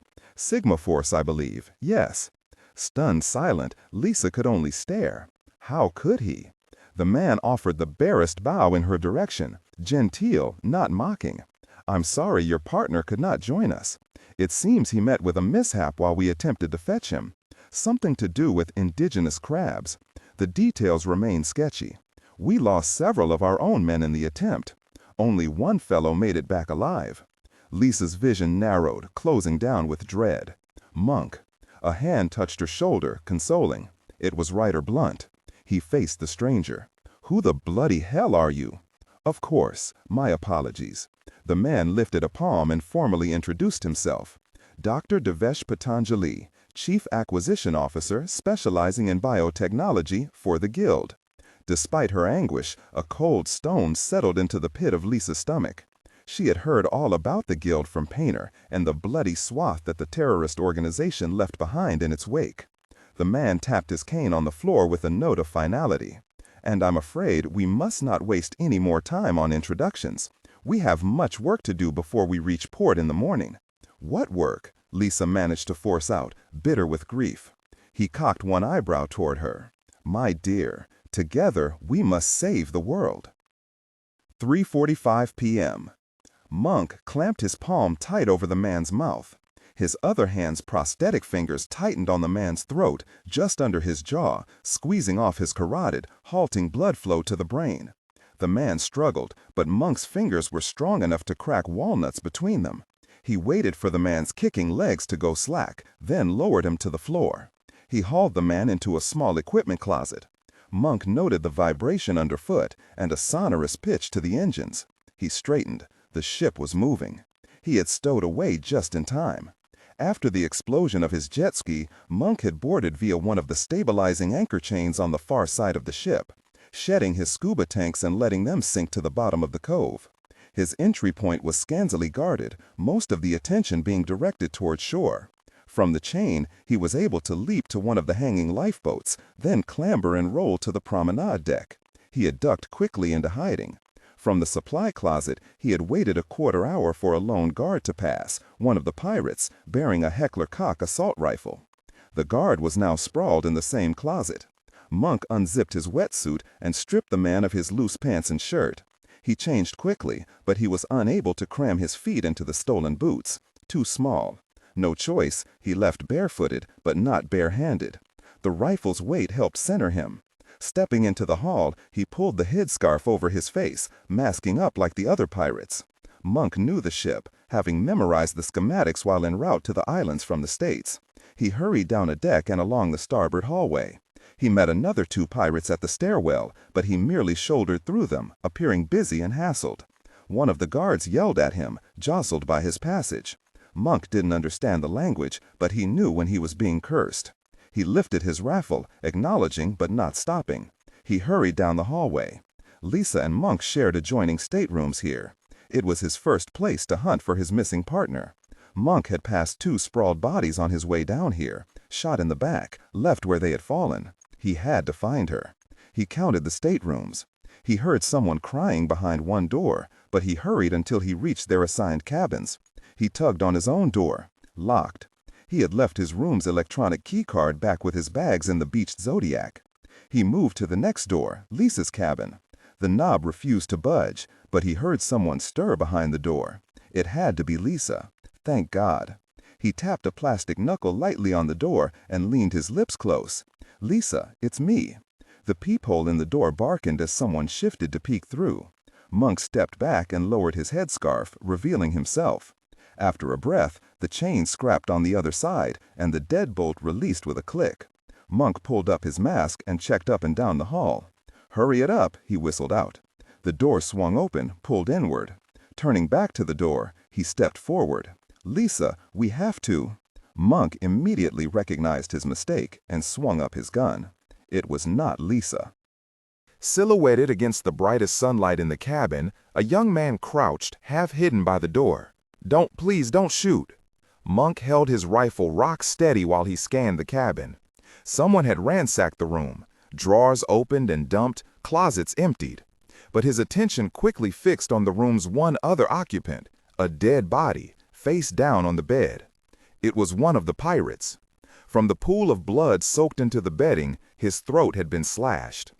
Eyes widening, Monk turned his attention back to the trespasser. "Who are you?" The young man waved an arm to encompass the room. "I came here to find Dr. Cummings. I didn't know where else to look." Monk finally recognized the young nurse who had been helping Lisa. He could not recall the man's name. "Paul, Sir Jesse," the young man mumbled, reading his confusion. Lowering his gun, Monk nodded and pushed inside. Where's Lisa? I don't know. I was up in triage, he explained, trembling all over, close to shock. Then the explosions. 4 of the crew opened fire in the hospital ward. I ran. Dr. Cummings had gone to speak with the toxicologist. I prayed to Vishnu that she had fled back to her cabin. The young man glanced to the fouled bed, then just as quickly away. Dr. Cummings had left her bag up in triage. I grabbed it, found her key. But the man here had already been waiting inside. He got angry when I wasn't her, made me kneel on the floor. He had a radio. Jesse pointed to the portable radio on the floor. And what happened to his throat? Monk asked. I couldn't let him report in. And Dr. Cummings had left more than her key card in her bag. From his waistband, Jesse pulled free a scalpel. I had to. Monk squeezed his upper arm. You did good, Jesse. The young man sagged down atop the other bed. I heard them over shipwide radio, calling for some of the doctors, including Dr. Cummings. Where did they want them to go? The ship's bridge. Did they repeat the order? Jesse stared for a moment, then slowly shook his head. So Lisa must have obeyed. Monk now had a destination. He crossed to the door that linked their 2 rooms. It had been left ajar. A quick peek revealed his room was in no better shape. Someone had cleared his personal gear, including his satellite phone. He searched a bit more to be sure. No luck. Monk also examined the dead body and discovered a surprise. The dark hue of the pirate's skin extended only to hands and face. The remainder of the man's skin was as pale as snow, sprinkled with a few freckles. This was no local islander, but some mercenary in disguise. What was going on here? Monk crossed back to his room to grab a pair of basketball shoes. As he pulled them over his bare feet, he spoke to Jesse. We can't stay here. Someone will come looking for your sleeping beauty over there. We'll find you somewhere else to hole up. What about you? I'm going after Lisa. Then I'm coming with you. Jesse stood up a bit shakily. The young man tugged his shirt over his head, plainly intending to go in a pirate disguise too. The young man was all rib bones, but Monk supposed there were some wiry muscles under there too. Jesse had jumped the man here, taken out someone twice his size. Still, I'm better alone, Monk said firmly. Jesse finally got his shirt over his head, mumbling something. What? The nurse turned to him exasperated. I've been trained in jiu-jitsu and karate, 5th degree black belt in each. I don't care if you're India's answer to Jackie Chan, you're still not coming. A knock at the door startled them both. Someone shouted at them in Malay, plainly a question. Monk didn't understand a word. He lifted his rifle. He had other means of communication. Jesse slipped past him, shoving Monk's rifle barrel down as he passed. The nurse called through the door, sounding irritated, snapping back in Malay. An exchange followed, then whoever was at the door left, plainly satisfied. Jesse turned back to him, cocking one eyebrow. Okay, maybe you could be useful, Monk admitted. 4:20 p.m. Lisa stood with the other scientists and Ryder Blunt. The group of captives had been led at gunpoint to the foredeck of the ship. The large helicopter rested on its pad, tethered down now. Its hatches were open and a beehive of activity buzzed around it. Men unloaded heavy crates from its cargo holds. She noted some of the stamped names and corporate logos. Symbiotic, Welch Scientific, Gene Corp. One box bore a stenciled American flag and the letters USA MRII, the U.S. Army Medical Research Institute of Infectious Diseases. It was all medical equipment. The crates vanished down the throat of an elevator. She caught Henry Barnhart's eye. The toxicologist had also noted the marked crates. One hand absently scratched his bearded chin. Deep frown lines bracketed his lips. Off to the side, Miller and Lindholm simply stood with their eyes glazed over, while Ryder Blunt attempted to light another cigar in the blustering breezes atop the cruise ship. Standing under the helicopter's rotors, Dr. Devesh Patanjali continued to oversee the final unloading personally. He had never explained his cryptic statement about saving the world. Instead, he had ordered them all up here. The Maori leader of the gunmen stood to one side, hands free of any weapons, but his palm rested on a holstered horse pistol, a massive sidearm. He stood with squinted eyes, surveying the foredeck's activity like a sniper sweeping a killing field. Lisa knew nothing escaped his notice, including the young woman who had accompanied Dr. Devesh Patanjali. She remained a mystery, having spoken not a single word, her face an unwavering mask. She stood atop the foredeck with her sleek black boots together, her hands folded at her waist, a formal posture of waiting and servitude. And though her face might be unreadable, the shape and curve of her form had fully captured the attention of the Maori gunman. Lisa had overheard her name when Dr. Patanjali had passed out of the presidential suite below. Serena. The doctor had given her a chaste kiss on the cheek as he left. It had been accepted without a flicker of emotion. The woman appeared to be of mixed Indian blood, dressed in a long sari wrap of mutant oranges and rose silk, draped over which was a long ebony braid. If untied, her hair must sweep the floor behind her heels. Marking her heritage, she bore a crimson dot, the traditional bindi, on her forehead. But her complexion, a polished teak, was much lighter than Devesh Patanjali's, suggesting a European bloodline somewhere in her past.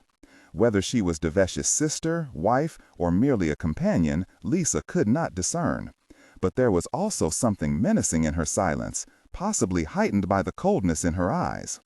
Also, her left arm was gloved in black, so skin-tight it was hard to tell if it was leather or rubber. But it looked like her limb had been dipped in black ink. Crossing her arms, Lisa turned and searched the receding profile of Christmas Island. In the short time they'd been underway, the island had shrunk to a misty green silhouette, trailing a smudge of dark smoke into the sky. But who was there to see it as a signal? Painter would surely grow suspicious if neither she nor Monk called in to report. And for the moment, she placed all her hopes on his paranoia. Luckily, it was a safe bet. A wind gusted as the trade winds kicked up. Gulls coasted the breezes overhead, catching her eyes. If only she could fly away as easily. A shout drew her attention back to the helicopter. Two men in surgical scrubs hauled a stretcher from the rear hold of the helicopter. Wheels dropped and lopped. Devesh hovered over them, checking the patient strapped to the gurney.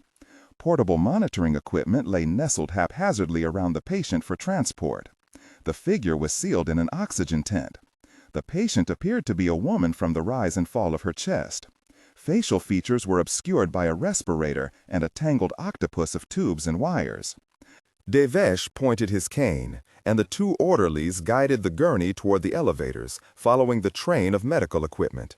He finally crossed back to his captives. "We'll have all the labs and medical suites set up in the next hour. Luckily, Dr. Cummings and her partner were very kind to have brought pieces of equipment that were beyond even my reach. Who would have known your Defense Department's Research and Development branch had perfected a portable scanning electron microscope, along with electrophoresis equipment and protein sequencer? Quite a bit of serendipity to have such tools land in our laps." He tapped his cane and set off.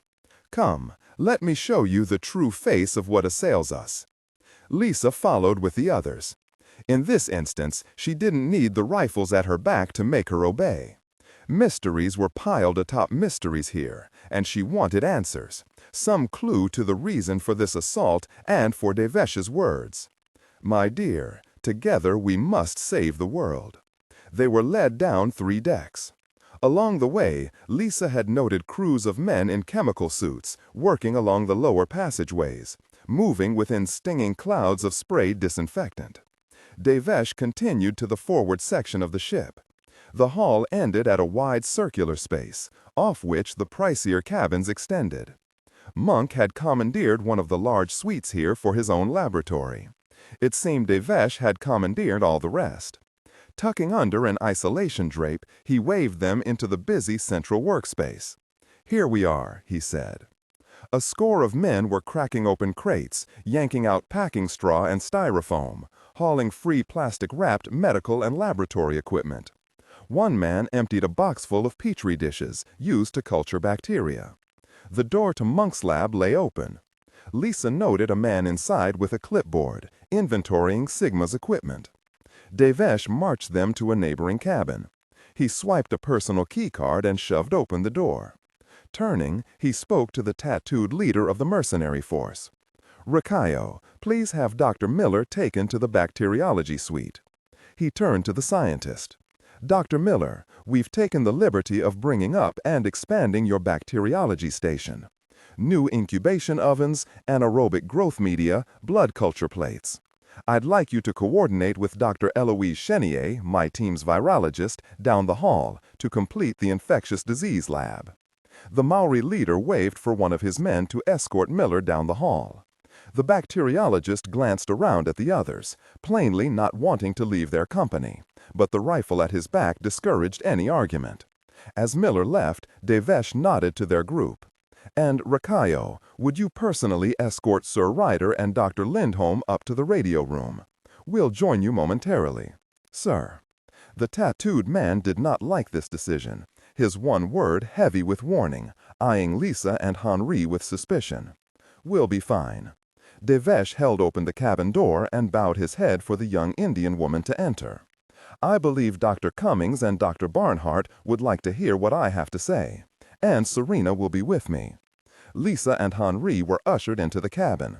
Devesh stepped after them, closing the door, then stopped and turned back to the Maori leader.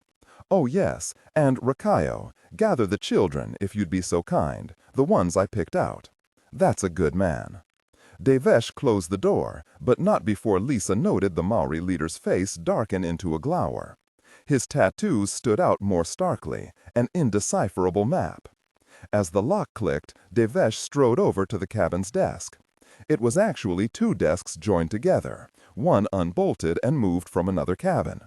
The pair of desks supported 3 LCD monitors linked to 2 tower HP computers. They were the only additions to the suite. The remainder of the cabin consisted of a comfortable seating area of teak furniture facing patio doors and a shaded balcony. Serena stepped to one of the sofas and lowered herself, bending only at the knees, to perch on one of its arms. And while the movement had a measure of demure modesty, Lisa sensed power and threat, the focused eyes, the smooth control of a geisha, but mostly it was the pair of sheathed daggers exposed on both ankles as she sat. Lisa glanced away. A bedroom opened behind the desk. A pair of large steamer trunks rested at the foot of the bed. This must be Devesh Patanjali's personal room. But why had he brought them here? Devesh awoke the sleeping computers with the tap of a few buttons, drawing her attention back. All 3 monitors bloomed to a brilliant glare in the dim room. Dr. Barnhart, Henri, if I may presume. Devesh glanced back. The toxicologist merely shrugged. Devesh continued. Henri, I must commend you on your assessment of the true threat hidden within the shroud of the toxic assault. It had taken our scientists weeks to ascertain what you managed to discern in less than 24 hours. Lisa's skin went cold. Weeks. So their captors had been aware of the threat at the island long before the full crisis broke. But what did any of this have to do with the Guild? Of course, we did not so much appreciate the general alarm you raised, reaching all the way to Washington.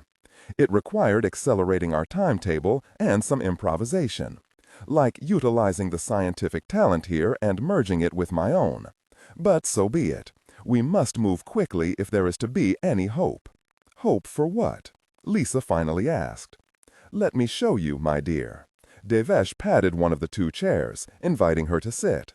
She remained standing, but he seemed to take no offense, busy with the computer keyboard. On the center monitor, a video began playing.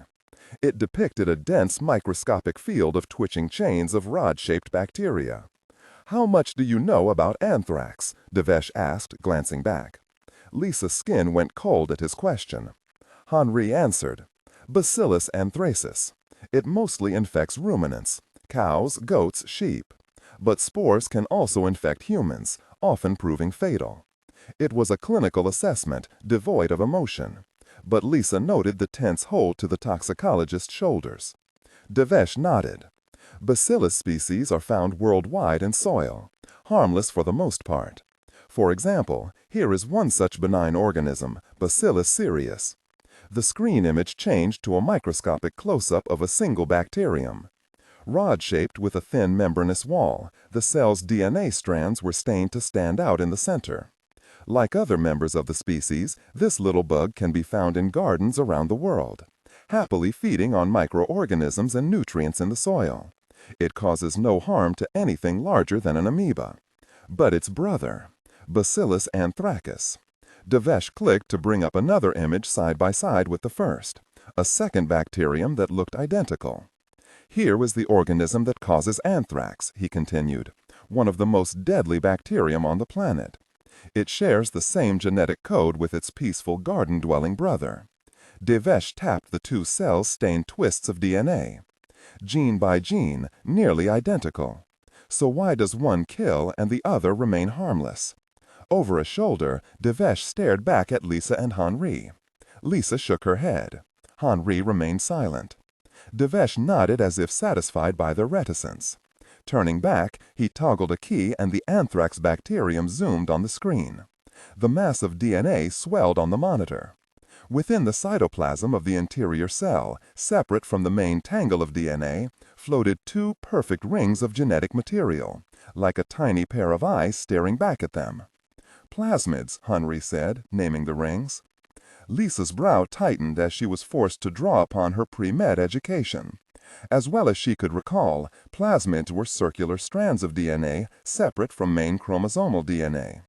The free-floating bits of genetic code were unique to bacteria. Their role was still poorly understood. Devesh continued. These two plasmids, PX01 and PX02, are what turn ordinary bacillus species into superkillers. Remove these two rings, and anthrax transforms back into an innocent organism, living happily in any garden. Put those same plasmids into any friendly bacillus, and the bug turns into a killer. Devesh finally swung around to face them. So I ask you, where did these extraneous and deadly bits come from? Lisa answered, intrigued despite herself. Can't plasmids be shared directly from one bacterium to another? Certainly. But what I meant was, how did these bacteria first acquire these foreign bits of genetic material? What's their original source? Henri stirred, moving closer to study the screens. The evolutionary origin of plasmids remains a mystery, but the current theory is that they were acquired from viruses. Or, more specifically, bacteriophages, a category of viruses that only infect bacteria. Exactly, Devesh turned back to the screen. It's been theorized that, sometime in the ancient past, a viral bacteriophage injected a peaceful bacillus with this deadly pair of plasmids, creating a new monster in the biosphere, and transforming a sweet little garden bug into a killer. Devesh tapped more rapidly, clearing the screen. And anthrax isn't the only bacterium thus infected. The bacterium that causes the Black Plague, Yersinia pestis, its virulence is also enhanced by a plasmid. Lisa felt a prickling chill as realization dawned. All this talk of transforming bacteria reminded her of the patients on the ship. The girl with seizures from vinegar bacteria, the woman with choleric dysentery from yogurt bacteria, the John Doe whose skin bacteria were eating his legs away. Are you suggesting it's happening here again? She mumbled. This same corruption of bacteria? Devesh nodded. Indeed. Something has risen again out of the depths of the sea. Something with the ability to turn all bacteria deadly. Lisa remembered Henri's example of how prevalent bacteria were in the world. How 90% of the cells in our own bodies were composed of bacteria. Non-human.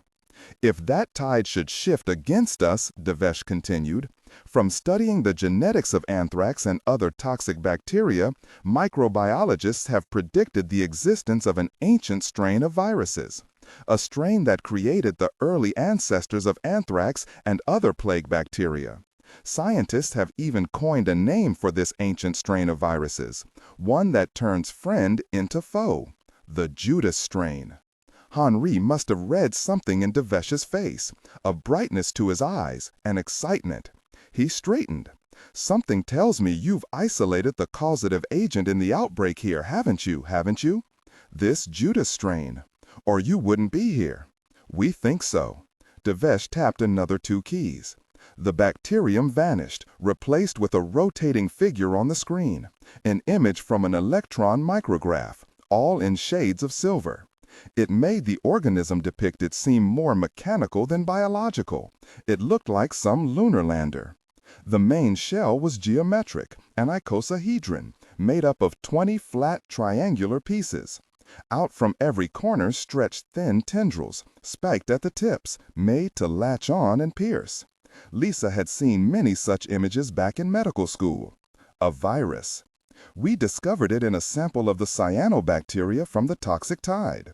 It turned the innocent phosphorescent sea bacteria into a flesh-boiling, poison-spewing killer. And within such wind-blown steaming clouds of toxin, the virus spread onto land, beginning the slow alteration of the island's bacteria into monsters. And now we're seeing it happen among the patients, Henri said, turning our own bodies against us. Devesh tapped the screen. The ultimate betrayer of life. This organism has the capability to travel through the planet's biosphere, transforming all bacteria into lethal, life-destroying organisms. It's nature's neutron bomb, a viral explosion with the potential to wipe out all higher life forms. If unchecked, we've already seen a peek of what the world may become on the windward side of Christmas Island. And if it should spread, Henri's face had paled. We'd have no way of stopping it. Devesh finally stood and retrieved his cane. Perhaps, but we've barely begun to analyze the organism. The good news is that so far, the virus appears to be short-lived and does not infect human cells, only bacteria. So the virus poses little direct risk to us. It hijacks a bacterial cell, uses the cell to churn copies of itself, then leaves behind the toxic plasmids. Outside the cell, the new virus is fragile. It can easily be killed with simple disinfectants and controlled with good hygiene. Lisa pictured the work crews moving through the ship in a cloud of disinfectant. They were sterilizing the ship. But unfortunately, the virus leaves behind a killer in its wake. Deadly bacteria that divide and multiply, each a new monster added to the microbial world, contaminating the biosphere forever with never-before-seen life forms. Henri placed a worried palm on his forehead. If the viral exposure breaks free into the general biosphere, we're talking about 1,000 different new diseases hitting the world simultaneously. A plague with the capability of changing faces faster than we can react. The world has seen nothing like this before. That's not necessarily true, Devesh countered cryptically. Henri focused back to their captor. My employers and I believe this is not the first outbreak of this Judas strain. There are historical reports from the region of a similar outbreak, back almost a millennium ago. His voice lowered to a contemplative whisper. The stories were accompanied by some strange and disturbing claims. What historical reports are you talking about? Lisa asked. Devesh waved away her question. It doesn't matter. We've got others looking into that question, following that historical trail.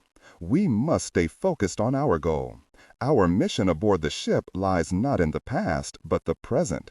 My employers orchestrated the evacuation of the island, arranged to have Mr. Blunt's cruise ship detoured here. We needed to isolate the currently infected in one place. Here we have the rare opportunity to study how this disease unfolds, its epidemiology, its pathology, its physiologic effects. And we've a full shipload of test subjects. Lisa backed away a step, unable to mask her horror. Devesh leaned on his cane. I sense your distaste, Dr. Cummings. Now you understand why the Guild had to act. When faced with an organism of such virulence, there could be no hand-wringing, no politically correct response to such an onslaught. Action must be swift and hard choices made. In Tuskegee, did not your own government allow people infected with syphilis to die of the disease while scientists dispassionately recorded the suffering, the advancing symptoms, and the eventual deaths? To survive this, we must be as brutal and cold. Because believe me, this is a war for the survival of the human species. Lisa sought some counter to his words, too shocked. Henri interceded, but not in the manner Lisa had expected. He's right. Lisa turned to the toxicologist. Henri's eyes remained locked on the screen, depicting the microscopic image of the Judas strain. This is a planet killer, and it's already loose. Remember how fast the bird flu circled the world? We have a week, possibly only days. If we don't find a way to stop it, all life, at least all higher life, will be wiped off the earth. I'm glad we have a meeting of the minds, Devesh said with a bow of his head in Henry's direction. His eyes found Lisa's. And possibly when I show Dr. Cummings here her role in our endeavor, she may also find the same such enlightenment. Lisa frowned at his puzzling statement. Devesh swung away toward the door. But first, we must join your friends up in the radio room. We have some fires to put out. 7:02 a.m., Washington, D.C. Painter stared at the news reports on his 3 plasma screens, Fox, CNN, NBC, all reporting on the blast near Georgetown. "So everything is fine," Painter said, standing behind his desk. He held the earpiece more firmly in place. Lisa's voice was faint, traveling from halfway around the world. "You scared Jennings in R&D. He was just about ready to have the island firebombed." "Sorry for the false alarm," Lisa said. "It was nothing more than laboratory contamination. Everything is fine here, or at least as fine as a shipload of burned patients might be. The initial conjecture is a bloom of something called fireweed. It's been plaguing these waters for years, spews off a corrosive pall, clearing beaches. This was just a perfect storm of the weed. The matter should be resolved in the next day or so. Then Monk and I will head back." "That's the first bit of good news I've heard all day," Painter replied. His eyes kept flickering back to the plasma screens on his walls. They showed the fires being finally put out in the woods behind the safe house. Fire trucks arced water from engines parked along the forest's fire road. Lisa whispered in his ear, "I know you're busy. I'll report in again in another 12 hours as scheduled." "Great. You get some sleep. I imagine the sunsets out there must be beautiful." "They are. I wish you were here to enjoy them with me." "Me too. But it won't be much longer until you're back. And right now I have a fire of my own to put out." On the screen, a news helicopter swung away to reveal the charred remains of the safe house for the morning news. He had already heard the report from the arson investigators. Tire tracks in the backyard had led to the discovery of an abandoned Thunderbird, the same convertible in which Gray had arrived on the scene a couple hours ago.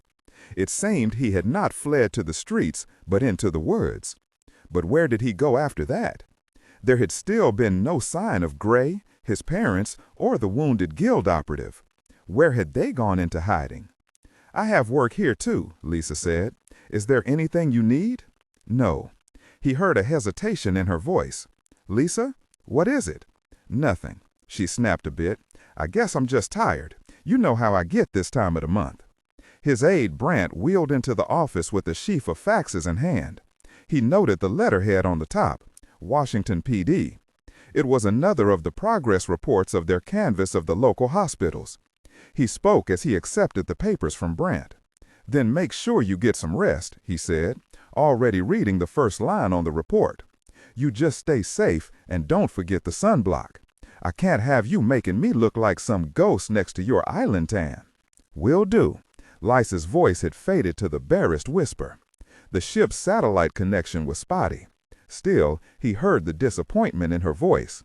He missed her too. "I'll see you soon," he finished. "Talk to you in another half day. Now, go get some sleep." The line died without further word. He removed the earpiece and settled to his desk. Prioritizing, he shifted the pile of reports in front of him. He would scan them, then pass on the all clear to Jennings. At least one catastrophe had been put to bed. 6:13 p.m. At sea, Lisa lowered the telephone handset. Her heart thudded heavily in her chest. The line had been cut off at a signal from Devesh Patanjali. He stood in the doorway to the ship's state-of-the-art communication shack, bracing both palms on his cane. He shook his head, displaying his disappointment. Lisa's stomach churned uneasily. Did he know what she had attempted? She rose from her seat beside the radio man. One of the guards grabbed her elbow. "All you had to do was stick to the script, Dr. Cummings," Devesh said, his voice thick with exasperation. "It was a simple request, and the consequences were duly explained to you." Panic iced Lisa's blood. I followed your script. I didn't say anything out of turn. Painter thinks everything is fine, just like you ordered. Yes, lucky for that. But don't think your attempt at subtle communication, a hidden context, escaped me. Oh, God. She had taken a chance during the phone conversation. Surely he couldn't know. I don't understand. You know how I get this time of the month, Devesh quoted her, cutting her off. He turned and headed out the door to the hallway. In fact, you finished your cycle 10 days ago, Dr. Cummings. An icy numbness spread through her. We have a full dossier on you, Dr. Cummings, which I've read, and my memory is eidetic, photographic. I encourage you not to underestimate my resources again. The guard manhandled her out of the room. She stumbled along. She had been a fool to try to secretly communicate with Painter, no matter how subtly. What have I done? Out in the passageway, other key captives stood lined up in the hall. Dr. Lindholm, Ryder Blunt, and an Aussie captain in a bloody khaki uniform. All of them had called their respective agencies, reporting all was well and under control at the remote island, whitewashing the scenario, buying the hijackers time to add distance between ship and island before anyone grew wiser. But there were also others gathered in the hall. 4 children cowered at the back of the passageway, boys and girls, ages 6 to 10, one for each of those sent into the radio room. Each child's life was balanced upon their cooperation. Lisa had been assigned a little girl, 8 years old, with large almond eyes, terrified, huddled on the floor, hugging her knees to her chest. Her brother, a couple years older, kept an arm around her. The Maori leader stepped over to the child, pistol in hand. Devesh joined him and faced back to the group, a fist resting on his hip. You were all warned if you strayed from the script in any significant regard, attempted any subterfuge, there would be consequences. But as this is Dr. Cummings's first mistake, I'll be lenient with her. Please, Lisa begged. She could not bear the child's blood on her hands. In the radio room, she had reacted instinctively. It had been a stupid ploy. Devesh's gaze settled to her. Instead of the little girl, Dr. Cummings, I'll let you choose another child to die in her place. Lisa's breath caught in her chest. I'm not a cruel man, only practical. This is a lesson all of you must take to heart. He waved to Lisa. Pick a child. Lisa shook her head. I can't. Choose, or I'll have them all shot. Let this be a lesson to everyone. We have too much to accomplish to tolerate insubordination, no matter how slight. The guard dragged her forward at a signal from his tattooed leader. Choose a child, Dr. Cummings. Lisa bit back a sob, staring at the 4 children's faces. None spoke English, but they must have read something in her face, understood her agony, and it scared them. Fresh tears flowed. They all hunched tighter. Lisa caught Devesh's eyes, pleading with him. Please, Dr. Patanjali, it was my mistake. Punish me. I believe that is exactly what I'm doing. He stared back at her, unmoved. Now pick. Lisa stared across the 4 faces. She could not pick the little girl or her brother. She had no choice. She lifted a trembling arm and pointed a finger to another of the boys, the oldest of the group at 10 years of age. May God forgive me. Very good. Rakau, you know your duty. The Maori gunman stepped over to the boy, whose frightened face lifted hopefully. A moan escaped Lisa. She took a step forward, trying to retract her decision. The guard tightened his grip on her elbow. Restrained, her legs trembled. Then she was on her knees, boneless with terror and grief. The gunman lifted his pistol and pointed at the boy's head. No, Lisa gasped. He pulled the trigger, but there was no blast of fire. The gun's hammer clicked sharply in the confined space, snapping on an empty cylinder. Rakau lowered his weapon. In the silence, a gurgling cry erupted from the other side of the hall. Lisa turned in time to watch Dr. Lindholm sink to his knees, matching Lisa's posture. He met her gaze, eyes wide with shock and pain. His hands clutched his throat. Blood poured between his fingers. Behind his shoulder, Devesh's companion, the woman Serena, stepped back, her head bowed down as if she had just served tea and was now exiting. Her hands were empty, but Lisa had no doubt the woman had slashed the doctor's throat, her dagger vanishing away as quickly as it had struck. Lindholm slumped and fell to his chest on the carpeted floor. Blood soaked into the plush weave and overspilled into a growing pool. One hand twitched on the carpet, then stopped. "Gosh," growled, his face stony, turning away. Devesh stepped back to Lisa. "Why?" she managed to force out, heartsick and cold. "Like I said, nothing escapes our notice, Dr. Cummings, including Dr. Lindholm's skill, or rather lack thereof when it comes to research and field work. He served his purpose in keeping the WHO off our backs with his call, but beyond that, he is more a liability than an asset. His death at least served one last function, a demonstration, not only to show the cost of insubordination." Devesh fixed her with a hard stare. "Can I assume you've learned that cost, Dr. Cummings?" She slowly nodded, staring at the pool of blood. "Very good." He faced the others. "The death also demonstrates a lesson to everyone of the seriousness of our venture here. Your lives depend upon your usefulness. It is that simple. Perform or die. I encourage you to pass on this lesson to your other colleagues before further demonstrations prove necessary." Devesh clapped his hands together. "Now, with that little bit of unpleasantness over, we can begin our work." He motioned to the Maori leader. "Rakau, please guide everyone to their respective posts.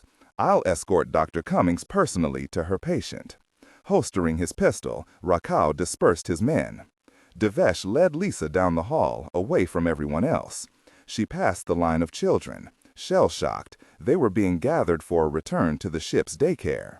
Serena, trailing Lisa and Devesh, paused by the little brother and sister. She bent to the girl, still cowering under her brother's arm.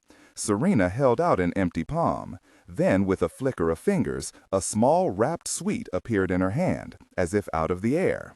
She offered it to the terrified girl, but the child only pulled tighter against her older sibling. Her brother, more practical, reached out and snatched the candy from Serena's palm, as if grabbing it out of a baited mousetrap. Serena straightened in a smooth flow of embroidered silk, lightly brushing her fingers along the girl's cheek as she rose. Her fingertips came away damp with the child's tears. Lisa wondered if it was the same hand that had slashed Lindholm's throat. The woman's face remained perfectly still. Lisa turned away, following Devesh. He took her down to the very last cabin on this level and keyed his way inside. Another suite. A massive amount of equipment was being assembled in the outer room. Ignoring it all, Devesh crossed to the adjoining bedroom. Lisa kept near him. As Devesh passed inside, Lisa spotted a familiar figure sprawled atop the room's bed, draped in an isolation tent. A woman, tangled amid monitoring equipment, her blonde hair a match to Lisa's own, but shaved to a close crop. Lisa had spotted the gurney used to transport the patient here out in the main room. It was the woman taken off the helicopter. Her features were still obscured behind an oxygen mask that covered her full face. Two men, the same orderlies who had transported the patient down here, were busy hooking and securing the final leads and lines that ran from the woman to a neighboring bank of monitoring equipment. Lisa took it all in with a glance. Electroencephalogram, EKG, Doppler blood pressure monitor. A central lead was already established in the patient's chest, tied to an intravenous drip. One of the men straightened the drape of a urinary catheter. Devesh lifted a hand toward the figure in the bed.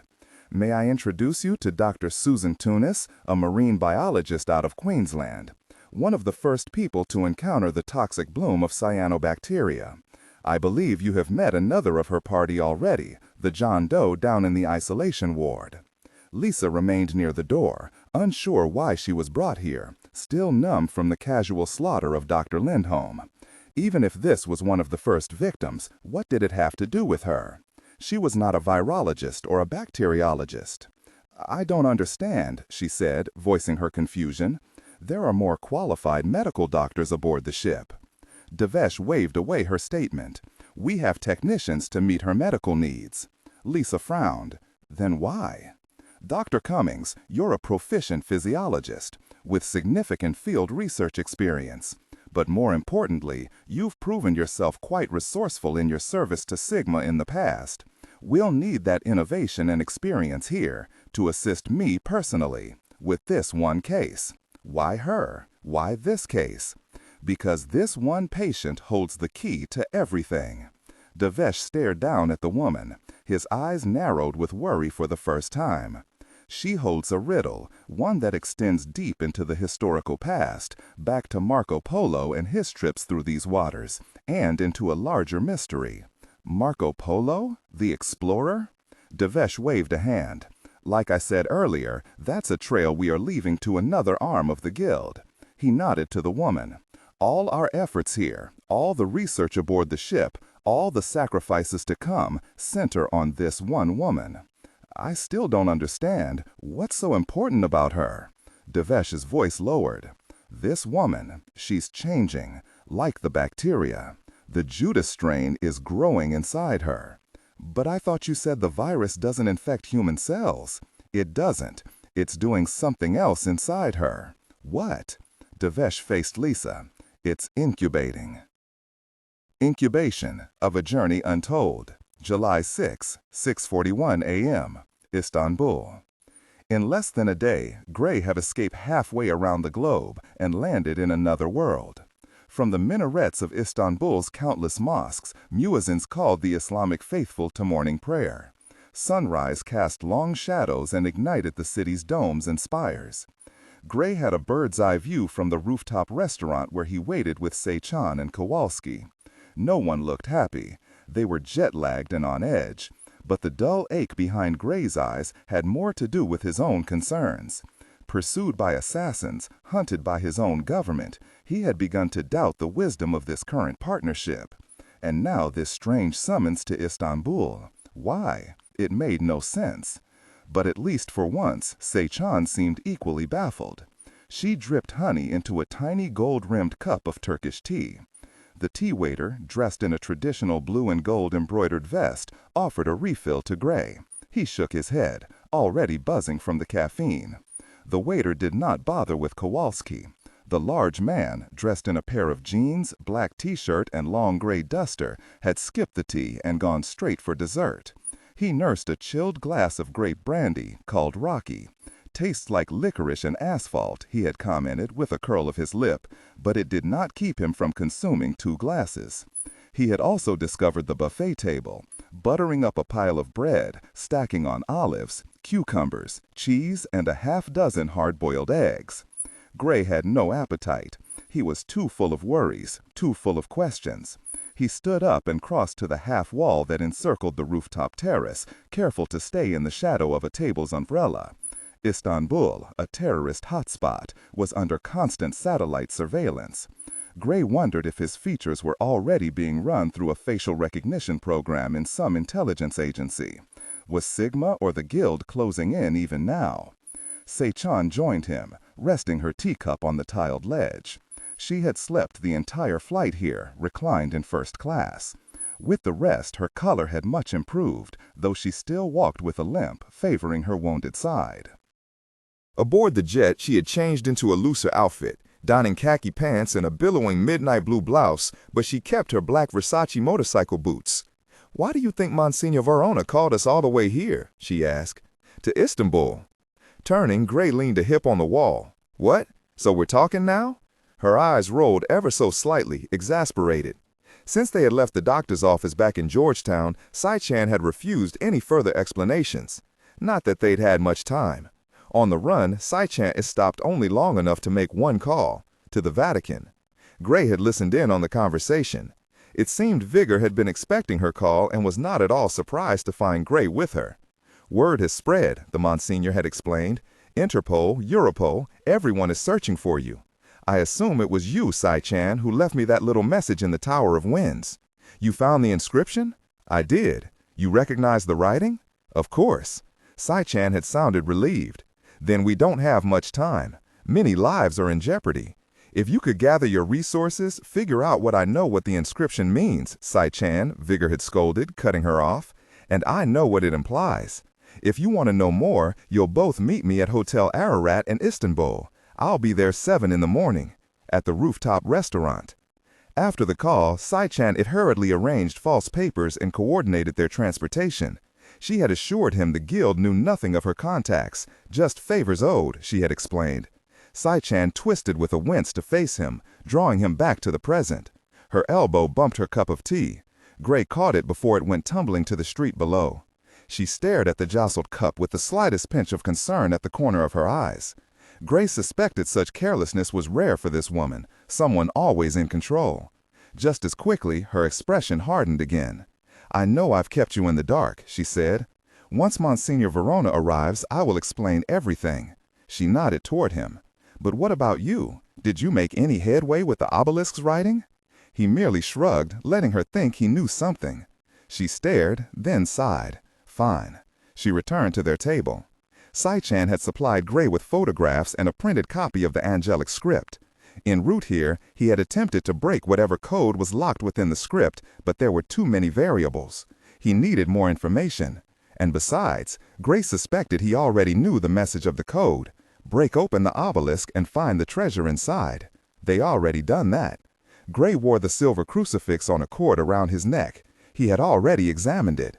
It was definitely old, well worn. Even under a magnifying lens, he could discern no writing, no clues of any significance that would confirm Sai-chan's wild claim that the cross once belonged to the confessor of Marco Polo, the world traveler and explorer. Alone at the railing, Gray studied the city, already bustling in the early morning. Below, buses competed with cars and pedestrians. The bleat of horns attempted to drown out the sharper cries of hawkers and the continual babble of early morning tourists. He searched the immediate vicinity, watching for any sign of threat or suspicious approach. Had they shaken Nasser? Having put half the world between them, Sai-chan seemed confident, but Gray refused to let his guard down. Below, in the hotel's courtyard, a pair of men rose from beaded blankets, finished with their morning prayers, and vanished back into the hotel. Alone now, a child splashed absently in the lobby fountain. Satisfied, Gray allowed his gaze to shift momentarily higher. Hotel Ararat stood in the heart of Istanbul's oldest district, the Sultana Hamet. All the way to the sea, ancient structures rose like islands from the muddle of the lower streets. Right across from the hotel, the lofty domes of the Blue Mosque climbed into the sky. Farther down the street, a massive Byzantine church stood half swallowed by black scaffolding, as if the ironwork sought to clutch the structure to the earth's bosom. And beyond the scaffolding, the Topkapi Palace sprawled amid courtyards and gardens. Gray felt the weight of ages in these grand architectural masterpieces, stone monuments of history. His fingers absently fingered the cross around his neck. Here was another piece of antiquity, its provenance ripe with historical significance. But what did it have to do with Sai-chan's global threat? A cross that once belonged to Marco Polo's priest? "Hey, Alibaba," Kowalski called out behind him. "One more of these licorice drinks." Gray bit back a groan. "It is called Rocky," a new voice corrected, full of professorial authority. Gray turned. A familiar and welcome figure stepped from the shadowed stairway onto the rooftop terrace. Monsignor Vigor Verona spoke in Turkish to the tea waiter, polite, apologetic. "Bir sise Rocky Lutfan." The waiter nodded with a smile and stepped away. Vigor approached their table. Gray noted the lack of Roman collar around the man's neck. Plainly, the Monsignor was traveling incognito. Free of the collar, Vigor appeared a decade younger than his 60 years. Or maybe it was the casual manner of his dress, blue denim jeans, hiking boots, and a black shirt with the sleeves rolled up. He also carried a weathered backpack over one shoulder. He looked ready to scale the mountain for which Hotel Ararat was named, off on a search for Noah's Ark. And perhaps once upon a time, the Monsignor had made that very trek. Before rising to prefect of the Vatican's archives, Vigor had served the Holy See as a biblical archaeologist. Such a position had also allowed him to serve the Vatican in one other manner, as spy. Vigor's cover as an archaeologist had permitted him to travel broadly and deeply, perfect for filtering intelligence and information back to the Holy See. Vigor had also helped Sigma in the past, and it seemed his expertise was needed once again. Vigor settled to the seat with a long sigh. The tea waiter returned and settled a steaming cup of tea in front of their new arrival. "Teşekkürler," Vigor said, thanking the man. Kowalski shifted straighter as the waiter departed, staring between his empty glass and the back of the man's embroidered vest. He slumped, swearing softly under his breath about the poor service. "Commander Pierce, Sai-chan," Vigor began, "thank you for honoring my request. And Seaman Joe Kowalski, wonderful to make your acquaintance." A few other pleasantries were passed around. Vigor haltingly mentioned his niece Rachel. It was an awkward subject. Rachel and Gray's breakup had been a mutual understanding, but Vigor was still very protective of his niece. Not that she needed it. It seemed Rachel was faring well as a lieutenant with the Italian Carabinieri, even gaining a pay grade. Still, Gray was happy when Sai-chan interrupted. "Monsignor Verona, why did you summon us all the way to Istanbul?" Vigor silenced her with a raised palm, sipped from his tea, then lowered his cup precisely to the tabletop. "Yes, well, we'll get to that. But before that, I want two things settled at the start. First, wherever this leads, I'm coming with you." He pinned Gray with a firm, unwavering stare, then swung his sights on Sai-chan. "Second, but no less important, I want to know what all this has to do with our illustrious Venetian explorer Marco Polo." Sai-chan started. "How did you—" "I never mentioned anything about Marco Polo." Before Vigor could respond, the waiter returned. Kowalski glanced up, hope in his eyes. Those same eyes widened further when the waiter produced a full bottle of Rocky and propped it in front of the former seaman. "I ordered you a half-liter," Vigor explained. Kowalski reached over and squeezed Vigor's arm. "Padre, you're all right in my book." Gray turned his attention to Sai-chan. "So what does all this have to do with Marco Polo?" Midnight, Washington, D.C. The black BMW sedan turned off DuPont Circle and glided through the darker streets. Its xenon headlights carved a bluish path down the elm-lined avenue. Rows of apartment buildings framed the street, creating an urban canyon. It was nothing like the canyons of Nasser's own land, where only goats roamed and caves and tunnels served as homesteads for the wandering Afghani tribes. Yet even that land was not truly his home. His father had left Cairo when Nasser was 8 years old, off to Afghanistan after its liberation from Russian forces, to join those who sought a purer Islam. Nasser's younger brother and sister had been dragged there too. They'd had no choice. On the eve of their departure, his father had strangled his mother, using Nasser's own school scarf. His mother had not wanted to leave Egypt, to vanish forever beneath a burqa. She had talked, complained in the wrong ears. The children had been forced to watch, kneeling in obeisance, as their mother's eyes bulged, tongue swollen, punished by their father's hand. It was a lesson Nasser learned well, to be cold, in all ways.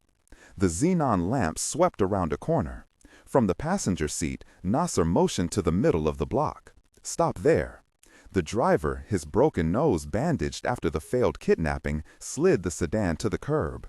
Nasser twisted around to face the rear seat. Two figures huddled close together. Anishan, dressed all in shades of black, almost faded into the leather furniture. She even wore a hood over her shaved scalp, giving her a monkish appearance. Her eyes shone brightly out of the darkness. She had one arm around her companion, leaning close, intimate. He still mewled around the gag. Blood blackened one side of his face and throat. In his bound hands, clutched between his knees, he still held his own right ear. Nasser had discovered the man's name in a Rolodex. A doctor. "Is this the place?" Nasser asked. The man nodded vigorously, squeezing his eyes shut after verifying the address. Nasser studied the building's lobby. A night watchman was stationed behind a desk inside. A security camera protruded above the bulletproof glass doors. Full security. Nasser rubbed his thumb along the edge of the electronic key in his hand, a gift courtesy of their passenger. After a full day, Nasser was finally back on the trail of the American and the guild trader. Last night, he had searched the small home in the Tacoma Park neighborhood. He had discovered Sai-chan's damaged motorcycle in its garage, but little else. There had been no sign of the obelisk, except for a broken fragment of Egyptian marble in the driveway. But inside the house, Allah had smiled upon him. Nasser had discovered a Rolodex, with several doctors' names. It had taken the rest of the day to find the right one. He turned around again. "Thank you, Dr. Corin. You've provided the leverage I'll need." Nasser had no need to nod to Anishan. Her blade slipped between the man's ribs and opened his heart. It was a Mossad technique that Nasser had taught Anishan. He had employed it himself only once before, as his father knelt in prayer. Not a child's vengeance, only justice. Nasser shoved open the door to the sedan. He owed his father, if only for the lesson taught to an 8-year-old boy kneeling before his strangled mother. Such a lesson would serve him again this night, to be cold in all ways. Exiting the car, Nasser crossed and opened the rear door. Anishan unfolded out of the back seat, rising with a rustle of black leather. Resplendent in an Italian-designed calfskin jacket and a dark suede outfit, a match to his Armani suit. There was not a drop of blood on her, proving again the artistry of her craft. He slipped his arm around her and closed the door. She leaned against him. "The night is just beginning," she whispered with a contented sigh. He pulled her closer. Just two lovers returning from a late dinner. The summer night was still muggy, but the apartment lobby was air-conditioned. The door sighed open to greet them with a swipe of Dr. Corrin's keycard. The guard glanced up from his desk. Nasser nodded to him, striding toward the neighboring elevator bank. Anishan offered a tinkling giggle, purring up against Nasser's side, plainly anxious to get to their apartment. Her hands sidled to the holstered Glock at his waist, just in case. But the guard merely nodded back, mumbled a good evening, and returned his attention to the magazine he was reading. Nasser shook his head as he reached the elevator bank. Typical. What passed for security here in America was more show than substance. He called the elevator with a press of a button. Shortly thereafter, Nasser and Anishan stood before apartment 512. He swiped the same keycard across the door lock. The indicator light changed from red to green. He glanced to Anishan. He read the dance in her eyes, stirred from the earlier bloodshed. "We need at least one of them alive," he warned. She feigned a pout and drew her weapon. Using one finger, Nasser pushed the door handle down. He edged the way open on well-oiled hinges. Not even a creak. He entered first, slipping into the marble foyer. A light flowed from a bedroom in back. Nasser paused just inside the door. One eye narrowed. There was something too still about the air, too quiet. He needed to go no farther. He held his breath. He knew the apartment was empty. Still, he waved Anishan to one side. He took the other. In moments, they swept the apartment's rooms, checking even closets. No one was here. Anishan stood in the master bedroom. The bed was made and looked untouched. "They lied to us," she said with clear irritation and a moderate note of respect. "They're not here." Nasser was in the master bathroom, down on one knee. He had spotted something on the floor, rolled under the edge of the bathroom's cherry vanity. He picked it up. A red prescription bottle, empty. He read the label. "The patient, Jackson Pierce." They were here, he muttered hard, and straightened up. Dr. Corrin had not lied. He had told them the truth, or at least what he thought was the truth. "They've moved on," Nasser said, and strode back to the bedroom. He clenched the empty pill bottle in his fist, swallowing his fury. Commander Pierce had tricked him yet again. First with the obelisk, now with this shuffle of his parents. "What now?" Anshan asked. He lifted the pill bottle. One last chance. 7:30 a.m., Istanbul, to begin, Saichan said. "What do you know about Marco Polo?" She had donned a set of blue-tinted sunglasses. The sun had risen enough that the rooftop restaurant was a mix of shadows and glaring brightness. They had moved to a secluded corner table, sheltered under an umbrella. Gray heard the clear hesitation in her voice, and maybe a trace of relief. Her will teetered between a wary desire to control the flow of knowledge and a compulsion to release the burden of its weight. "Polo," Gray answered. He had read up a bit on the man on the journey here. Along with his father and uncle, Marco spent 2 decades in China as honored guests of the Mongol Emperor Kublai Khan. And after returning to Italy in 1295, Marco narrated his travels to a French writer named Rustichello, who wrote it all down. Marco's book, The Description of the World, became an instant hit in Europe, sweeping the continent with its fantastic tales of vast and lonely deserts in Persia, of China's teeming cities, of far-off lands populated by naked idolaters and sorcerers, of islands fraught with cannibals and strange beasts. The book ignited the imagination of Europe. Even Christopher Columbus carried a copy on his voyage to the New World. But what does any of this have to do with what's going on today? Gray finished. Everything, Sai-chan answered, glancing around the table. Vigor sipped his tea. Kowalski leaned his ear on a fist propped up by an elbow. While the man looked bored, Gray noted how his eyes clocked around, studying them all, tracking the interplay. Gray suspected there were depths to the man as yet unplumbed. Kowalski absently fed crumbs of tea cakes to scrabbling sparrows. Sai-chan continued, Marco Polo's tales were not as clear-cut as most people believe. No original text exists of Marco Polo's book, only copies of copies. And in any such translations and reeditions, marked differences have cropped up. Yes, I read about that, Gray said, trying to hurry her along. So many disparities that some now wonder if Marco Polo ever really existed, or if he was merely a fabrication of the French writer. He existed, Sai-chan insisted. Vigor nodded his head in agreement. I've heard the case against Marco Polo, of the significant gaps in his descriptions of China. The Monsignor lifted his cup. Like the Far East's passion for drinking tea, a concoction unknown to Europeans at the time, or the practice of foot binding, or the use of chopsticks. Marco fails to even mention the Great Wall. Plainly, these are glaring and suspicious omissions.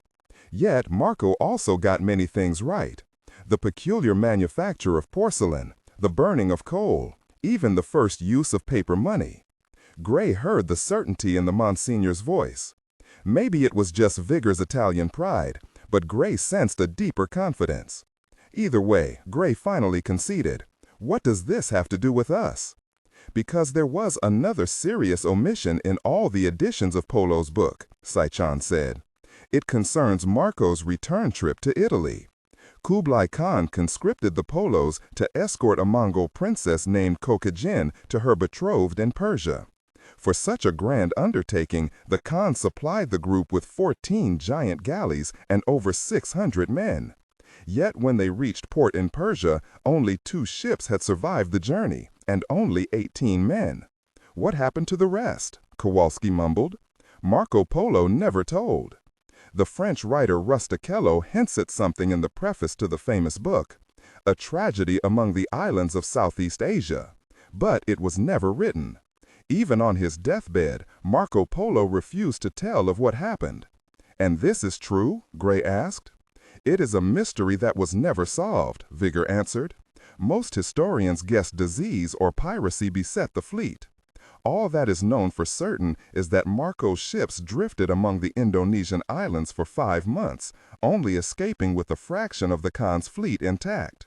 So, Sai-chan asked, pressing the significance, why would such a dramatic part of his journey be left out of Marco's book? Why did he take it to his grave? Gray had no answer, but the mystery stirred a nagging worry.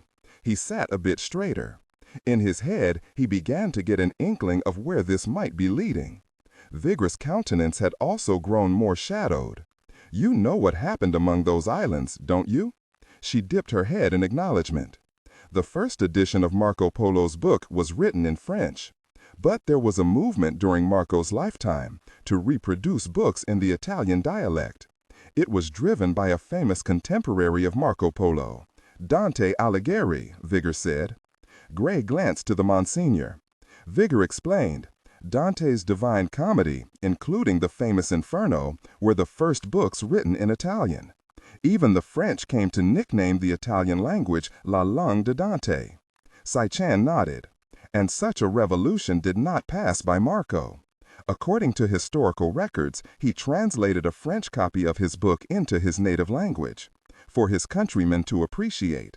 But in the process, he made one secret copy for himself. In that one book, he finally related what befell the Khan's fleet, wrote that last story. Impossible, Vigor mumbled.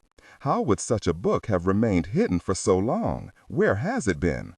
At first, at the Polo's family estate, then eventually in a place more secure. Sai-chan stared at Vigor. You can't mean... The Polos were sent abroad by order of Pope Gregory. There are some who claim that Marco's father and uncle were the first Vatican spies, sent as double agents into China to scout the strength of the Mongol forces. The veritable founders of the agency you once served, Monsignor Verona. Vigor sank back into his seat, retreating into his own thoughts. The secret diary was hidden in the archives, he mumbled, buried away, unregistered. Just another edition of Marco's book to all outside eyes. It would take a thorough reading to realize that there was an extra chapter woven near the end of the book. And the guild got a hold of this edition? Gray asked. Learned something important. Sai-chan nodded. Gray frowned. But how did the guild get their hands on this secret text in the first place? Taking off her sunglasses, Sai-chan stared him full in the face, accusing, angry. You gave it to them, Gray. 7:18 a.m. Vigor read the shock in the commander's face. What the hell are you talking about? Gray asked. Vigor also noted the still flash of satisfaction in the emerald eyes of the guild assassin. She seemed to gain a measure of enjoyment in taunting them. Still, he also noted the thinness of her face, the bit of pallor to her cheeks.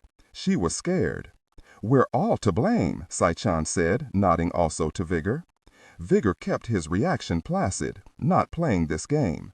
He was too old for his blood to be so easily stirred. Besides, he already understood. The dragon court symbol, Vigor said. You painted it on the floor. I thought it was meant as a warning to me, a call to investigate the angelic inscription. Sai-chan noted, leaning back. She read the understanding in his eyes. But it was more, he continued. He remembered the man who formerly filled his seat at the Vatican archives, Dr. Alberto Minardi, a traitor who secretly worked for the Royal Dragon Court. The man had pilfered many key texts from the archives during his tenure, stole them away to a private library in a castle in Switzerland. Gray, Sai-chan, and Vigor had been instrumental in exposing the man, destroying the sect of the Dragon Court. The castle ended up being bequeathed to the Verona household, a cursed estate with a long bloody history. Alberto's library, Vigor said, at the castle. After all the bloodshed and horror, once the police allowed us on site, we discovered the entire library gone, vanished away. Why wasn't I told about this? Gray asked, surprised. Vigor sighed. We supposed it was local thieves, or possibly some corruption among the Italian police. There had been many priceless antiquities in the trader's library, and because of Alberto's interest, there were many books of arcane knowledge. As much as Vigor despised the former prefect, he also recognized Alberto Minardi's brilliance, a genius in his own right. And as prefect of the archives for over 30 years, Alberto knew all its secrets. He would have treasured and been intrigued by such a discovery, an edition of Marco's The Description of the World, with a hidden extra chapter. But what had the old prefect read? What made him steal it away? What had piqued the interest and attention of the guild? Vigor stared at Sai-chan. But it wasn't ordinary thieves who cleared out the library, was it? You told the guild about the treasures to be found there. Sai-chan did not even have the temerity to flinch at his accusation. I had no choice. 2 years ago, the library bought me my life after I helped the two of you. I had no idea what horror it hid. Gray had remained silent during their exchange, watching, eyes narrowed. Vigor could almost see the gears turning, tumblers falling into new slots.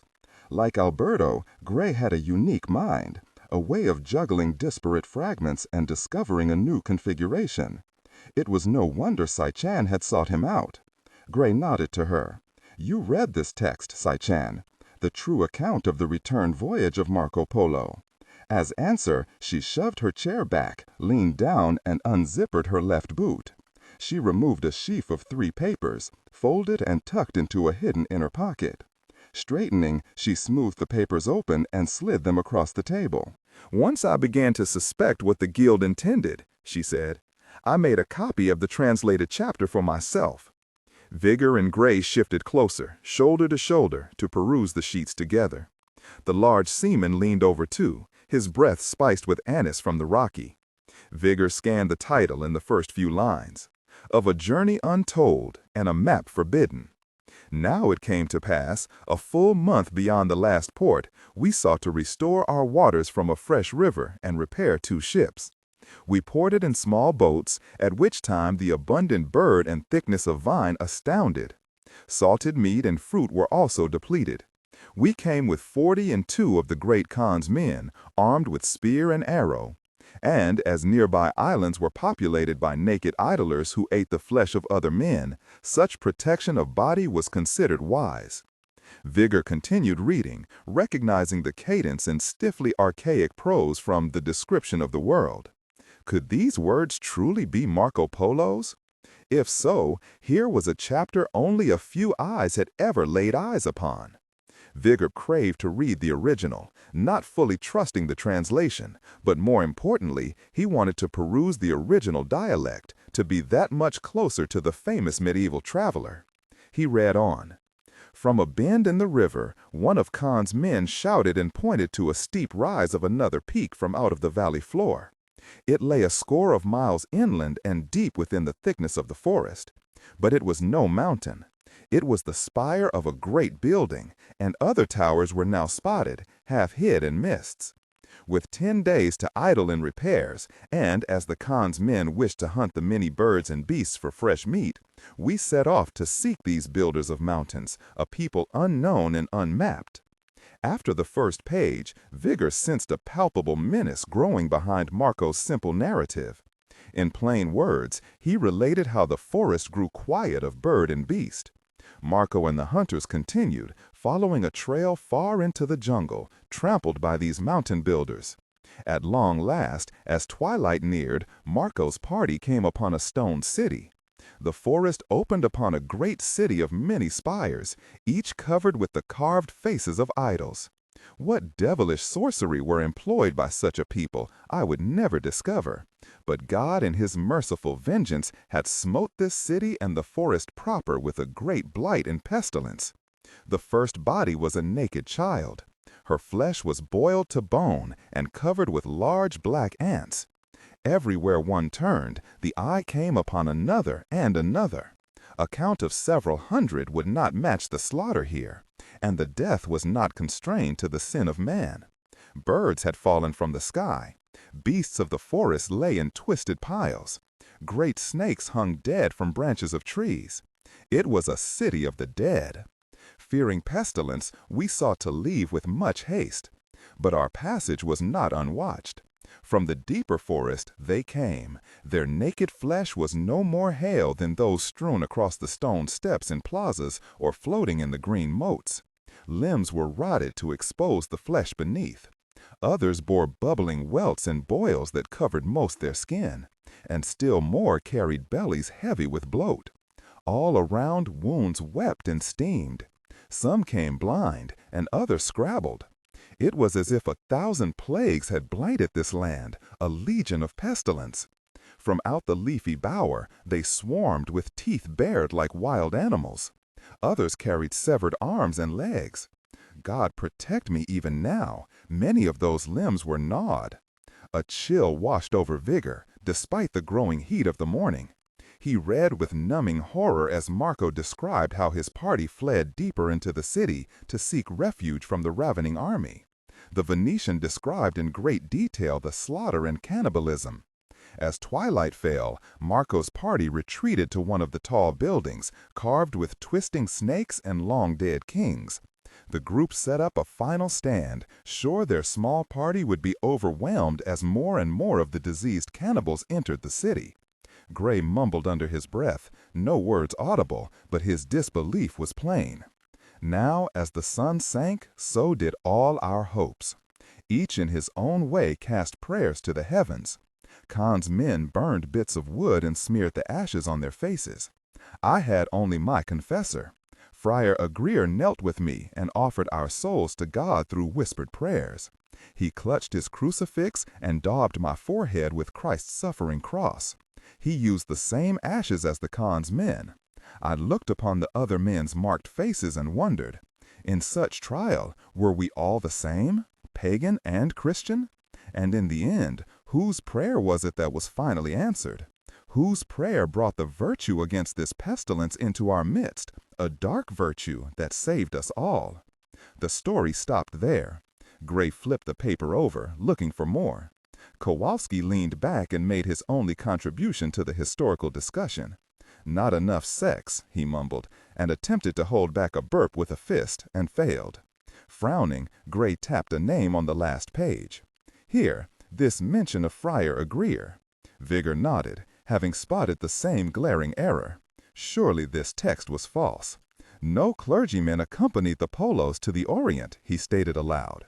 According to Vatican texts, 2 Dominican friars left with the Polos to represent the Holy See, but the pair turned back after the first few days. Sechan collected the first page and refolded it. Like this secret chapter, Marco edited the friar out of his chronicles. 3 Dominicans actually left with the Polos, 1 for each traveler, as was custom for the time. Vigor realized she was right. It was indeed the custom. "Only 2 of the friars fled back," Sechan said. "The presence of the 3rd was kept hidden, until now." Gray shifted back and tugged at his neck. He pulled free a silver crucifix and placed it on the table. "And you claim this is actually Friar Agreer's cross, the one mentioned in the story?" Sechan's firm stare answered his question. Shocked into silence at the sudden revelation, Vigor studied the crucifix. It was unadorned, with the barest representation of a crucified figure. Vigor could tell it was old. Could it be true? He gently collected it from the table and examined it. If true, its very weight gave substance to Marco's harrowing words. Vigor finally found his voice. "But I don't understand. Why was Friar Agreer cut out of the story?" Sechan reached over and collected the scattered papers. "We don't know," she said simply. The remaining pages of the book were ripped out and replaced with a false page stitched into the binding. But the quality and age of the new page dated it centuries later than the original binding. Vigor frowned at such strangeness. What was on the new page? "I was never able to see it myself, but I was told what it said." It contained a rambling rave full of references to angels and biblical quotations. The writer clearly feared Marco's story. But more importantly, the page spoke at length of a map included in the book, one drawn by Marco himself. A map they deemed to be evil. So what happened to it? Though they feared it, whoever edited the book also worried about destroying the map completely. So the writer, along with a handful of others, rewrote the map in a code that would protect and bless it. Gray nodded his understanding. So they buried it in angelic script. "But who inserted the page?" Vigor asked. Sechan shrugged. "It was unsigned, but there were enough references on the page to suggest that the Polos' descendants had handed Marco's secret book over to the papacy following the ravage of the Black Plague in the 14th century. Maybe the family fears the plague was the same pestilence that struck the city of the dead, come at last to destroy the rest of the world. It was then the book was added to the archives." "Interesting," Vigor said. "If you're right, it might explain why all trace of the Polo family vanished about then." Even Marco Polo's body vanished out of the Church of San Lorenzo, where he'd been buried. It was as if there was a systemic attempt to erase the Polo family. Did anyone ever date that rambling new page? Sechan nodded. It was dated to the early 1600s. Vigor squinted his eyes. Another great outbreak of bubonic plague swept Italy at about that time." "Exactly," Sechan said.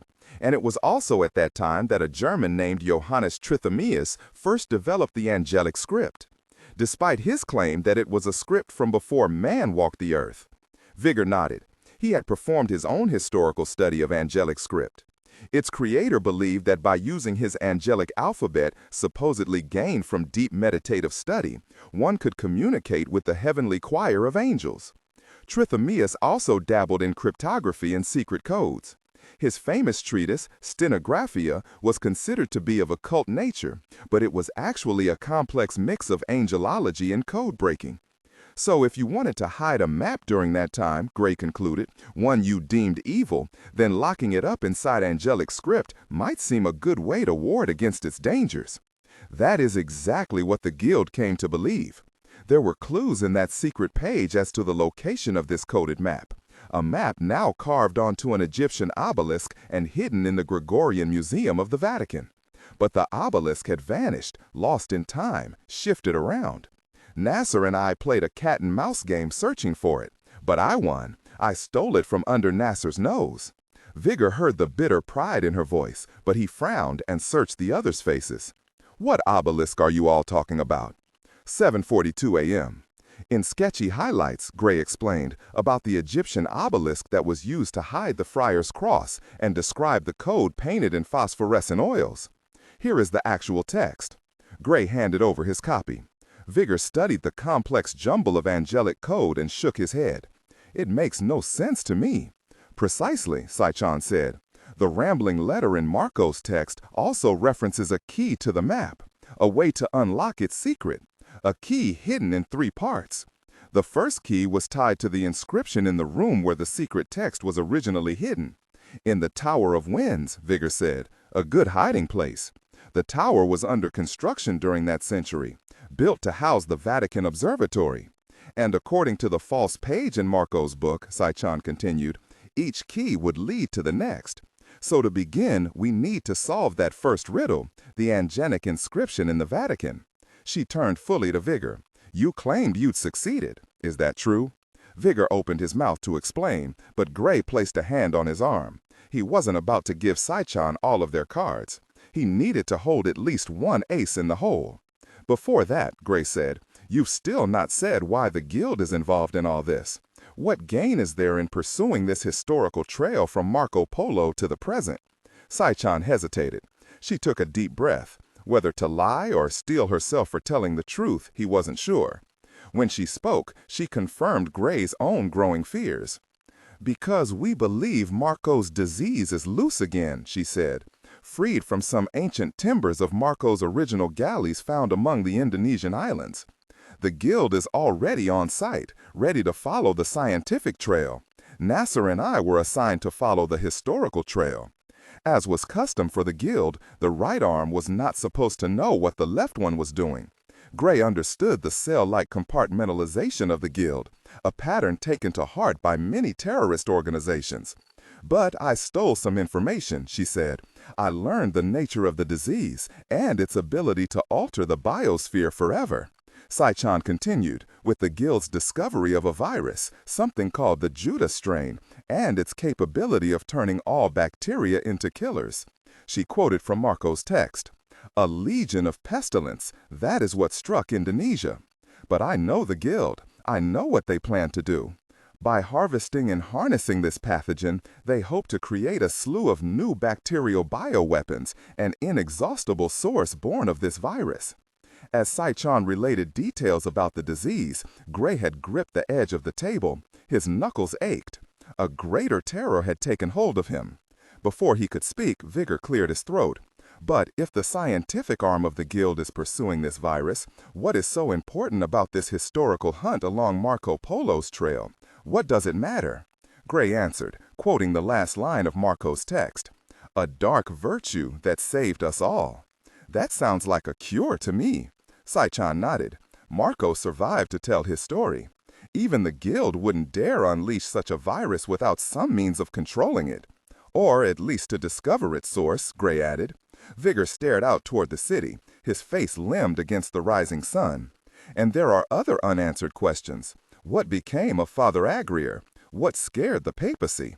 But Gray had a more important question of his own. Exactly where in Indonesia did this new outbreak happen? At a remote island, luckily far from any large population. Christmas Island, Gray filled in. Sai-chan's eyes widened in surprise. Confirmation enough. Gray shoved up. Everyone stared at him. Monk and Lisa had gone out to Christmas Island to investigate the same disease. They had no idea what they were about to confront, or the guild's interest. Gray's breathing grew heavier. He had to get word to Painter. But with Sigma compromised, would his alarm put his friends in more danger, paint a bullseye on them? He needed more information. How far along is this guild operation in Indonesia? I don't know. It was difficult learning what I did. Sai-chan, Gray growled at her. Her eyes narrowed with concern. In his agitation, he almost believed it was genuine. I truly don't know, Gray. Why? What's wrong? With a hard exhalation, Gray crossed to the railing, needing an extra second to think, to let everything he'd learned settle through him. For the moment, he knew only one thing for certain. He needed to get word to Washington. 1:04 a.m., Washington, D.C. Harriet Pierce struggled to calm her husband. It was especially difficult as he'd locked himself in the hotel bathroom. She pressed a cold, damp rag to her split lip. "Jack, open the door." He had woken 2 hours ago, confused and disoriented. She had seen it before, sundowner syndrome, common with Alzheimer's patients. A condition of heightened agitation after sunset, when the familiar surroundings become confusing in the dark. And it was worse here, away from home. It didn't help that the Phoenix Park Hotel was their second accommodation in less than 24 hours. First, Dr. Corrin's apartment, and now here. But Gray had been firm when he whispered his goodbyes and added a private instruction to her. Once Dr. Corrin left them at the apartment, she had been told to leave, cross the city, and check into another hotel, paying cash, using a false name. An extra precaution. But all the moving had only worsened Jack's status. He had been off his Tegatrol mood stabilizer for a full day, and he had finished the last of his propranolol, a blood pressure medication that reduced anxiety. So it was no surprise that Jack had woken earlier in a panic, disoriented, the worst she had seen in months. His shouts and heavy-footed blundering had woken her. She had inadvertently fallen asleep, seated in a chair in front of the hotel room's small television. The channel had been tuned to Fox News. She had the volume on low, just loud enough to hear if Gray's name was mentioned again. Startled awake by her husband's shout, she had hurried to the bedroom. A foolish mistake. One doesn't surprise a patient in his state. Jack had slapped her away, striking her in the mouth. With his blood up, it took him a full half-minute to recognize her. When he finally did, he had retreated to the bathroom. She'd heard his sobbing. It was the reason he had locked the door. Pierce man didn't cry. "Jack, open the door. It's okay. I've called a prescription into the pharmacy down the street. It's all right." Harriet knew it was a risk, calling in the prescription, but she couldn't take Jack to a hospital, and if untreated, his dementia would only grow worse. And his shouting threatened to draw the wrath of the hotel's management. What if they called the police? With no choice, her teeth aching from the blow, she had made a decision. Using the phone book, she had called a 24-hour pharmacy that delivered and ordered a refill. Once the medication arrived and her husband was treated, she would check out, move to a new hotel, and disappear again. The doorbell chimed behind her. "Oh, thank God. Jack, that's the pharmacy. I'll be right back." She rushed out of the bedroom and across to the front door. Reaching for the deadbolt, she paused. She leaned forward instead and peeked through the door's peephole. It offered a fisheye view of the hallway. A lone woman, black hair cut into a bob, stood outside the door. She wore a white jacket with the pharmacy logo on the lapel and carried a white paper bag stapled with a clutch of receipt. The woman reached out of view. The bell chimed again. The woman checked her watch and began to step away. "Harriet," called through the door. "Hold for a moment. Swan Pharmacy," the woman called back. To be extra cautious, Harriet crossed to the telephone on an entryway table.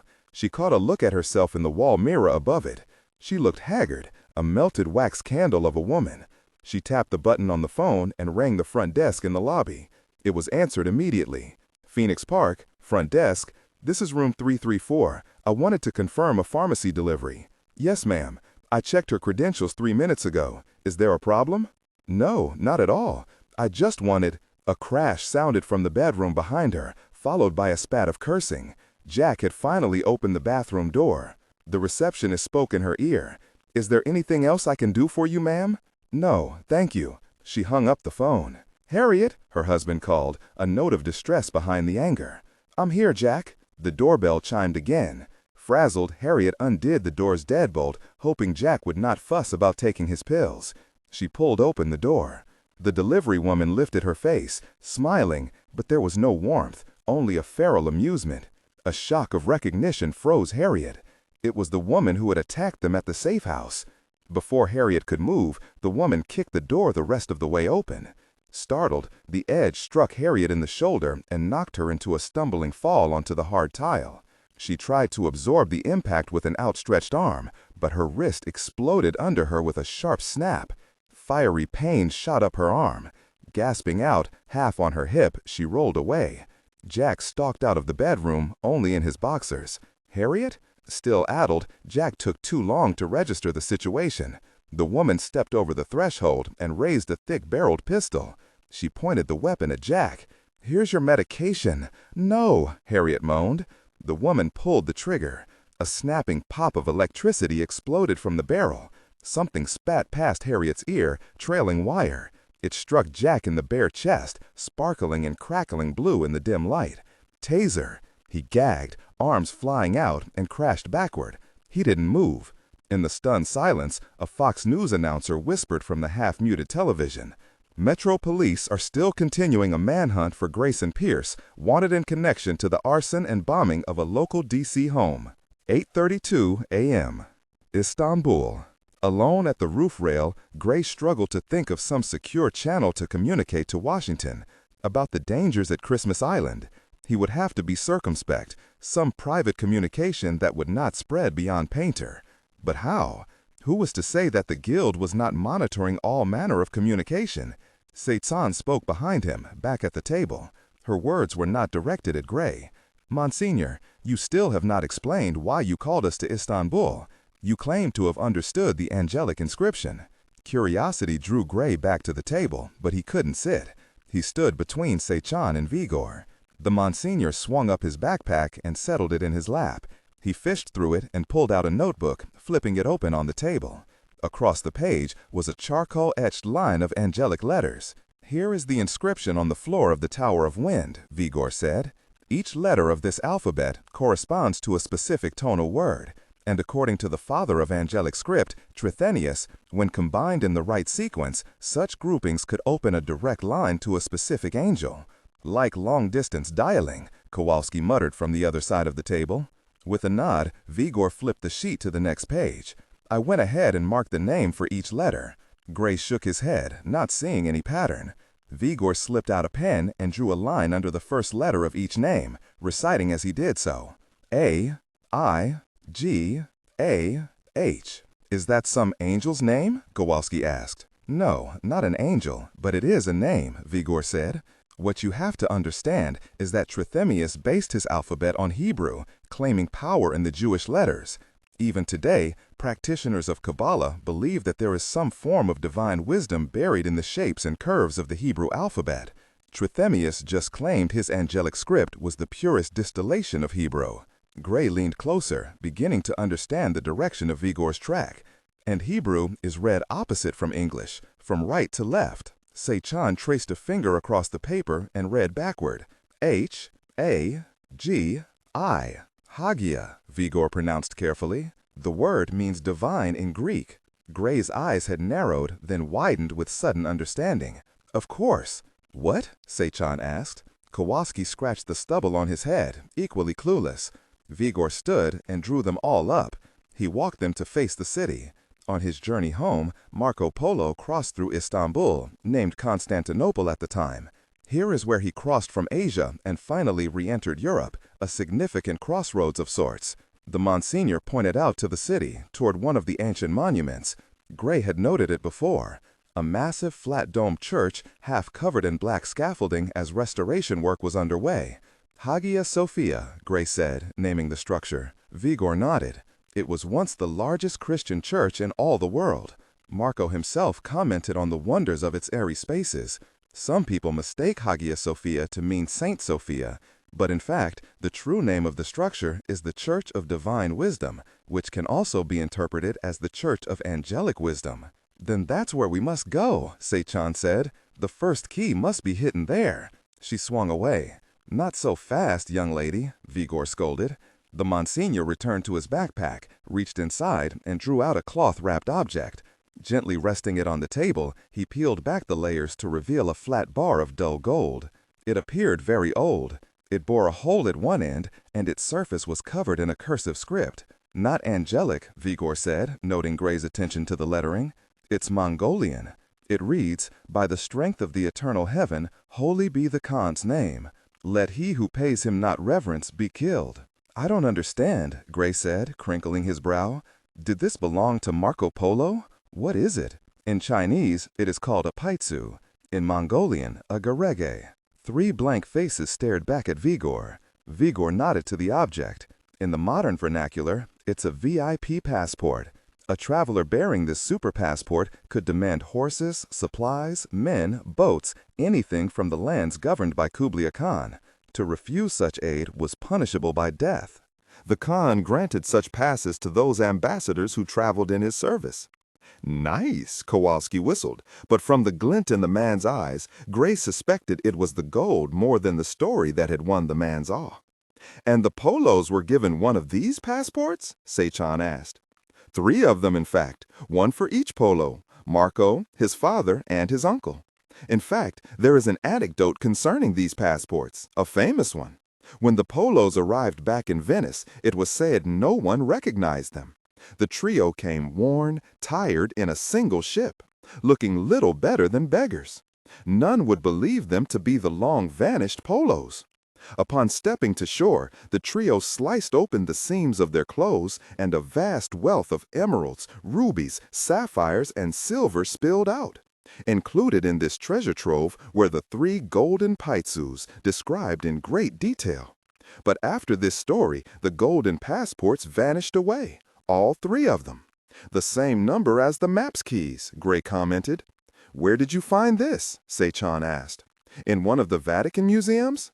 No, Vigor tapped the open notebook with the angelic script. With the help of a friend, I discovered it under the marble tile upon which this inscription was written, in a secret hollow beneath the marble. Like the Friar's Cross, Gray realized, buried in stone. Seychan swore slightly. Again, the prize had been right under her nose all along. Vigor continued, I believe this is one of the very paitsus granted to the Polos. He faced them all. And I believe this is the first key. So the clue leading to Hagia Sophia, Gray began. It's pointing to the second key, Vigor finished. 2 more missing passports, 2 more missing keys. But how can you be so sure? Seychan asked. Vigor flipped the gold bar over. Inscribed in great detail, a single letter adorned the back side, an angelic letter. Vigor tapped the letter. Here is the first key. Gray knew he was right. He glanced up toward the massive church. Hagia Sophia. The second key had to be hidden there, but it was a huge structure. It would be like finding a golden needle in a haystack. It could take days. Vigor must have read his worry. I already have someone scouting ahead at the church, an art historian from the Vatican who helped me back at the Tower of Wind with the angelic riddle. Gray nodded. As he studied the single letter, he could not shake a deeper worry. For his 2 friends, Monk and Lisa, already in harm's way. If he could not contact Washington safely, perhaps there was another way he could help his friends, by beating the guild to whatever lay at the end of this mystery. To find the city of the dead, to discover the cure, before the guild did. As he stared toward the sunrise, Gray remembered Vigor's words about Istanbul being the crossroad of Marco's journey. In fact, since its founding, the ancient city had been the crossroads of the geographic world. To the north lay the Black Sea, to the south the Mediterranean. The Bosporus Strait, a major trade route and seaway, flowed between them. But more important to history, Istanbul straddled 2 continents. It had 1 foot in Europe, the other in Asia. The same could be said about the city's place in the Gulf of Time. 1 foot in the present, 1 in the past, forever at a crossroads, not unlike himself. As he pondered this, a cell phone chimed to the side. Vigor turned and fished his phone out of the backpack's front pocket. He studied the caller ID with a frown. It's a D.C. area code, Vigor said. Must be Director Crow, Gray warned. Don't mention anything. Stay on as short as possible to avoid any trace. In fact, we should pull the cell's battery afterward so it's not passively tracked. Vigor rolled his eyes at his paranoia and flipped his phone open. Pronto, he greeted. Vigor listened for a few moments, his brow growing more and more furrowed. Ci parla? He asked with a bit of heat. Whatever he heard seemed to shake him up. He turned and held the phone out for Gray. "Is it Director Crow?" he asked sotto voce. Vigor shook his head. "You'd better take it." Gray accepted the phone and lifted it to his ear. "Hello?" The voice that came on the line was instantly recognizable, the Egyptian accent clear. Nasser's words drained all the heat from the air. "I have your mother and father." Patient Zero, July 6, 12:42 p.m., aboard the Mistress of the Seas. So much for his rescue efforts. Standing in the midship elevator, Monk balanced a lunch tray on an upraised palm. He carried his assault rifle over his other shoulder. From small speakers, an ABBA song played, an acoustic version. The ride from the ship's cramped kitchens to the top deck took long enough that he was humming along with the music by the time he reached his floor. Oh, dear God. The doors finally opened, allowing Monk to escape. He tromped down the hall toward the guards who flanked the double doors at the end. He mumbled under his breath, practicing his Malay. Jesse had stolen some dye to stain Monk's face and hands to match the other pirates, similar to the disguise of the dead man in Lisa's cabin, whose body Monk had discreetly dumped overboard. Out of sight, out of mind. To finish his own disguise, Monk kept his headscarf over the lower half of his face, playing the role to the hilt. When in Rome. Over the past day and night, Jesse had trained Monk in some of the more common Malay phrases, the official language of the pirates here. Unfortunately, Monk hadn't learned enough to talk his way past the cordon of security established around Lisa. He and Jesse had scouted the ship and discovered that all the scientific heads and their immediate support staff had been herded to one floor, while the medical staff continued ministering to the sick throughout the ship. Unfortunately, Lisa's background in physiology must have been discerned. She was isolated in the scientific wing, barricaded and under tight security. It seemed only the elite of the pirates, under the immediate supervision of their leader, a tattooed Maori named Rakao, manned these posts. The radio room was equally guarded. Jesse had learned that much by folding himself into the pirates' flock with his fluent use of their language. In the interim, Monk had become little more than Jesse's muscle. There was not much else he could do. Even if Monk tried a John Wayne assault on the scientific wing, how would he escape with Lisa? And go where? While still cruising at top speeds, they'd have to make a jump overboard. Not the wisest plan. Earlier this morning, Monk had studied the waters from an open deck. The Mistress of the Seas cruised deep among the Indonesian islands. They were lost in a maze of smaller atolls, 1,000 jungle-frosted fingers pointing skyward. If they escaped, swam to one of those islands, they'd be easily hunted down. That is, if they made it past the tiger sharks. So Monk had to bide his time. But that didn't mean he couldn't accomplish something. Like now, serving lunch. It was a good plan. He needed to open a means of communication with Lisa, to let her know she wasn't alone, but more importantly, so they could coordinate whenever Monk was ready to take action. And as he could not reach Lisa directly, he needed an intermediary. Monk reached the double door. He lifted his tray toward the pair of guards and mumbled his way through the Malay equivalent of, "The lunch bell has rung." One of them turned and pounded the butt of his rifle against the door. A moment later, a guard who was stationed inside opened the door. He spotted Monk and waved him into the presidential suite of the ship. A butler in full tails and regalia met Monk at the entrance. He tried to take the tray from Monk, but playing up the pirate act, Monk tried a fierce Malay equivalent of "Arr!" and shouldered the man roughly aside. The butler tumbled back, arms wheeling, which earned a chuckled grunt from the door guard. Monk entered the main salon of the suite. A puff of smoke from a deck chair on the outside balcony alerted him to his target. Ryder Blunt lounged in a ship's robe and flowered swim trunks, ankles crossed, his hair an unkempt blonde mop. He was smoking a thick stogie, watching the steep island slowly pass. Escape was so close, yet so far away. To match the ominous mood, a stack of dark clouds climbed the horizon. As Monk joined him, the billionaire didn't even bother to glance his way. It was the habit of the rich, ever a blind eye to their waitstaff. Or maybe it was merely disdain toward the pirate serving his lunch. Ryder's butler had already set up a side table. silver and crystal and iron napkins. It must be good to be king. Monk lowered the tray to the table and whispered in the man's ear as he bent down. "Don't react," Monk said in English. "I'm Monk Kokalis with the American envoy." The only reaction from the billionaire was a more fierce exhalation of smoke. "Dr. Cummings' partner," he sighed back. "We thought you were dead. The pirates sent after you." Monk didn't have time to explain. "Yeah, about them. They ran into some trouble." The butler came to the doorway of the balcony. Ryder waved him off, speaking loudly. "That'll be all, Peter. Thank you." Monk unloaded the tray. He lifted one of the silver covers over the hot plate and revealed 2 small radios beneath it. "An extra serving for you and Lisa." He covered it back up and revealed what was under the second plate. And, of course, a bit of dessert. 2 small caliber handguns, one for Ryder and one for Lisa. The billionaire's eyes widened. Monk read the understanding. "When?" Ryder asked.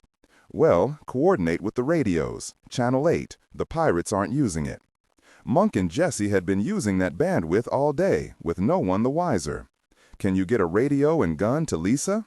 "I'll do my best," he said, but followed it with a determined nod. Monk straightened. He dared not tarry any longer or the guards would get suspicious. "Oh, and there's rice pudding under the last tray." Monk headed back to the main salon. He heard Ryder's mumbled comment. "Bloody disgusting stuff. Whoever thought to put rice in pudding?" Monk sighed.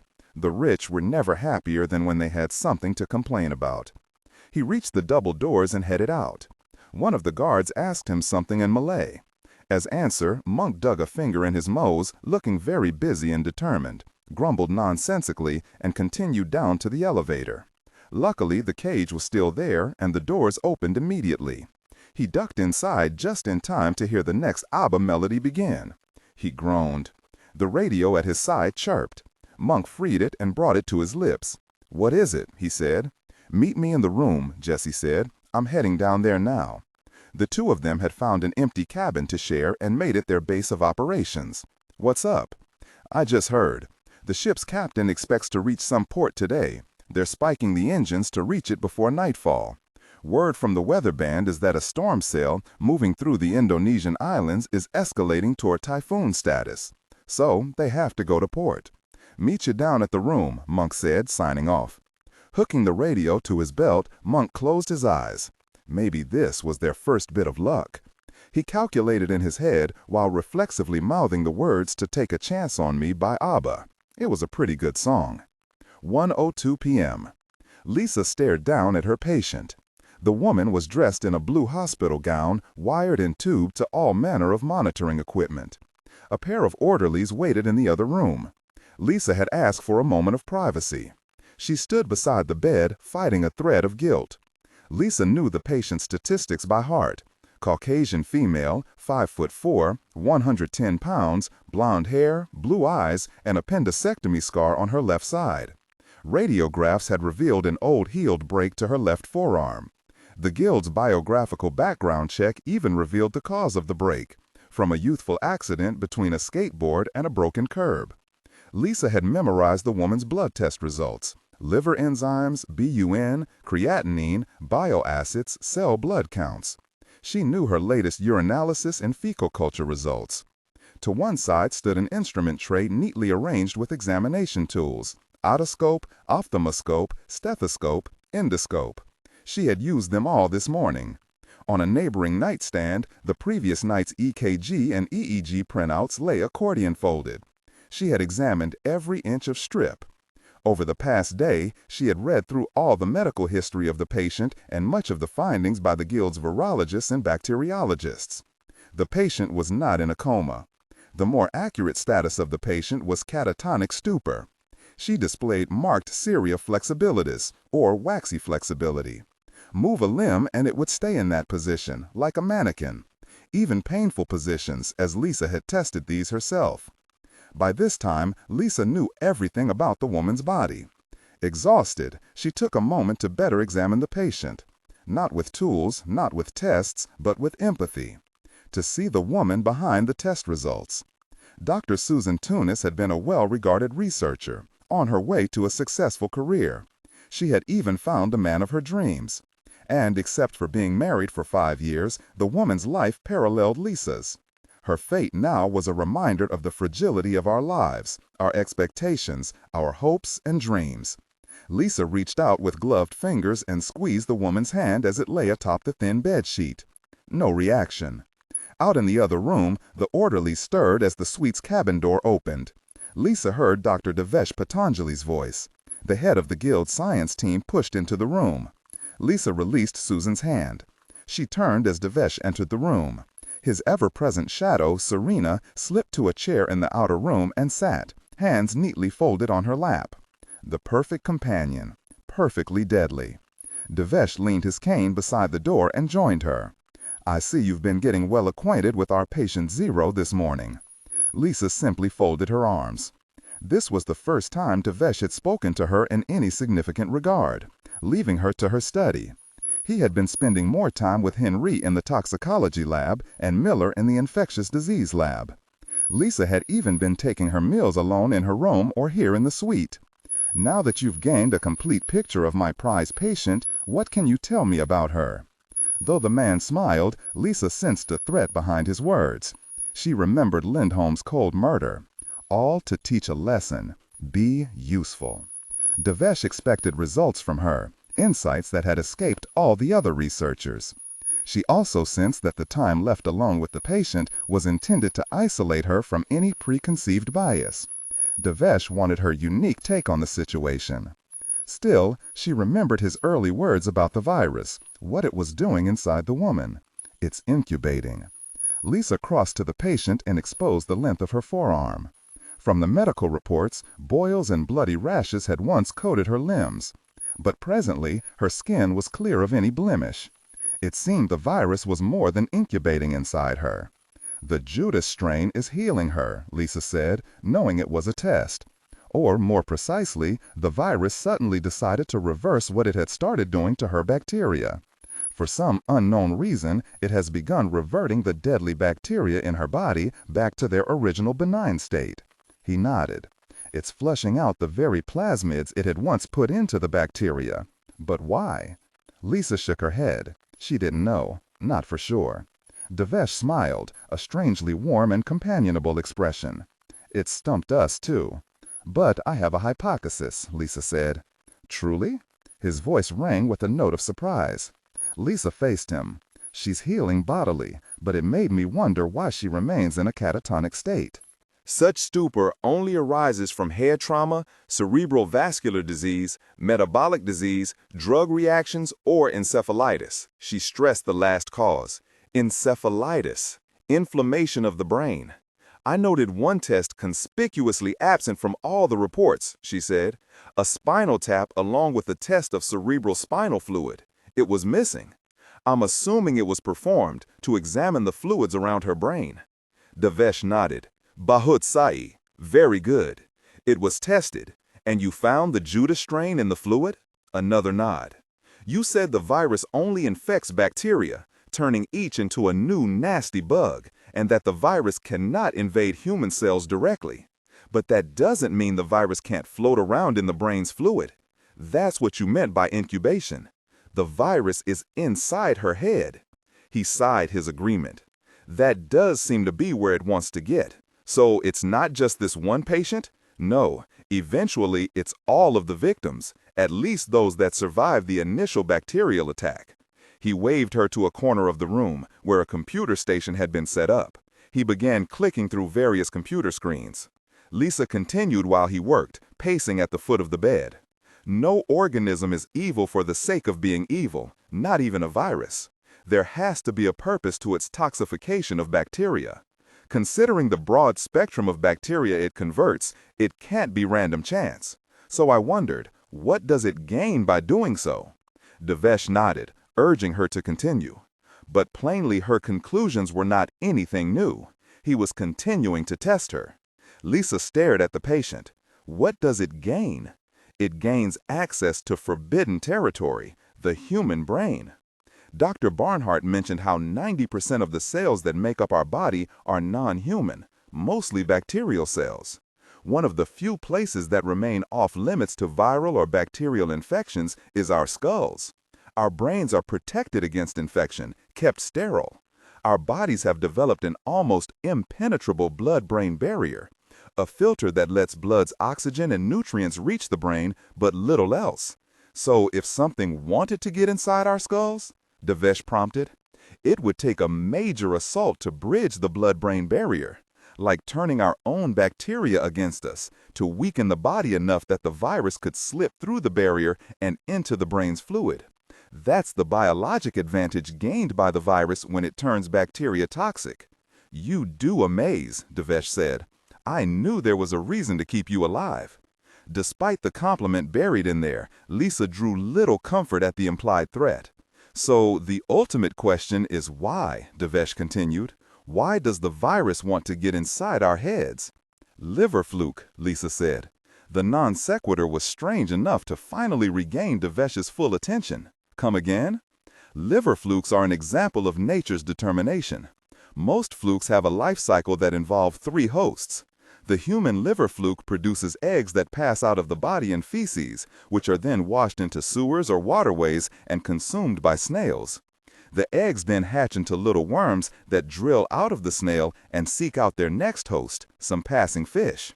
The fish is then caught, consumed by humans, where the worm travels to the liver and grows into an adult fluke where it lives happily ever after.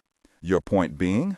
The Judas strain may be doing something along this line, especially if you consider the lancet liver fluke, Dicrocolium dendriticum. It also uses 3 hosts, cattle, snail, and ant. But what it does in the ant stage is what I find most intriguing, and that is, inside the ant, the fluke controls the insect's nerve centers, changes its behavior. Specifically, whenever the sun sets, the fluke compels the ant to climb a blade of grass, lock its mandibles, and wait to be eaten by a grazing cow. If not eaten, the ant returns to its nest at sunrise, only to repeat the same thing again the next night. The fluke literally drives the ant like its own little car. And you think the virus is doing that? Devesh said. Possibly in some manner, but I mostly bring this up to remind you how insidious nature can be in finding territory to exploit. And the brain, sterile and off-limits, is certainly virgin territory. Nature will try to exploit it, like the fluke with the ant. Brilliant, definitely an angle to pursue. But there may be a fly in that particular ointment. Devesh returned to the computer. He had been uploading a QuickTime video. I mentioned that the virus has been penetrating into the cerebrospinal fluid of all the patients that survived the initial bacterial assault. Here is what happens when it does. He clicked the play button. A silent video began to run. 2 white-smocked men struggled to strap down a writhing naked man, his head shaved, wires running from electrodes attached to skull and chest. He fought, snarling and frothing. Though he was plainly debilitated, with sores and blackened boils, one arm ripped free of the tied cuffs. A clawed hand raked one of the restrainers.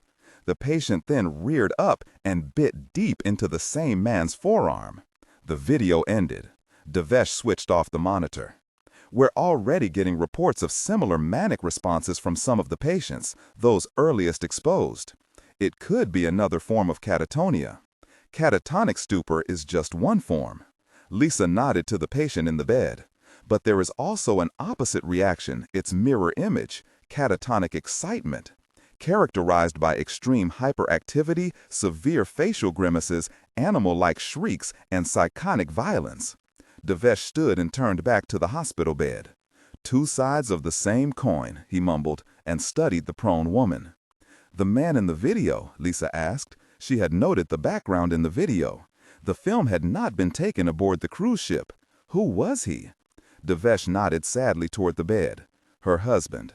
Lisa tensed at the revelation. She stared at the woman sprawled on the bed. Her husband. The pair were exposed at the same time, Devesh said, found on a yacht that had become grounded on a reef near Christmas Island. Your John Doe below, with the flesh-eating disease, must have swum to shore. We recovered these 2, still aboard the yacht, 2 weak, near to death. So that was how the guild first learned about all this. Devesh nodded to the woman. Which, of course, begs the question, Why did her husband have a complete schizoid breakdown while our patient here is on the way to healing her external wounds and remains happily complacent and catatonic? We believe a possible cure for everyone lies in that answer. Lisa did not argue. She was no fool. Despite what Devesh claimed, Lisa knew the guild's operation was not motivated by altruistic reasons. Their search for a cure was not to save the world. They had plans for this virus, but before they could utilize it, they needed to fully understand it, to develop an antidote or cure. And in this regard, Lisa was not at cross purposes with the guild. A cure needed to be discovered. The only question? How to find it without the guild's knowledge. Devesh turned on a hill and headed toward the door. "You've made excellent progress, Dr. Cummings. I commend you. But tomorrow is another day, and we'll need more progress." He glanced back at her, one eyebrow raised. "Is that understood?" She nodded. "Most excellent." He paused again. "Oh, and our cruise ship's esteemed owner, Sir Ryder Blunt, has invited everyone for afternoon cocktails in his suite. A small celebration." "Celebration for what?" "A welcome as we come into port," Devesh explained, gathering up his cane. "We're almost home." Lisa was in no mood to toast such an event. "I have much work here." "Nonsense. You'll come. It won't take long, and it will help recharge your batteries. Yes, the matter is settled. I'll have Rakau escort you. Please wear something appropriate." He left, Serena trailing in his wake. Lisa shook her head as they departed. She glanced back to the bed. To Dr. Susan Tunis. "I'm sorry," she mumbled. For the woman's husband, and for what was to come. Lisa remembered her earlier comparisons to the patient, how their two lives had followed similar paths. She pictured Susan's husband, wild-eyed and feral. Reminded of her own love, she hugged her arms around herself and wished for the 1,000th time that she was back home with Painter. She had spoken to him again this morning, at another of their assigned debriefings. She knew better than to attempt any subterfuge this time, reporting all was well. Still, she had been in tears by the time she was yanked from the radio room. She wanted his arms around her. But there was only one way to make that happen: to be useful. She crossed to the tray of examination tools and picked up the ophthalmoscope. Before she proceeded to the cocktail party, she wanted to follow up with an aberration, something she had kept from Devesh, something that was surely impossible.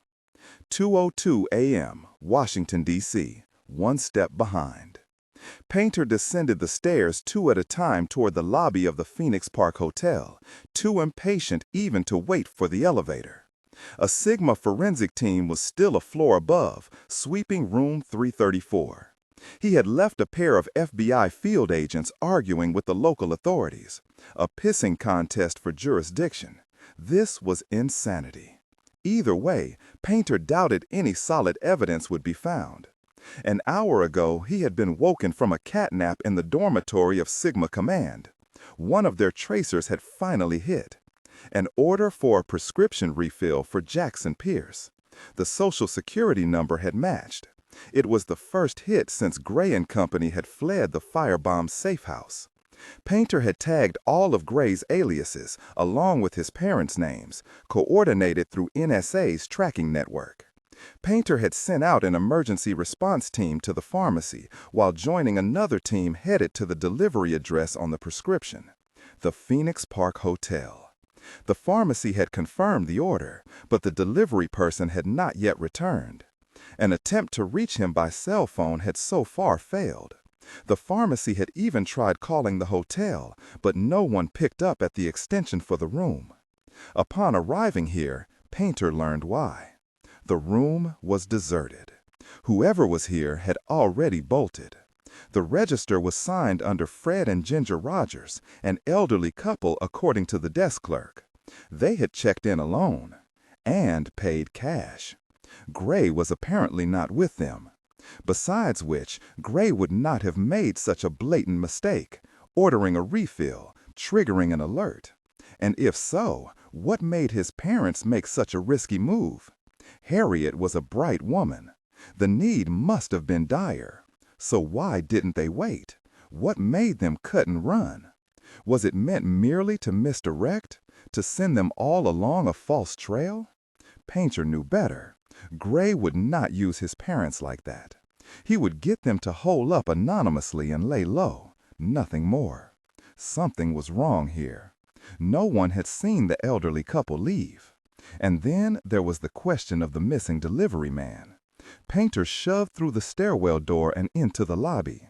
The night manager nodded to him, wringing his hands.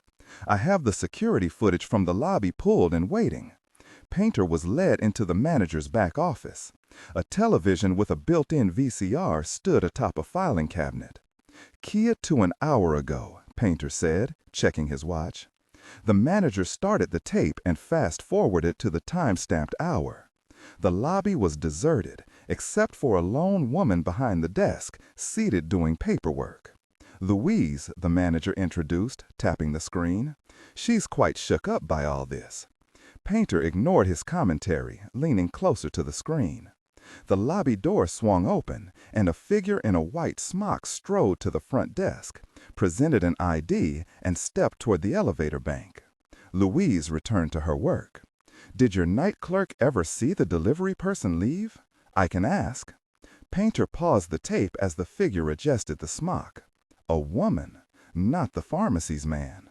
The security footage was grainy, but the woman's Asian features were evident. Painter recognized her. He had seen her on the video surveillance back at the safe house. One of Nasser's team. Painter punched the eject button and grabbed the tape. He swung around so fast that the startled manager backed away a step. Painter held up the security tape. "No one knows about this," he said firmly, fixing the manager with a steady stare, doing his best to look threatening, and considering his mood, it wasn't hard. "Not the police, not the FBI." The man nodded vigorously. Painter headed out the door, clenching a fist, wanting to pound something hard. Painter understood what had happened here.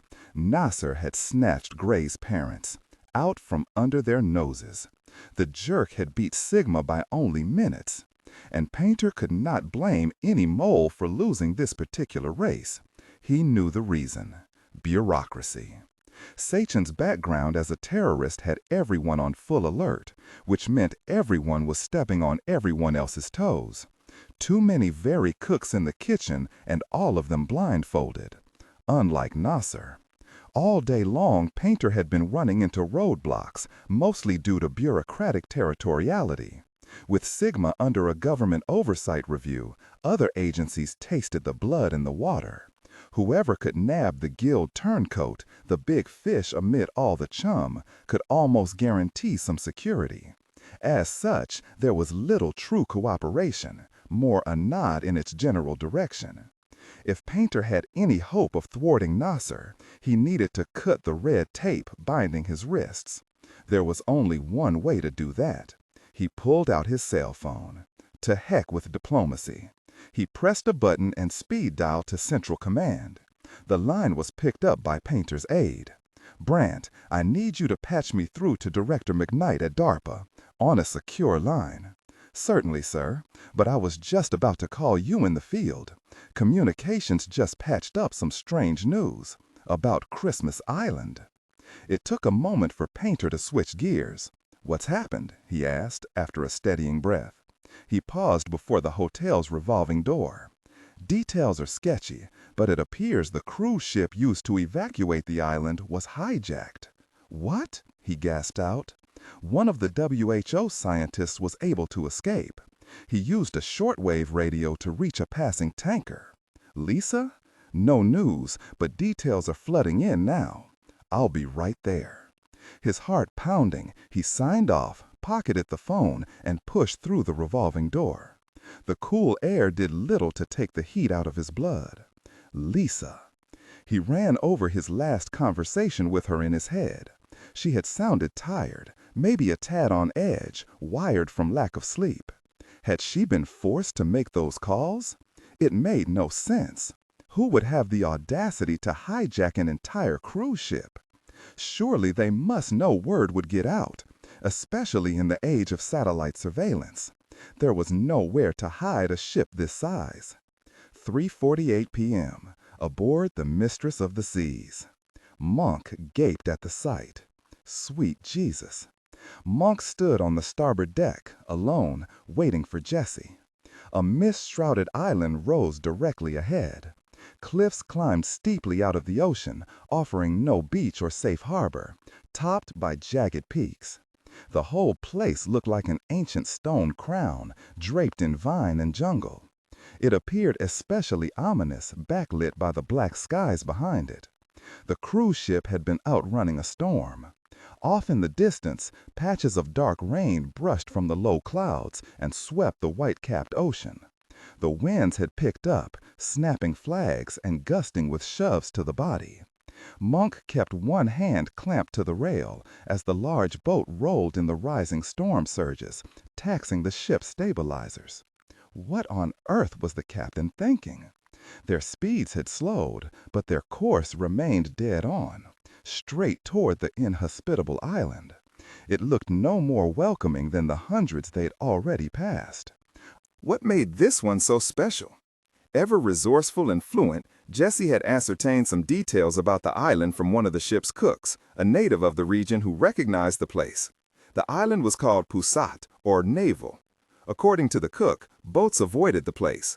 Supposedly, the Balinese witch queen Rangda was born out of this navel, and her demons still protect her birthplace, beasts who rose out of the deep to drag the unsuspecting down to her watery underworld. Jessie had also offered an alternative explanation, but more likely it was just bad reefs and tricky currents. Or was it something else entirely? From seemingly out of the sheer rock of the island, a trio of speedboats jetted into view, blue, long-keeled, and low. More pirates. No wonder no one dares come here, Monk thought. Dead men tell no tales. Monk glanced around him as some men hurried past, shouting in Malay. He strained to make out the words. He checked his watch. Where was Jessie? A little translation right about now would be handy. Monk studied the island ahead. From international reports, the Indonesian islands were riddled with hundreds of secret coves. Over 18,000 islands made up the Indonesian chain. Only 6,000 were known to be populated. That still left 12,000 places to hide. Monk watched the trio of boats buzz toward them, then split away, spinning sharply with a spray of seawater. They positioned themselves to either side of the cruise ship's bow and one directly in front. They headed back toward the island, puttering slowly in the chop. Escorts. The smaller ships were guiding their big brother to port. As the island drew nearer, Monk was able to spot a narrow chasm in the cliff face, angled in such a manner as to be easy to miss. The gap appeared too small for the cruise ship, like passing a camel through a needle's eye. But someone had done proper soundings, compared them to the ship's dimensions and draft. The cruise ship pushed its bow between two sheer walls of black rock. The rest of the ship had no choice but to follow. The port side scraped with a screech and tremble. Monk danced back as a spar of cliff on his side ground away a pair of lifeboats, smashing and raining down pieces. The entire ship squealed. Monk held his breath. But they did not have far to go. The way opened again. The Mistress of the Seas slid out of the chasm and into a wide open-air lagoon the size of a small lake. Monk crossed back to the rail and gaped around. All be amazed. No wonder they called this place a navel. The island was really an old volcanic cone with a large lagoon at the center. Jagged walls circled all around and made up the crown of the island. Inside, the cliffs were less steep, lush with jungles, threaded with silver waterfalls and lined by sandy beaches. The far side of the wide lagoon was littered with palm-thatched buildings and clapboard homes.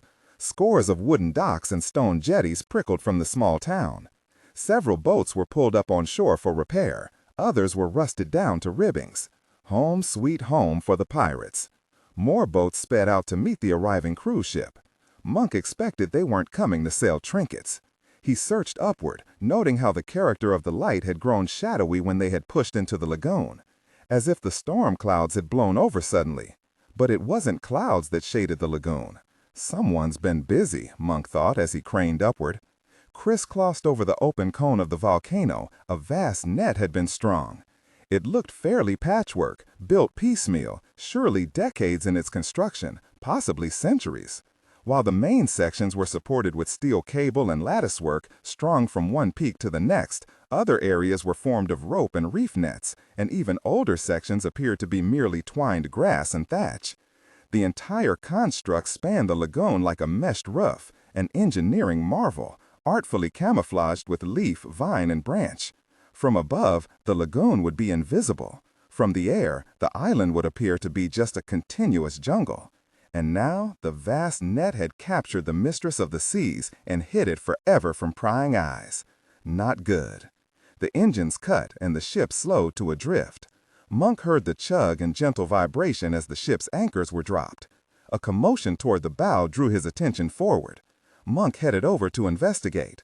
Other pirates were less stealthy and ran past him, assault rifles held in the air, cheering. "That can't be good," Monk muttered.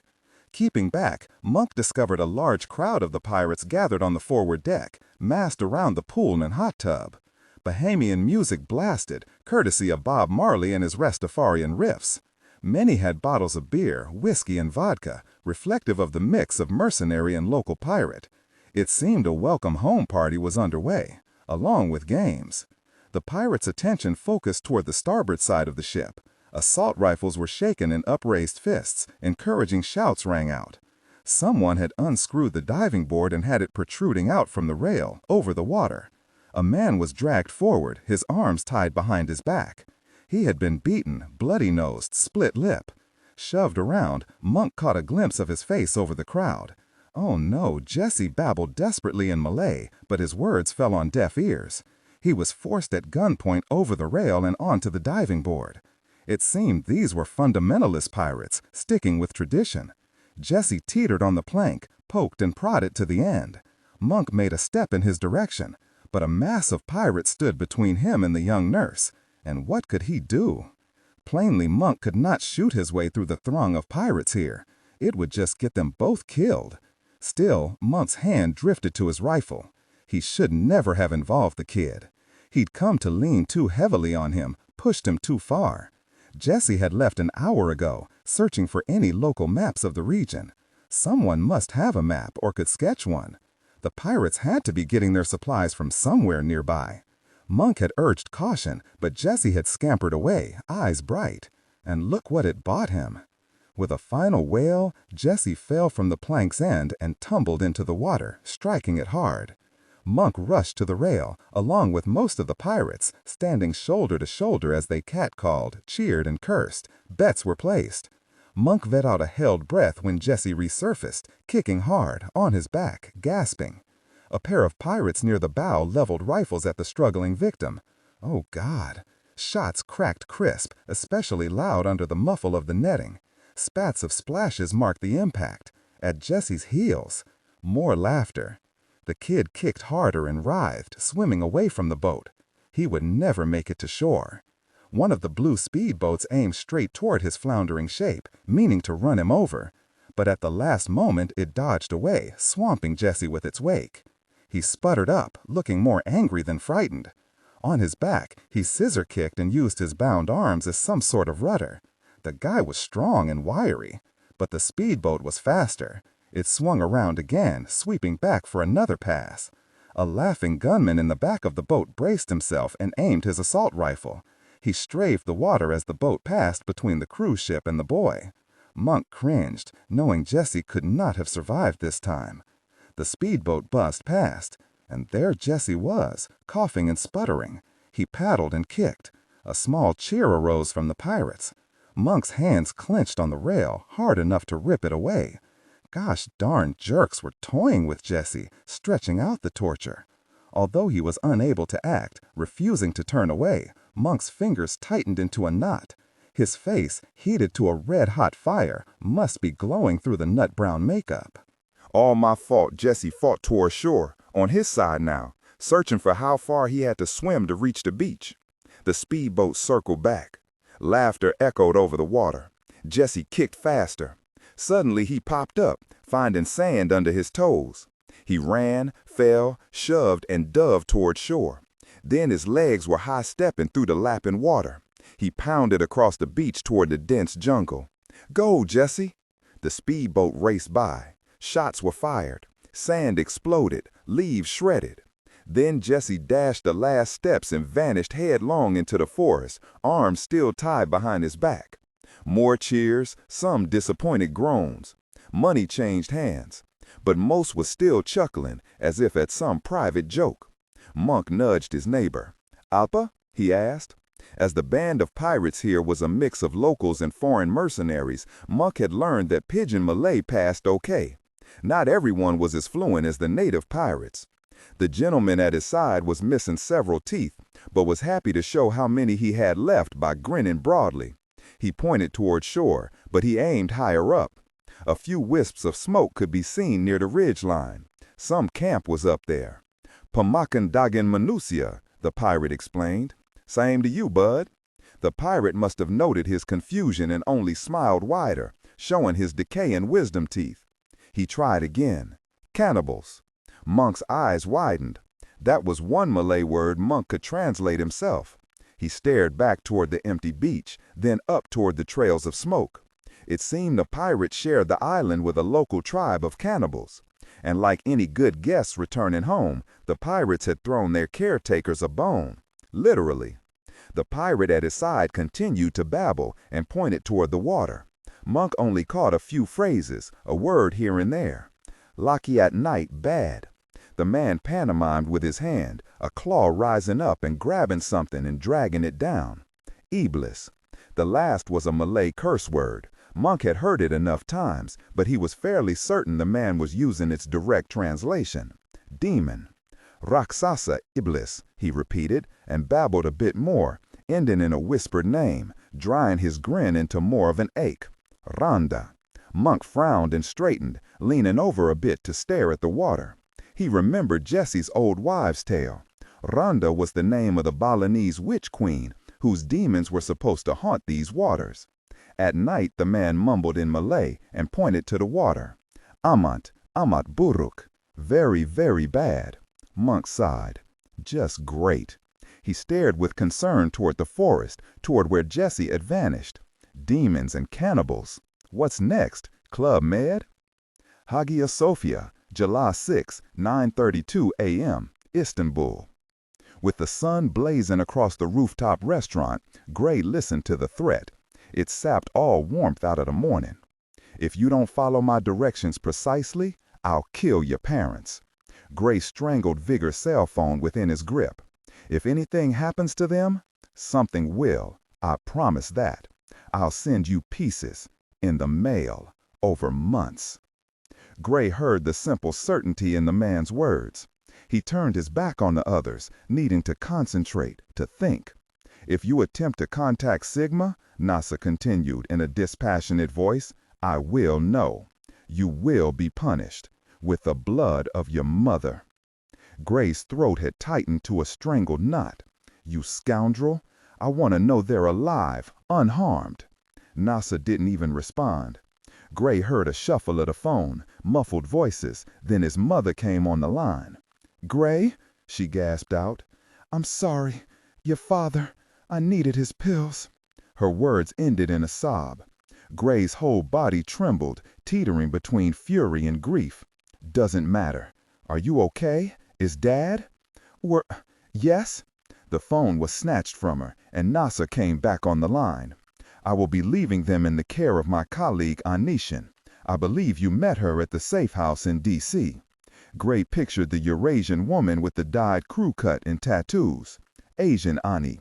Nasa continued, "I will be joining you in Turkey at 1900 hours. You will not move from where you are." Gray checked his watch. "A little over 9 hours. I have men closing on your position in the Sultanahmet as we speak. Do not try to be clever. We've been tracking Monsignor Verona's zone since he left Italy. Vigor's sudden departure from the Vatican must have triggered a red flag." Gray wanted to be angry at the Monsignor for being so careless, but he knew Vigor did not operate at the same level of paranoia as he did. Few people did. And at the moment, Gray had no room for recriminations, too consumed by his own guilt. He had left his parents alone. "I would like to speak with Sai-Chan now," Nasser said. Gray waved Sai-Chan over. She went to take the phone, but Gray kept hold of it. He motioned for her to come close so he could listen in on their conversation. With heads together ear to ear, Sai-Chan spoke into the phone. "Amen," she said, using Nasa's first name. "What do you want? You difficult person, for this betrayal, I'll make you suffer in ways. Yes, and you'll beat my dog and kick my cat. I get it, sweetheart."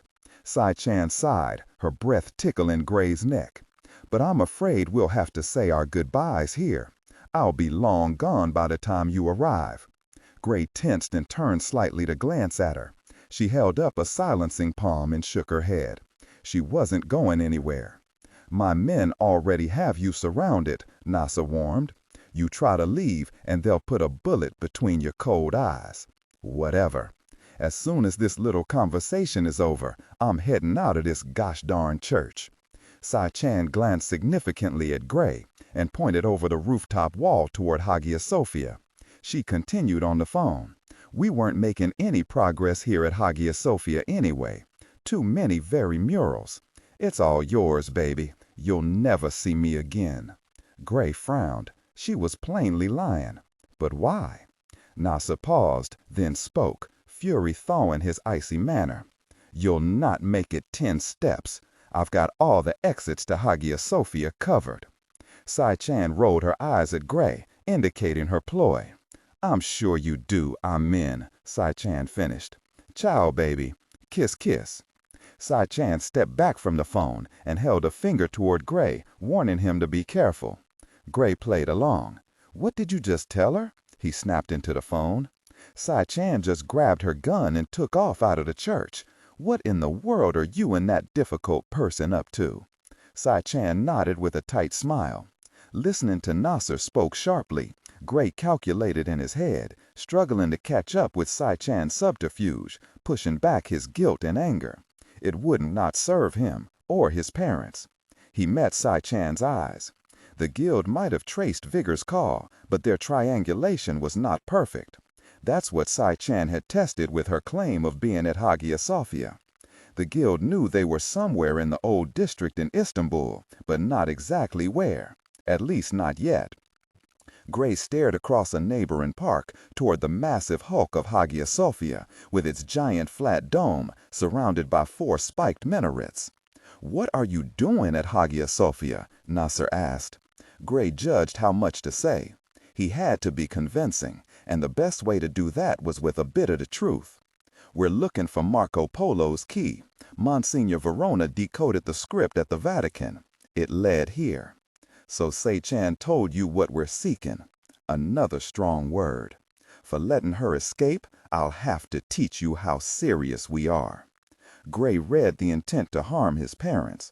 "Sai-Chan is no longer important," Gray cut in sharply, protecting his parents the only way he could. "I have what you're seeking. The angelic code off the Egyptian obelisk. I still have a copy." Nasser remained silent. Gray pictured him closing his eyes with relief. Nasser needed the angelic script more than he needed to punish Sai-Chan. "Very good, Commander Pierce." The strain from a moment ago died out of his voice.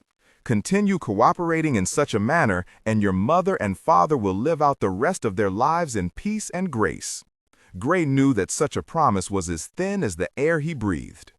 "I'll meet you inside Hagia Sophia at 1900 hours, Nasser said. "Search the church for Polo's key if you like, but I have snipers at all the exits." Gray forced down a sneer. "And, Commander Pierce, if you think to set up any trap, I'll be checking back with Anishin every hour. If I'm late by a minute, she'll start with your mother's toes." The line clicked off.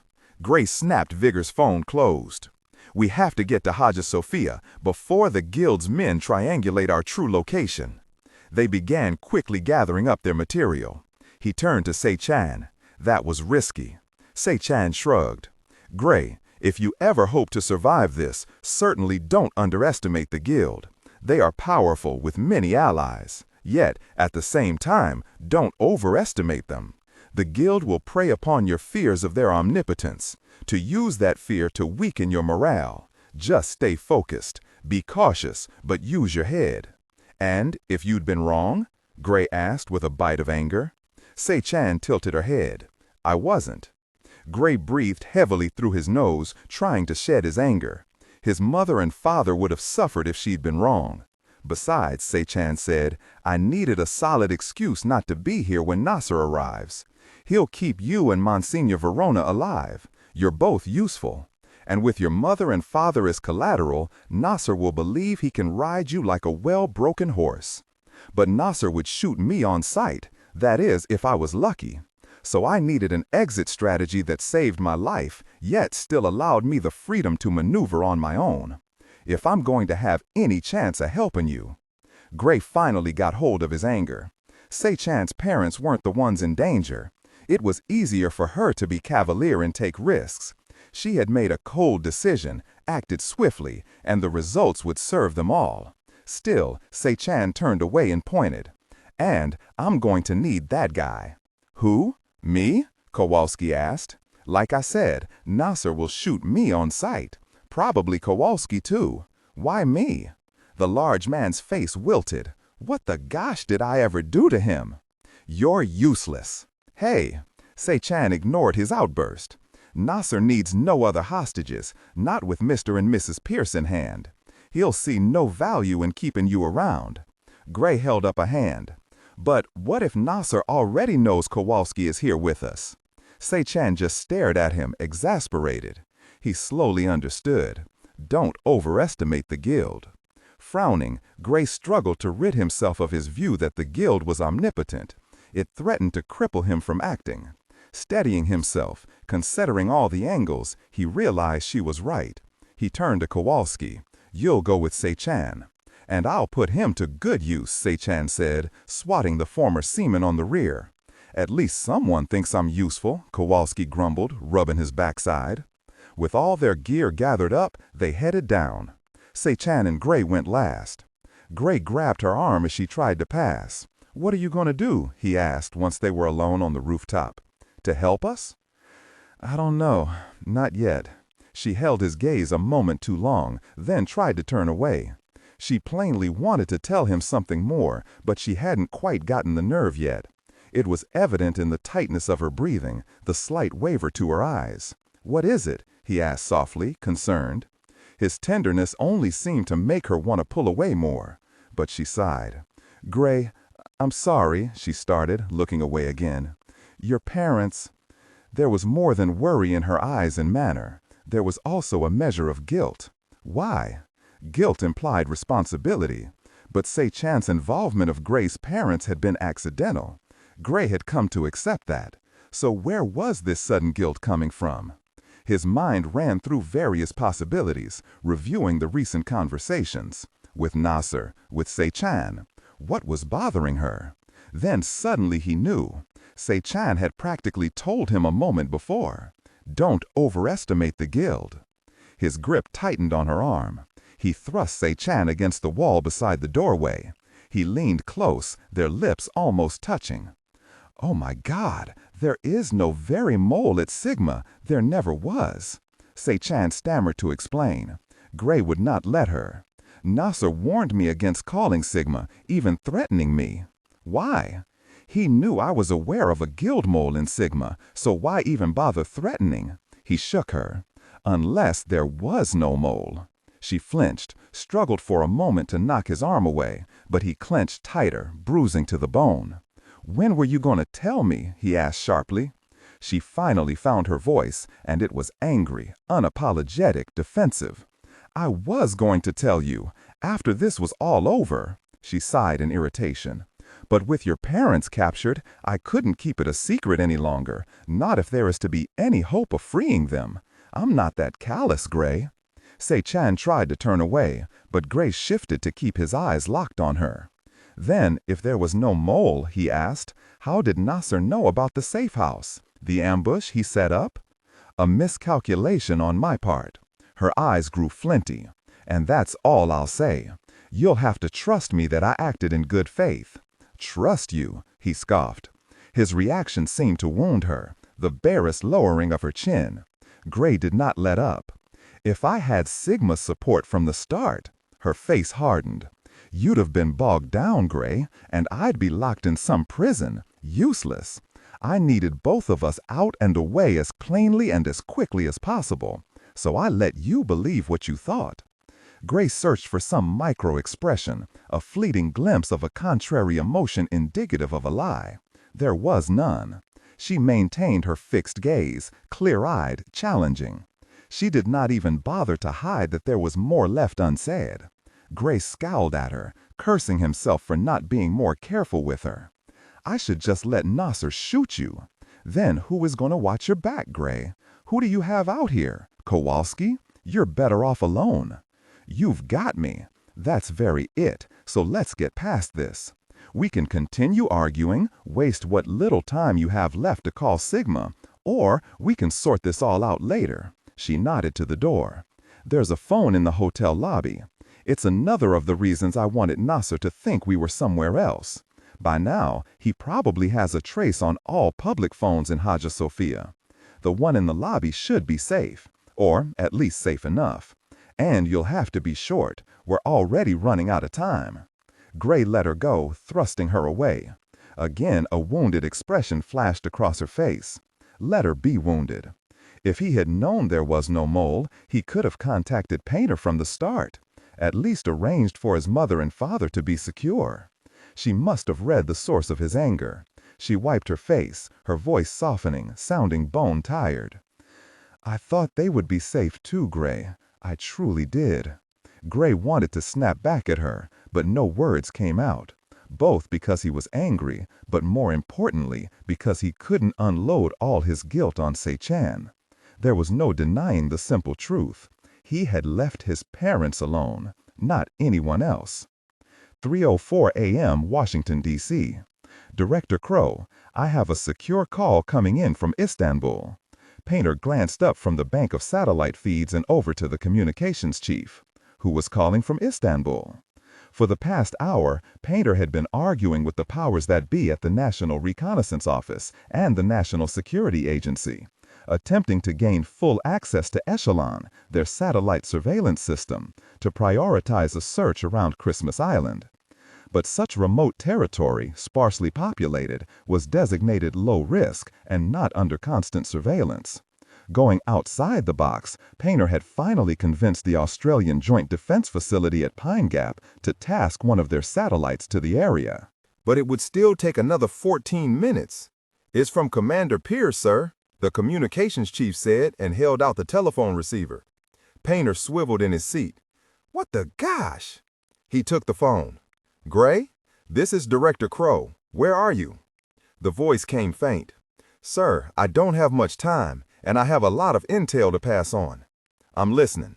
First, my parents have been kidnapped by a guild agent, Ayman Nasser. We know. We have a wide sweep already underway. Surprised silence followed. Then Gray continued. You also have to reach Monk and Lisa. They're in danger over in Indonesia. We're aware. I'm attempting a satellite pass as we speak. If you're done telling me what I already know, why don't you start at the beginning? Gray took a deep breath and quickly related what had happened since Se-Chan had crashed back into his life. Painter asked a few questions and pieces began to fit together like a scattered jigsaw. He had already made several realizations while he waited for the NSA to respond.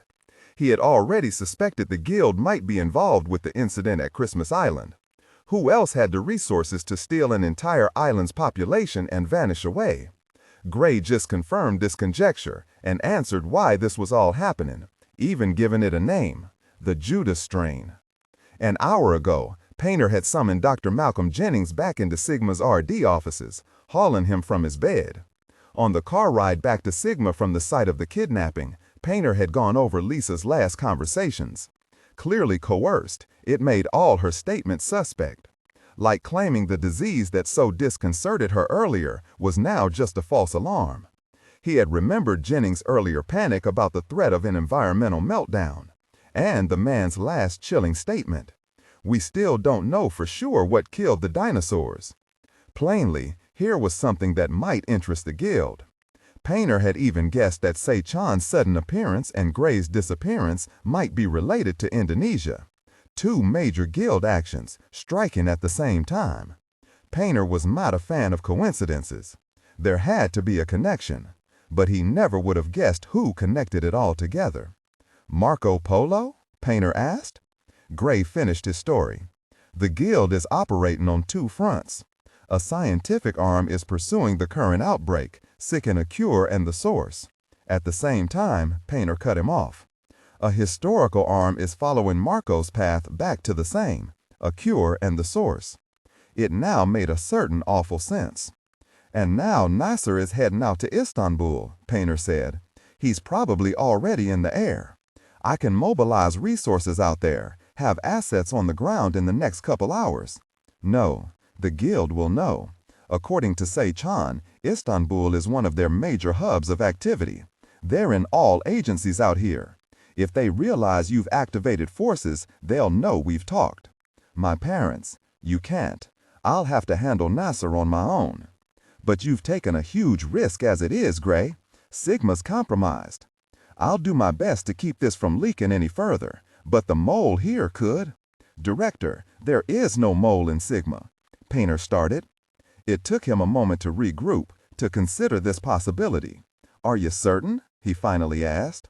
Certain enough to stake my parents' lives on it. Painter sat for a moment. He believed Gray. The prickling frustration of dealing with all the interagency squabbling washed away. If there was no mole. Gray's voice grew fainter. I can't risk staying on the line any longer. I have to go. I'll do my best to follow this trail, to see where it leads. The line went silent for a moment. Painter thought Gray might have cut the connection, but then he returned. Please, Director, find my folks. I will, Gray. You can be certain of that. And when I do, tell Vigor to expect a call from his niece. It will ring a few times, then hang up. That will be the signal that your parents are safe. Thank you, sir. The phone clicked off. Painter leaned back. Sir, the communications officer interrupted. We should have feed in another 2 minutes. 10:15 a.m. Istanbul. Despite the need to hurry, Gray could not stop his feet from slowing as he approached the western facade of Hagia Sophia, awestruck by its size. Vigor noted his craned neck. Impressive, isn't it? There was no denying it. The monumental Byzantine structure was considered by many to be the 8th wonder of the world. Seated atop a hill where once a temple to Apollo had stood, it overlooked the magnificent blue expanse of the Sea of Marmara and much of Istanbul. Its most striking feature, the massive Byzantine dome, glowed like polished copper in the morning sun, climbing 20 stories into the air. Other lower half domes buttressed it to the east and west, while additional cupolas spread out to either side like attendants to a queen, expanding the breadth of the massive structure. Vigor continued an ongoing history lesson about the place and pointed to the giant archways ahead that led into Hagia Sophia, the imperial doors. It was through those doors that in 537, Emperor Justinian dedicated the church and declared, O Solomon, I have surpassed thee. And it was through those same doors, during the 1400s, that Sultan Mehmet, the conquering Ottoman Turk who had sacked Constantinople, poured soil over his head in a humble act before entering the church.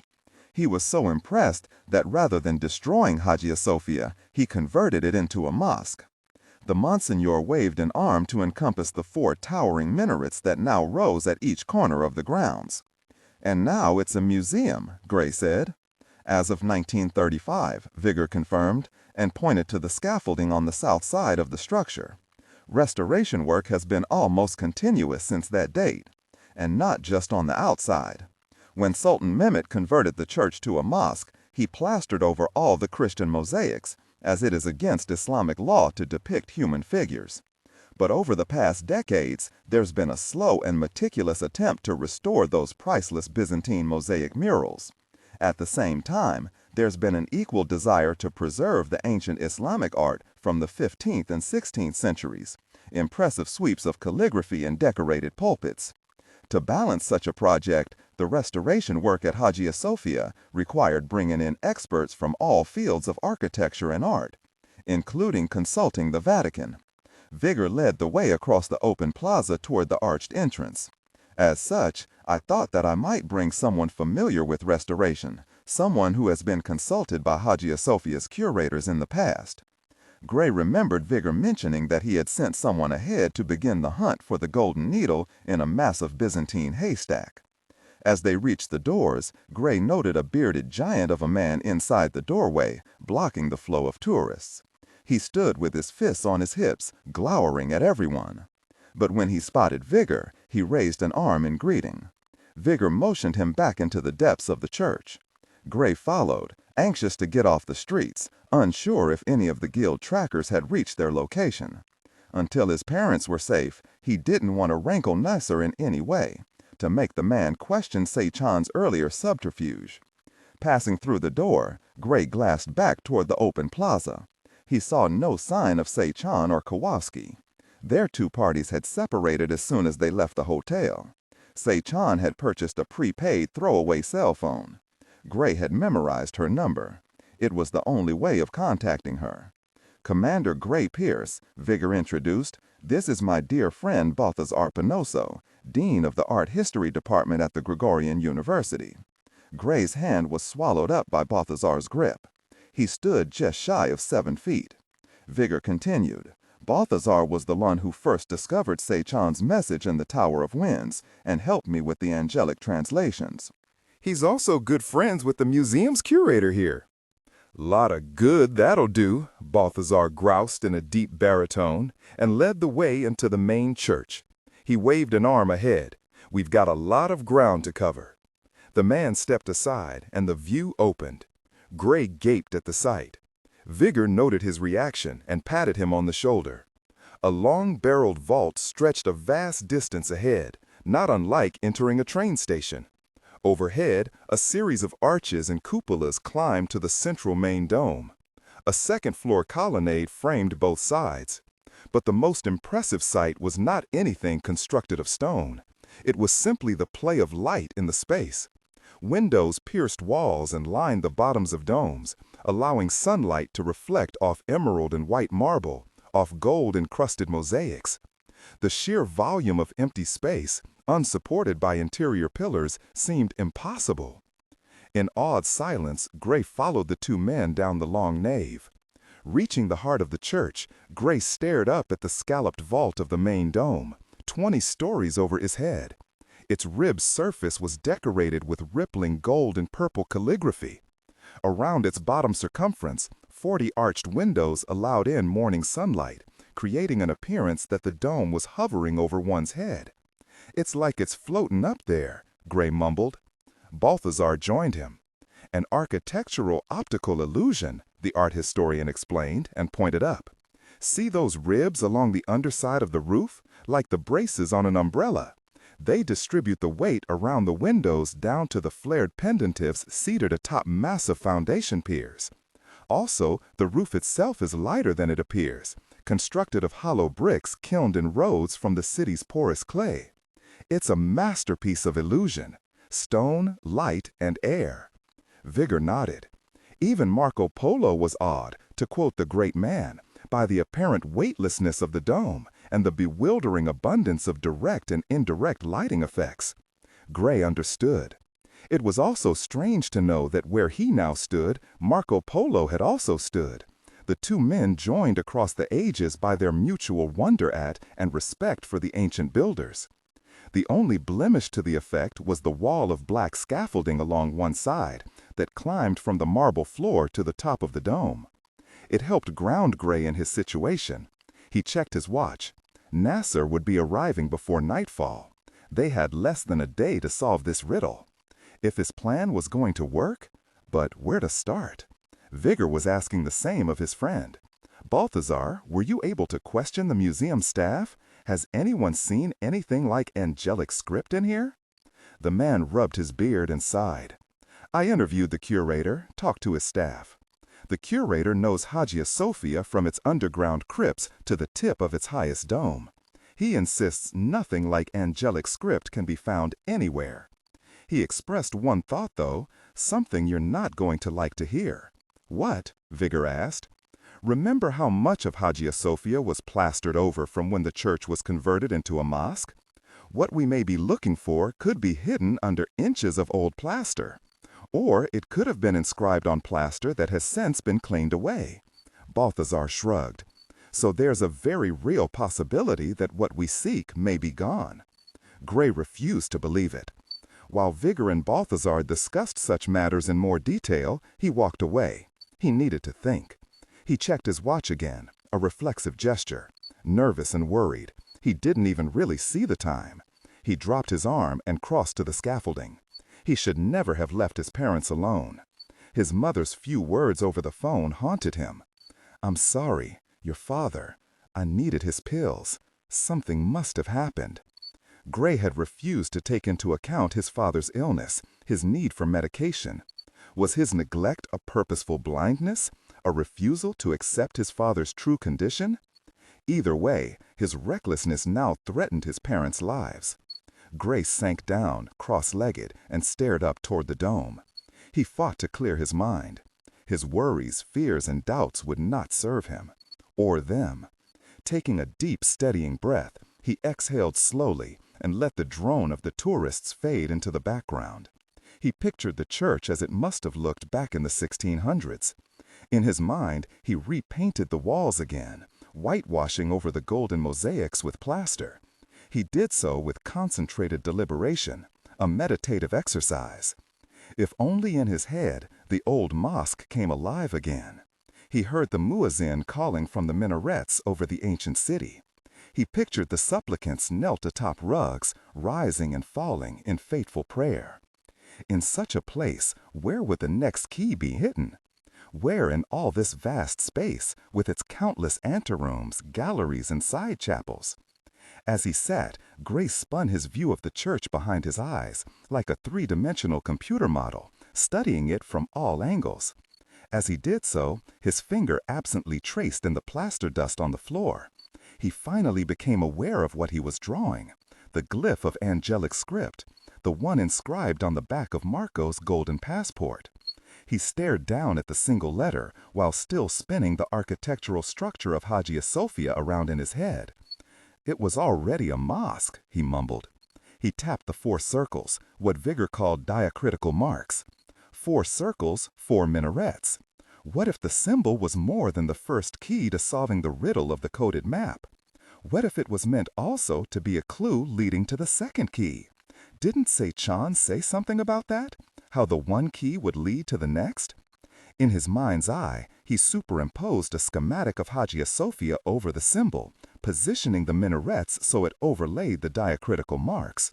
4 circles, 4 minarets. What if the symbol was supposed to also represent Hagia Sophia, a crude map with the minarets as anchors? If so, then where to begin looking? In the dust, Gray added an additional dotted line. X marks the spot, he mumbled. 11:02 a.m. Vigor noted Gray crawling on his hands and knees near the center of the nave, sweeping the marble floor with his hands. Balthazar noted the man's actions with a raised eyebrow. The 2 men crossed over to Gray's side. "What are you doing?" Balthazar said. "If you're planning on checking the entire floor by hand, you'll be here for weeks."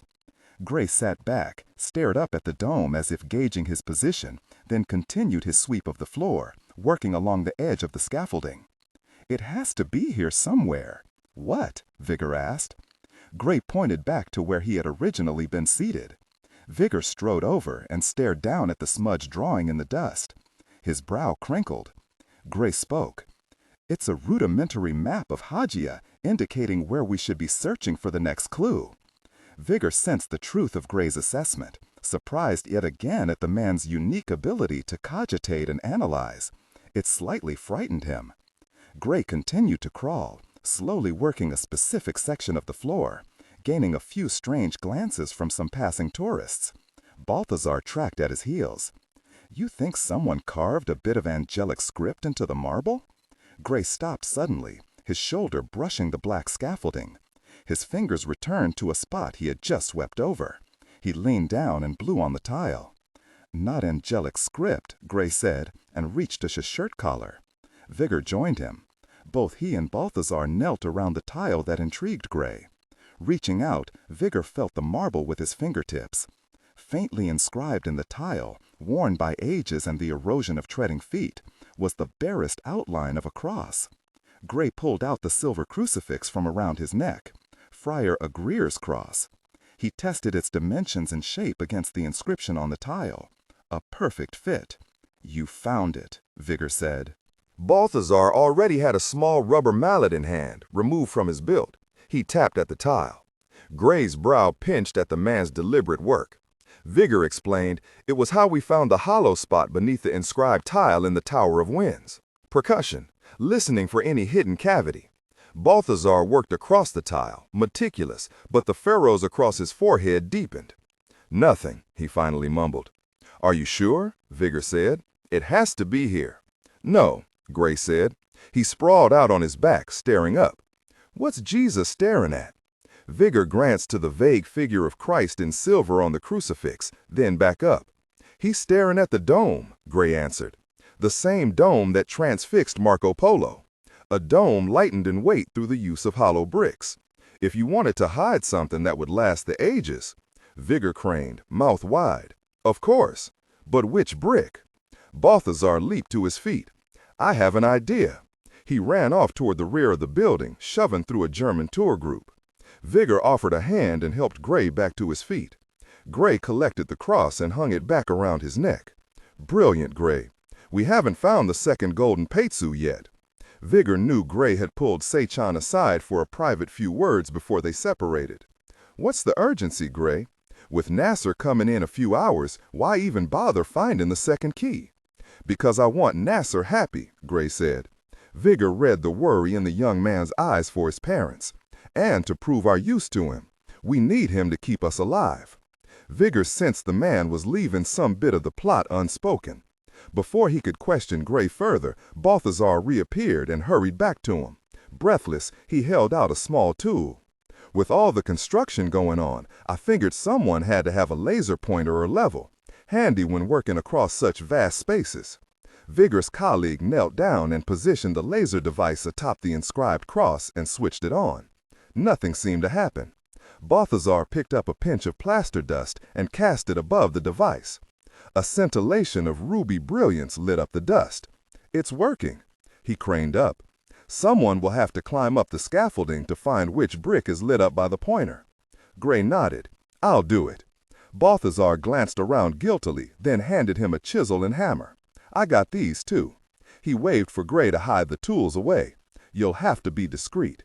No one's allowed up there without a special artisan's pass issued by the Turkish government.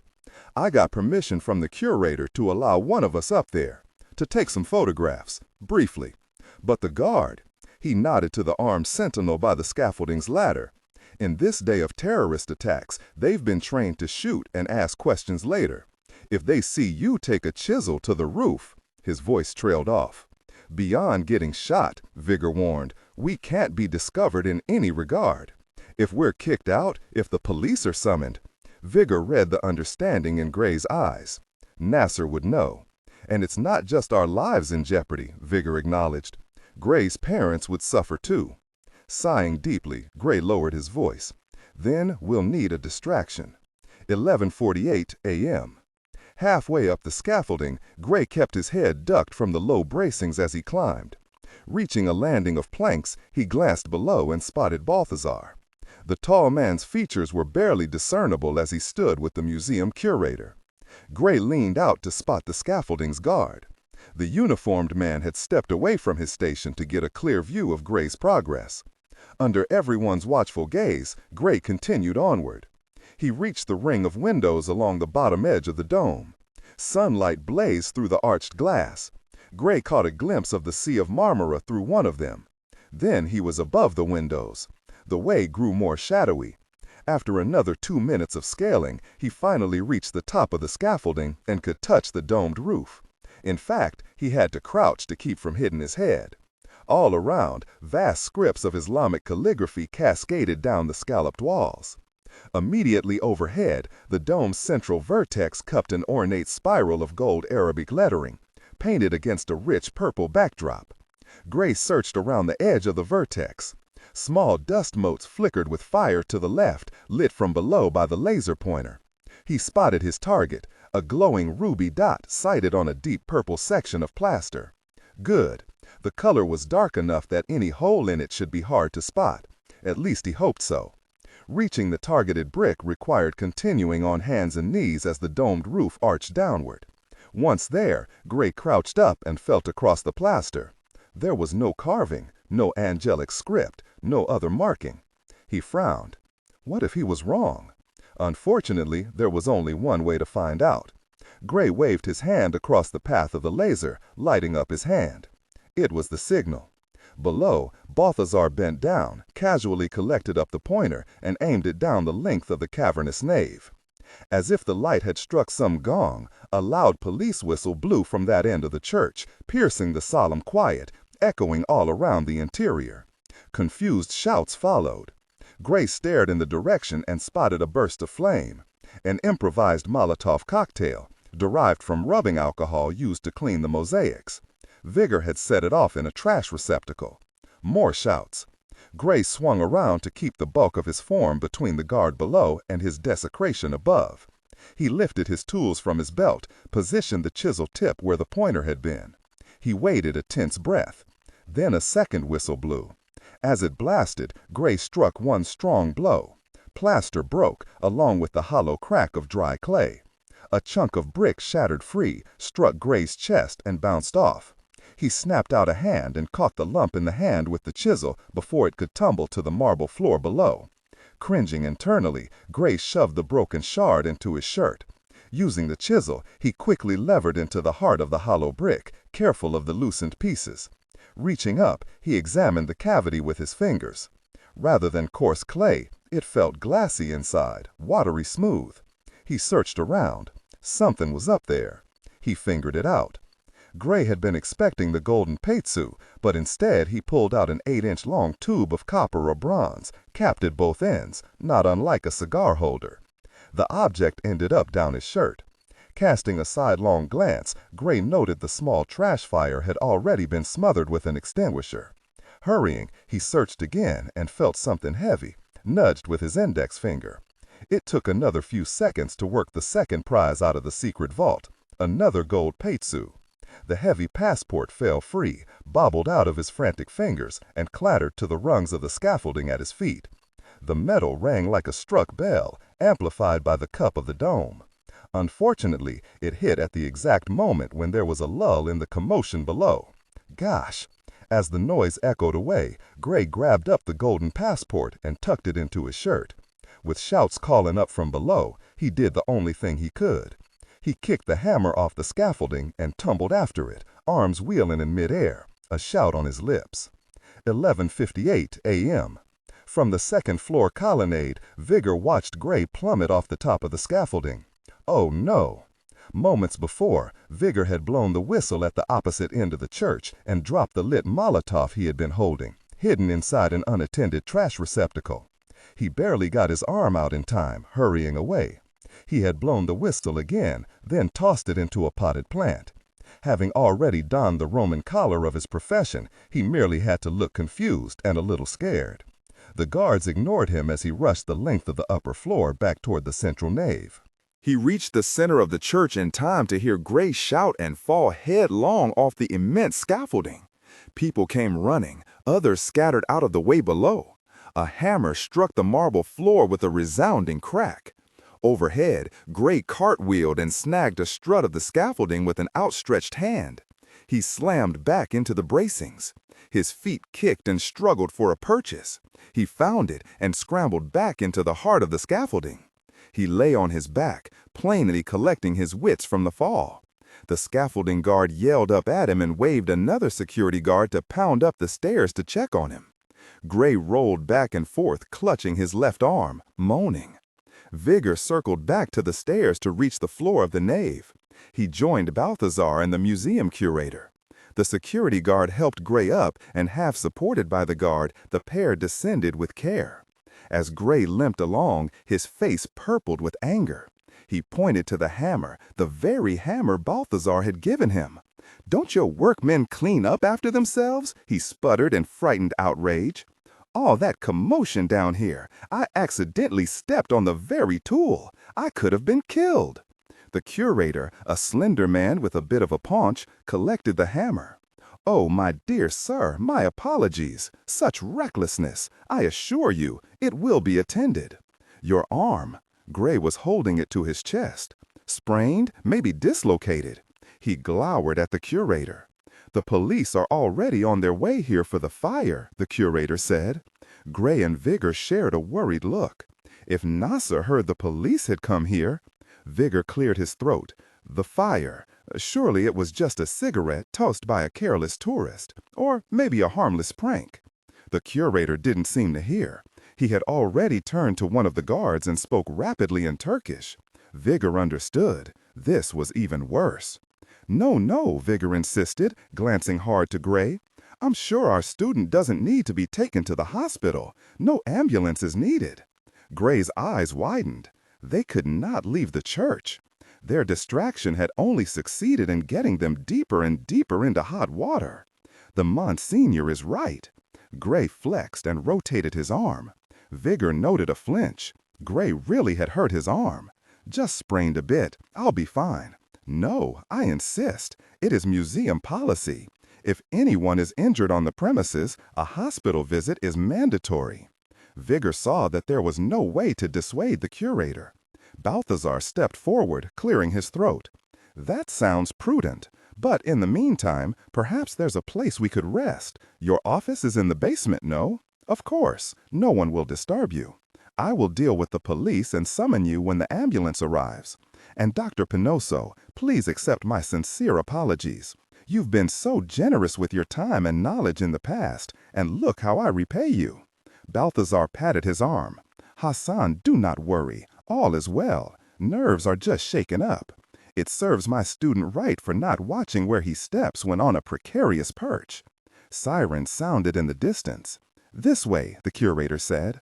A short time later, the three of them were alone in Hassan's basement office. It was sparsely furnished.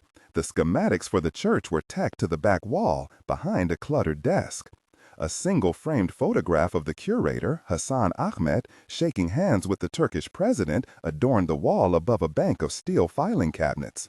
On the opposite wall was an ancient illuminated map of the Middle East.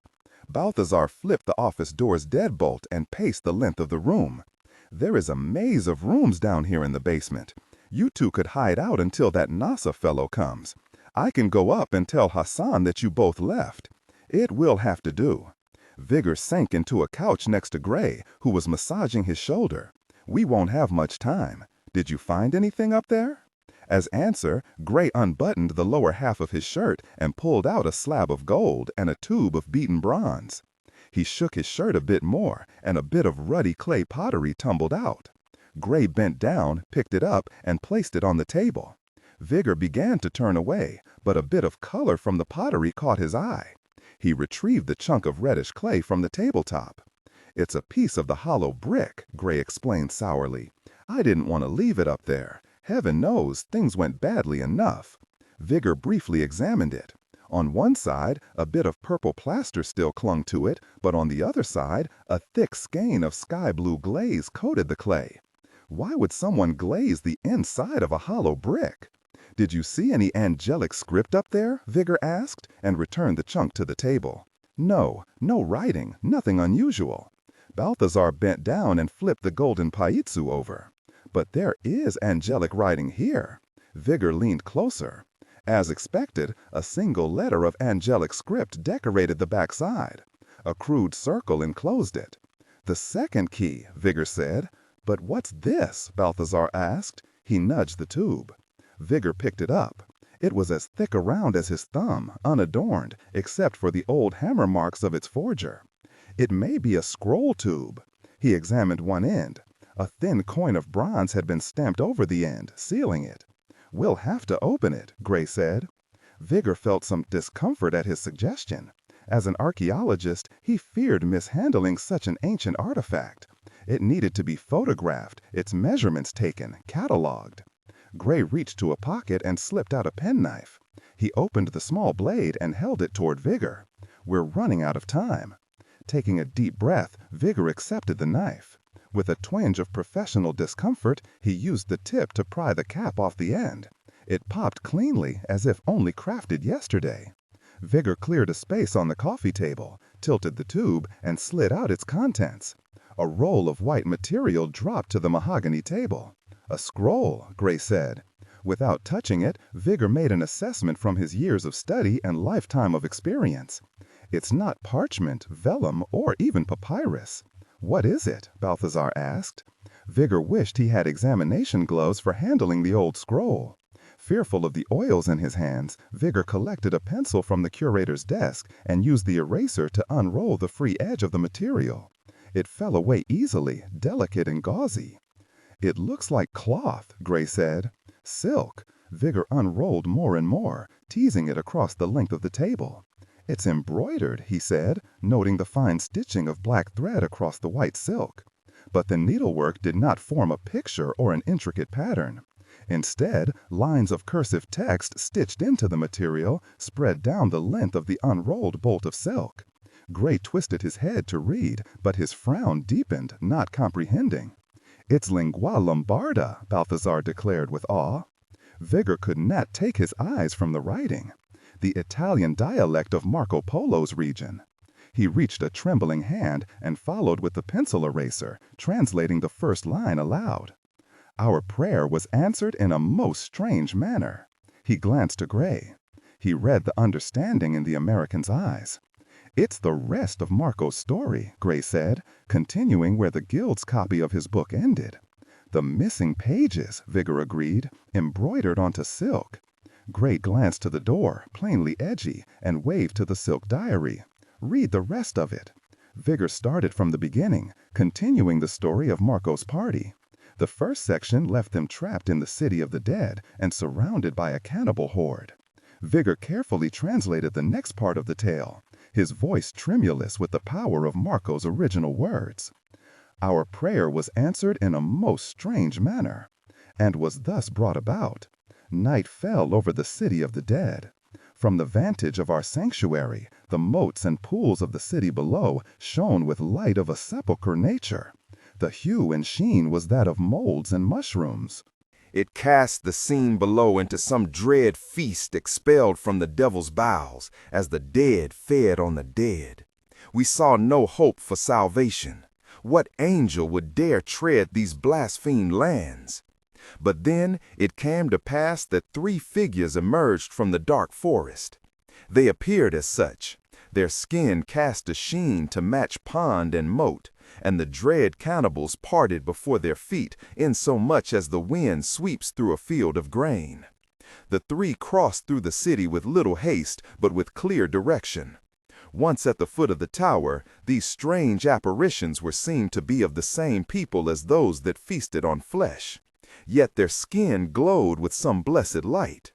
In great terror, the Khan's men dropped all weapons and hid their faces against the stone. The 3 entered our shelter and came upon us with no molestation. Their faces were gaunt and fever-worn, but they seemed sound of flesh, unlike their brothers below. But it was no flesh like unto man. The light of their skin seemed to penetrate their deeper bodies, and thus revealed the churn of bile and shadowy beat of their hearts. It came also to pass that one of the 3 brushed against one of the Khan's men.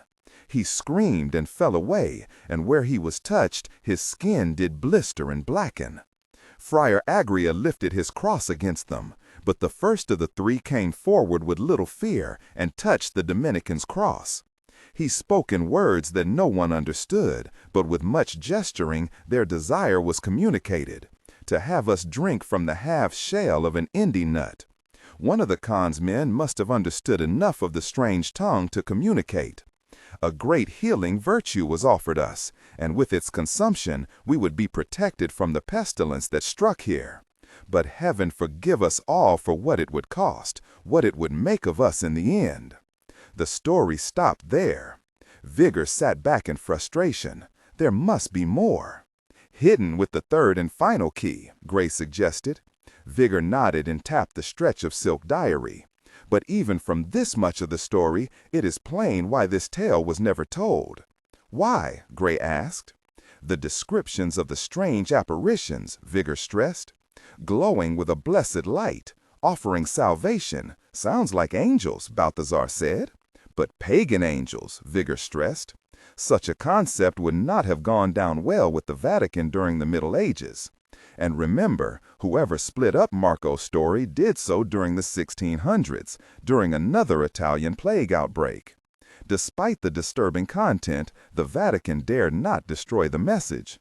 Some mystics within the church must have divided the text to both preserve and hide it. But the bigger question remains, what is still left untold? If we're going to discover that, Gray said, we'll need to find that third key. But where do we begin to look? There's no angelic script anywhere. Maybe no angelic script that we could see with the naked eye, Vigor added pointedly. Gray nodded his understanding. He twisted around to his pack and began fishing through it. I brought a UV light in case we ran into any more glowing obelisks. Balthazar dimmed the lights. Gray ran the UV over every artifact, even the shard of broken clay brick. Nothing, he finally admitted. Dead end. 12:43 p.m. Gray's frustration had stretched to the tautness of a piano wire. He gave up any hope on his original plan, though it had been a long shot. We can't wait any longer, he finally admitted, checking his watch. We have to get into hiding. Let's gather this all together. Find a place to hole up. They had spent the last 5 minutes racking their brains, searching for some clue as to where to seek the third key. Vigor attempted to decipher a hidden meaning in the text, going over it again. Balthazar had studied all surfaces of the golden Peitsu. Everyone agreed that the crude lines circling the single angelic letter had to be significant, but no one could guess what it might be. Vigor sighed and began rolling up the scroll. The answer must be here. Sechan said the guild's copy mentioned how each key would lead to the next one. We just have to figure out what we're missing later. Gray gathered up the last remaining artifact, the chunk of the brick itself. He tapped the plaster on the outside of the chunk. Could there be some significance to the brick being plastered in purple? I'm assuming the false brick could have been any number of colors. They had the entire dome's palette to choose from. Vigor barely seemed to hear him as he tucked the scroll back into its bronze tube. Still, he mumbled aloud, purple is the color of royalty or divinity. Gray nodded. Grabbing his backpack, he shoved the chunk inside. His thumb ran over the thick blue glaze on the opposite side. Gray remembered the inside of the brick had felt glassy. Blue, he whispered aloud. Blue and royalty. Then it came to him. Of course. Vigor realized it at the same time and sprang straighter. The Blue Princess. Balthazar slid the gold Peitsu over to Gray to pack away. You're talking about Caucasian, the young Mongol woman who traveled with Marco. Vigor nodded. She gained her nickname because her name translates as sky blue. But what's the significance of her reference here? Gray asked. Let's backtrack, Vigor said, ticking off on his fingers. The first key was at the Vatican, in Italy, where Marco ended his journey, a major milestone. Following Polo's route backward, we come to the next milestone here, in Istanbul, where Marco crossed from Asia and stepped for the first time back into Europe. And if we trace Marco's route further back, Gray said, the next major milestone would be at the site where Marco completed the task set to him by Kublai Khan, the whole reason for the journey, to bring Caucasian to Persia. But where exactly in Persia? Gray asked. Hormuz, Balthazar answered, in southern Iran. The island of Hormuz lies at the mouth of the Persian Gulf. Gray glanced to the table. An island. He picked up the golden Peitsu and traced the line encircling around the angelic symbol. Could this be a crude map of that island? Let's check, Vigor said, and stood up. He crossed over to the curator's old illuminated map on the wall. Gray joined him. Vigor pointed to a small island near the bottom of the Persian Gulf, close to the mainland of Iran. It bore the same rounded shape with a distinct teardrop tip. It was almost an exact match to the drawing around the gold glyph. We found it, Gray said, his breath quickening in anticipation. We know where we have to go next, and that meant his plan could still work. But what about Nasser? Vigor asked. I haven't forgotten about him. Gray faced the Monsignor and gripped his shoulder. The first key. I want you to give it to Balthazar. Vigor frowned. Why? In case anything goes wrong here, we can't let Nasser get a hold of it. We'll present the second key we found here as the first one. Nasser can't know that you found a key in the Vatican. Gray stared between them. I assume you two kept it between yourselves. Both men nodded. Good. Still, Vigor's frown had not dimmed. Surely when Nasser gets here, he'll search Baltazar, find the other golden key. Not if Baltazar is already gone, Gray said. Like with Kowalski, I doubt Nasser knows your colleague traveled with you. Why would he suspect you came here with the dean of the art history department? By tracking your cell phone, all Nasser knows is that you left to meet us. We'll use that to our advantage. We'll send Baltazar with everything he needs to know, out to Sechan. Along with Kowalski, the three of them can get a jump start and head over to the island of Hormuz. It will be up to them to find the last key. Once Nasser arrives here, we'll have to stall the jerk for as long as possible. But for the sake of my parents, we may have to eventually send him on the right path. Where hopefully Sechan will have already found the last key, Vigor said. Then we'll have something to bargain with, Gray said. Still, Gray knew all of these plans hinged on one last hope, that Painter found a way to free his parents, and of course that Gray had not made any gross miscalculations himself. 1:06 p.m. Sechan waited inside the hotel room across from Hagia Sophia's west entrance. She sat by the fifth-floor window. Her cheek rested against the stock of her Heckler Koch PSG-1 sniper rifle. She stared down its telescopic sight, focused on the plaza in front of the church. She had watched the police come and go, stopping only briefly. What had happened? Behind her, Kowalski lay stretched on the bed, chewing on olives and cleaning 5 hand pistols and a 5.56mm NATO A91 assault rifle. They had gone shopping, stocking up on the essentials. Kowalski whistled around an olive pit as he worked. It was getting on her nerves as she kept her post, but at least he knew his armaments. From her vantage, Sechan had a clear view of the street, park, and plaza. She watched for anyone taking an inordinate interest in the church, more than the typical flash-and-go tourist. She also watched for any telltale sign of someone carting heavy weaponry. So far, so good. Either that or she was losing her edge. Through her telescopic sight, she watched everyone leaving or entering through the western imperial doors of Hagia Sophia. She adjusted the focal length to get a clear view of the faces. She kept inventory, to see if any of the same faces came and went, indicating someone who was canvassing the place. She wanted to know where as many of the hostiles were positioned as possible, in case an assault proved necessary. So far, nothing. It made no sense. Where were Nasser's men? They should have been here by now, taking up positions. The guild had many resources and assets in Istanbul. The supply of arms behind her was proof enough of that. Or was Nasser operating lean, keeping his manpower to a minimum? It was easier to blend 1 or 2 men into the scenery than a half dozen. Still, Sechan wasn't buying it. Something's wrong, she muttered, bobbling her view. What was his game? She concentrated back on her duty. A large man exited the church, crossing in large strides, not attempting to hide. Sechan focused on him, bringing up his bearded face. That's more like it.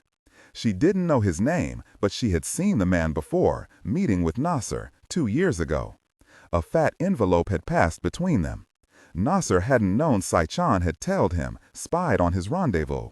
Sechan had a series of photographs of the unknown operatives somewhere in her Swiss bank vault, something tucked away for a rainy day, or a sunny one like today. No wonder Nasser is operating lean, she mumbled. The jerk had someone positioned inside Hagia Sophia. That did not bode well. If this man was leaving, that meant someone else had already relieved him. She watched him stop in the plaza and take out a cell phone, probably calling Nasser, letting him know his quarry was safe and sound inside the church. Her cell phone rang. Odd. She reached blindly to the phone, pressed talk, and lifted it to her ear. "Ciao," she said. "Hello," the caller responded, his voice bright. "I am looking to speak to a woman named Sechan. I was told to call at this number to arrange for us to get together. A certain Monsignor and an American would like us to meet." Sai-chan's skin chilled as she listened, focused on the figure, watching his lips move in synchronization with the voice in her ear. This is Balthasar Pinoso with the Vatican's Art History Division. At least Sai-chan finally had a name for the man in the photograph with Nasser. Balthasar Pinoso, a guild operative. She breathed through her nose. Nasser didn't just have someone positioned inside the church. He had someone inside their own very inner circle. Sai-chan mentally kicked herself. It wasn't Sigma that had a guild mole. The Vatican did. "Hello," the man repeated with a trace of worry. Sai-chan leaned her cheek tighter against the stock, taking dead aim. "Time to plug the leak. Kowalski," she whispered. "Yeah, the gosh is about to hit the fan. Hell of about time."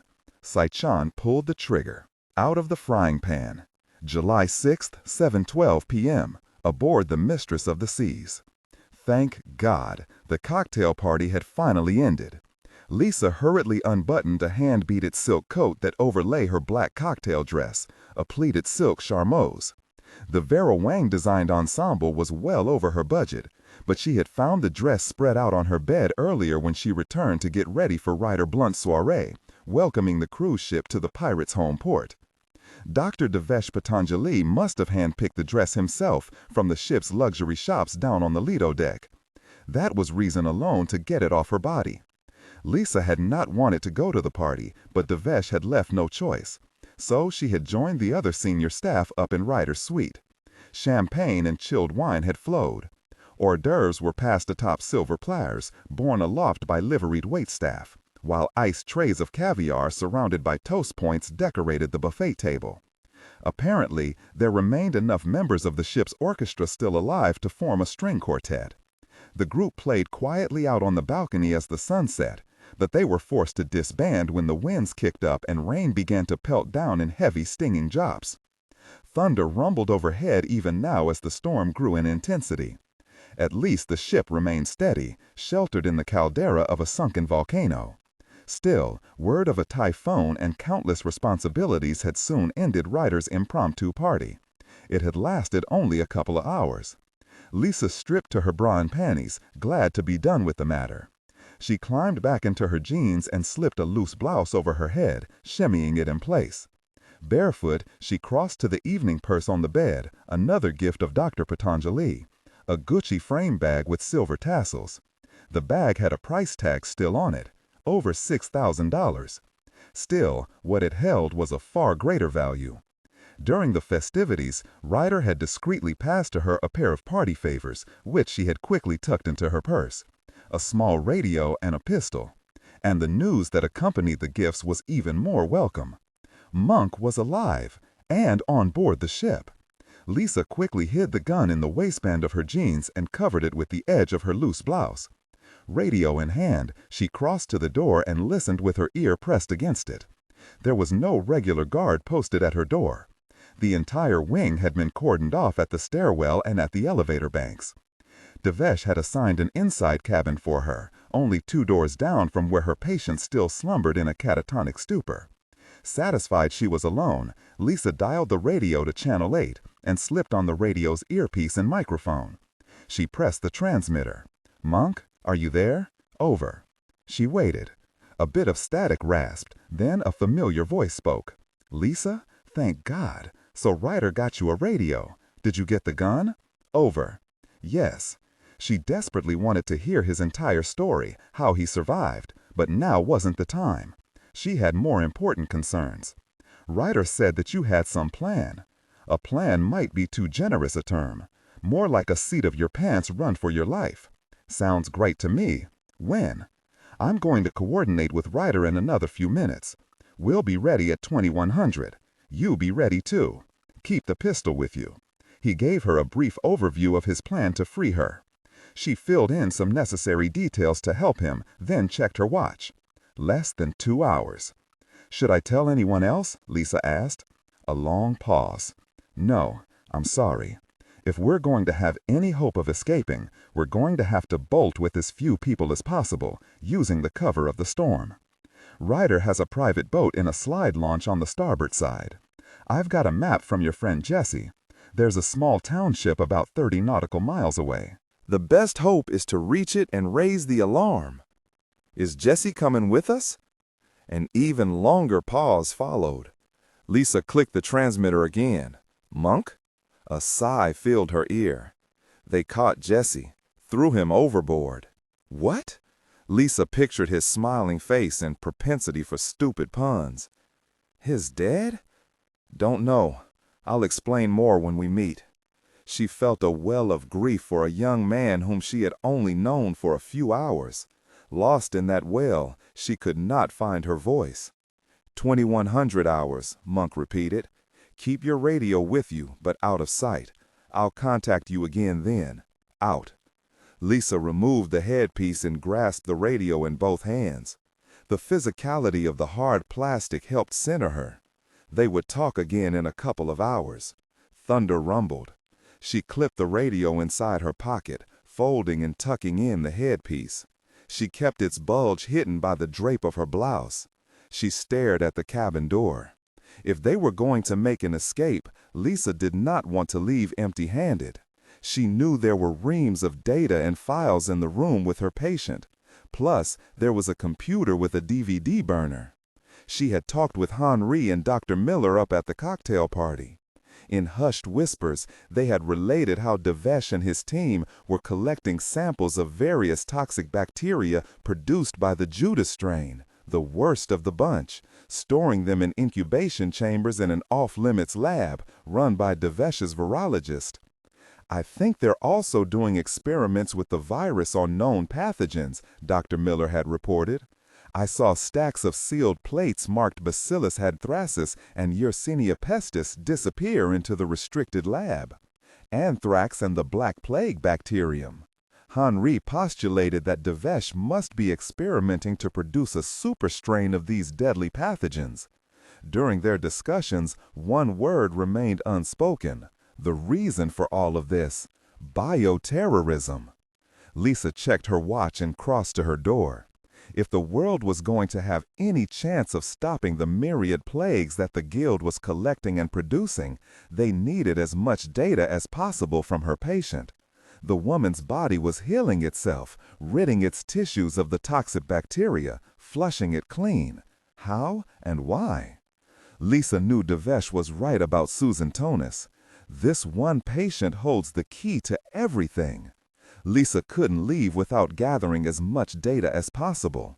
She had to take the chance. Squeezing the door handle tightly, Lisa tugged it open. She crossed the 5 steps to Susan Tunis's room. Ahead, the circular bay of scientific suites was still busy with technicians coming and going. A radio was playing honky-tonk, but the singer crooned in Chinese. The air smelled of disinfectant and an underlying earthy smell. Lisa briefly made eye contact with the armed guard who patrolled the central space, circling the pile of discarded crates and idled equipment. Down the hall behind her, she heard more guards talking. She ducked over to Susan Tunis's room, swiped the card Devesh had given her, and pushed inside. As always, 2 orderlies manned the room. Devesh never left his prized patient unattended. One man lounged in a chair in the main salon, feet up on the bed, watching television with the volume on low. It was some Hollywood movie shown on a ship-wide broadcast. The other orderly was in the well-lit bedroom with the patient, clipboard in hand, recording the quarter-hour vitals. "I'd like a moment alone with the patient," Lisa said. The large man, shaved bald and dressed in scrubs, could be the identical twin of the other. She never learned their names, internally referring to them as Tweedledee and Tweedledum. But at least they spoke English. The orderly shrugged, handed her the clipboard, and crossed out with his partner. Lightning flashed brightly through the balcony doors, and thunder grumbled. The world beyond, lagoon and surrounding forested island, appeared in stark relief, then vanished back into darkness with a fierce clap. Rain pounded more heavily. Lisa slipped on a mask and a pair of surgical gloves and crossed over to her patient. She again collected the ophthalmoscope from the tray of examination instruments. She had been monitoring a strange anomaly in the patient's eyes, something she had kept secret from Devesh. Before she left, she wanted to check one more time. She slipped back the flap of the isolation tent, leaned down, and used a fingertip to gently peel up the lid of the woman's left eye. Lisa clicked on the ophthalmoscope's light and adjusted the focus. Leaning down, nose to nose, she began a fundoscopic exam of the patient's inner eye. All the retinal surfaces appeared normal and healthy: macula, optic disc, blood vessels. The anomaly was easy to miss, as it wasn't structural. Holding her position, Lisa clicked off the ophthalmoscope's light source. She continued to stare through the instrument's lens.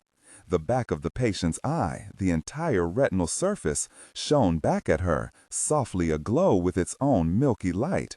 Some strange phosphorescence had infused the retinal tissues. It had started around the optic disc,